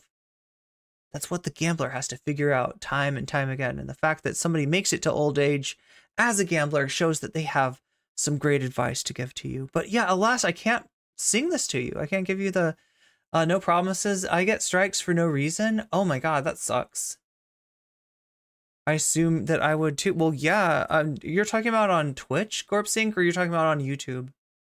Because I feel like I've heard stories where YouTube, like, you get in trouble. You can maybe get away with playing a version that is pitched differently. Oh, okay. I don't know. It sounds like, yeah, YouTube, like, I used to do this sort of thing on Twitch and it was kind of okay. But yeah, I think I could get away with it on Twitch, but not on YouTube. Unfortunately, it's chat. I hate to leave it like this, right? I was going to give you a song. I was going to leave you with a song. Gamblers give advice. Yeah, but only after you give them whiskey and you give them cigarettes, right? It's like an NPC in a game. You know, they're just there to they're there to give you the mission, right? They're there to tell you where to find the treasure to the northeast of the castle, right? That's what they're there for. They're just like, I don't know, chat. It's been a long day for me. It's been a long day, possibly for some of you. Thank you for spending your Sunday evening with me. We kind of pulled like a curveball, I guess, in this one, in that I thought I was going to give you the Vaush iceberg that was going to contain what, the St. Andrewism interview, the Thought Slime meltdown stream, and the Poppy drama. But it turns out that Vaush had other plans for us. So yeah, I'm glad we spent this time together, and I guess I'll try to see you tomorrow. It seems like there's more stuff to go over. Lance from the Surfs has left Whiteleaf. It is my understanding. And I would love to see what he has to say. So we weren't sure about that. He seems to have taken that video down, and I'm going to respect, you know, at least for now, his desire to kind of keep that from being content that's out there on the internet. But good on you, Lance. Respect. You made the right move. And from what I've heard, you know, maybe this is going to have a ripple effect. We have one person stepping away from the Vaush Cloud network. We have other people like President Sunday who are kind of loosely associated with Vaush that now are of the opinion that he doesn't owe Vaush anything. And if Vaush's, you know, channel is lost, then nothing of value will be lost. It's not worth it to go down with the ship. That's what President Sunday is telling everybody, and some people apparently are listening. So we'll see what happens. We'll watch maybe the Lance thing, and then get back into this iceberg. I just feel bad because I changed thumbnails on you. You can see the thumbnail that you maybe clicked on was the Vaushberg, the Yikesberg, and then I just like did a curveball. So yeah, we'll have to get back to that tomorrow. President Sunday's stream tonight was based. Well, I'll have to check that out. Yeah, I feel like he's made the right call. I feel like Lance has made the right call. I feel like even Xanderhall, to his own extent, even though he hasn't stepped away from the Whiteleaf network yet, has made the call, at least not to intervene on Vaush's behalf. Demon Mama, to my knowledge, has not chimed in. So, I mean, like, you shouldn't have to, right? This is undefensible.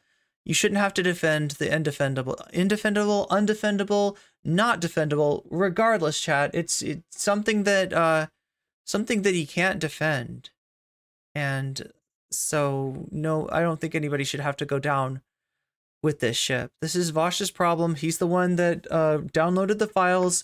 He's the one who said the things. Nobody put those words in his mouth. So Shark did, but in a deleted video. Shark did what? Defended him? DM did, but deleted her video. Oh my god, apparently I'm really bad at getting these videos. Dave, are you saying these people like defended Vaush? Or are you saying these people like stepped away from... They defended? Oh my gosh. Well, I guess we'll have to search for that. If anybody wants to send me any links that you find in terms of that content, assuming it's not lost content, hit the Discord. That sounds like I'm saying hit the showers, like, right? I'm like, we played a good game, team. Hit the showers. It's really good. You know, I was a little worried at halftime, but then we really pulled it out in the second quarter, and we ran off the scoreboard, and it's beautiful. It's a good thing. Like, right? I feel like a coach or something, but no, I'm saying Discord. Let me give you the Discord link. Just one time before we end stream tonight.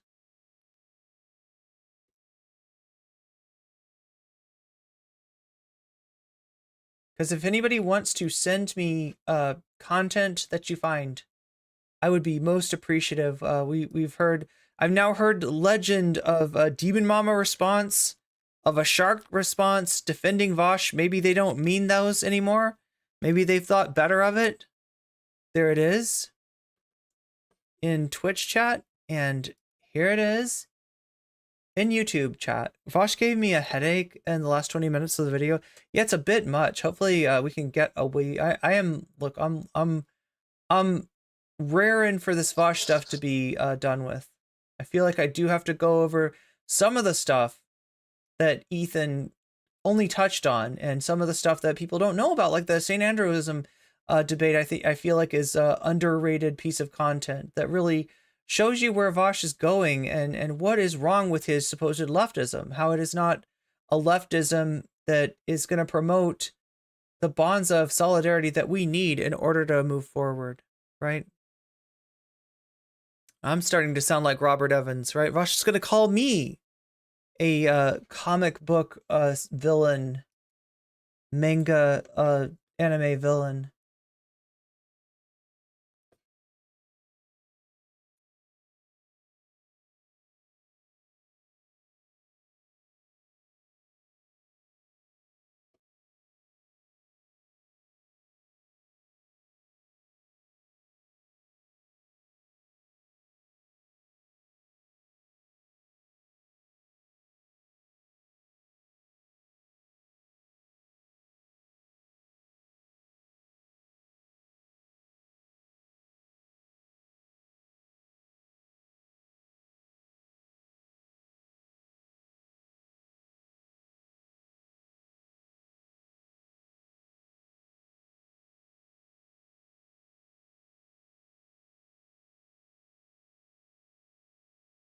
All right, Twitch, we're going to raid into USA Hole for a small Sunday stream.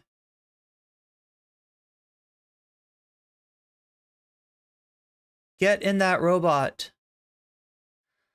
Okay, so last Friday I told you I would be on Saturday. I ended up getting tired and not being able to do it. Tonight we're ending fairly early, so I'm going to try to get some sleep. So I'll be ready and fresh as a daisy for tomorrow, because I get the feeling that we are not done with the content train just yet. I may have to take a break on Tuesday, which normally is a day that I would stream, but we'll cross that river when we get there. For now, we're going to raid into USA Hole, and we just lost somebody. Let me go ahead and raid you in. Much love to everybody in the chat. Thank you for being here for me. Thank you for all the support. This meant the world to me. Like, right, I'm looking at very real possibility of doing this full time. So it's all thanks to you, and I'm gonna be on stream tomorrow. Much love, and say hi to USA Hole for me. Moe Kyun. Oh my god, I should have done it. I didn't. My timing's off, chat. My timing's off. We spirited away Twitch over to USA Hole's chat. And that means that a mysterious clip of mine is going to play. Oh my god, I'm so scared, chat. Yo, no comment chick. What up, Buffy? What up, Flex guy? That is USA Hole that we're hearing there. And we're seeing a... You know what I'm gonna do. You need to be... No! This should have been done years ago. ago. What are you doing? What the Okay, this is so... What are you doing? Stop. Oh no, chat. Oh my gosh. Chat, you gotta see this, the clip that's playing. Oh my gosh, stop. What are you doing? You're not gonna ruin your own life and Emily's. Natalie, what's up, baby? This is so wrong. What happened? It's even like, wait, you want me to spank her? Are you serious? Do you really want me to spank? Hey, yo, Really? Shakespeare, Is that what up, that's what baby? it says here in the. That's what it says here. Are you sure? Wait, like he's half-hearted about. Oh my God! It was a Samir Bhavnani. Hell yeah, no comment, Jack. Thank you so much for. It was a Samir Bhavnani video that we were watching where. Stepdad. Yeah. Oh, it's a horrible. Have you ever watched those? Like, I feel like I haven't watched those in a long time. Welcome in, Raiders. It's your incredibly high priestess of. God damn, that was wild. Okay, so that's yeah. So whenever you raid into certain people, they have a mechanism that plays a random clip of yours. The clip that they played was me reacting to Samir Bhavnani's video, where like the dad ends up spanking the daughters, and we're talking about adult daughters, right? Friend, right? The dad discipline, like there's like two girls. One of them is very like obedient from like a traditional conservative household. The other is like does whatever she wants, right? And the dad from the traditional household is like, you know, I can't believe that nobody taught her better than this. She's so, you know, like anyway, he ends up like spanking her as a way of like teaching, giving her the discipline that supposedly like her dad should have. I don't know. It's fucked up. It's fucked up. Yeah, we're still live. We're talking about the clip that just played on Twitch, right? This like horrible, unbelievable video on Samir Bhavnani's channel. And believe it or not, that's not the worst of Samir, right? He's one of these guys that makes up like weird, fucked up stories and tries to get like, you know, hundreds of thousands, millions of views with clickbaity titles. And it gets worse from there. That was my introduction. That was chat suggesting a video that I was like, you want me to watch this? You want me to watch this? And it's, yeah, Samir Bhavnani. And unfortunately, there's worse videos than that. We did. You just didn't get rated, Natalie. You're in the residual zone, unfortunately, or fortunately, because you're getting to see you're getting to see me react to my own clip, my own bizarre clip that is just played for all of. That's the weirdest thing, right? When a random clip of yours plays for the entire audience of another streamer. And that's what just happened to me.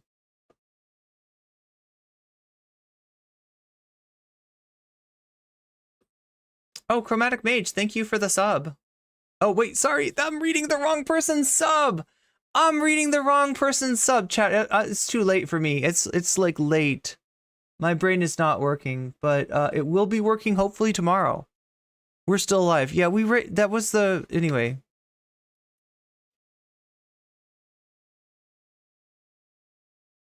Wait, Samir Bhavnani is pretty racist, ableist, and classist, so I'm not surprised. Yeah, it was this fucked up video. Maybe we'll do a little Samir retrospective tomorrow, because I don't want to be doing Vaush the whole time. I don't want to be doing Vaush content the whole time. That's what I'm trying to say. Anyway, let's end the stream before I become even more ridiculous. How do you even raid on YouTube? It's complicated. It's complicated. Chat, do you want to raid? YouTube, do you want to raid? I could possibly raid you, but you have to find me somebody that's streaming that is cool and that has they have to enable this thing. Right? You actually have to enable raids on YouTube. Nothing on? Okay. Well, I'll see you tomorrow then. Much love, and stay away from Samir Bhavnani, I guess. I don't know what to say. Good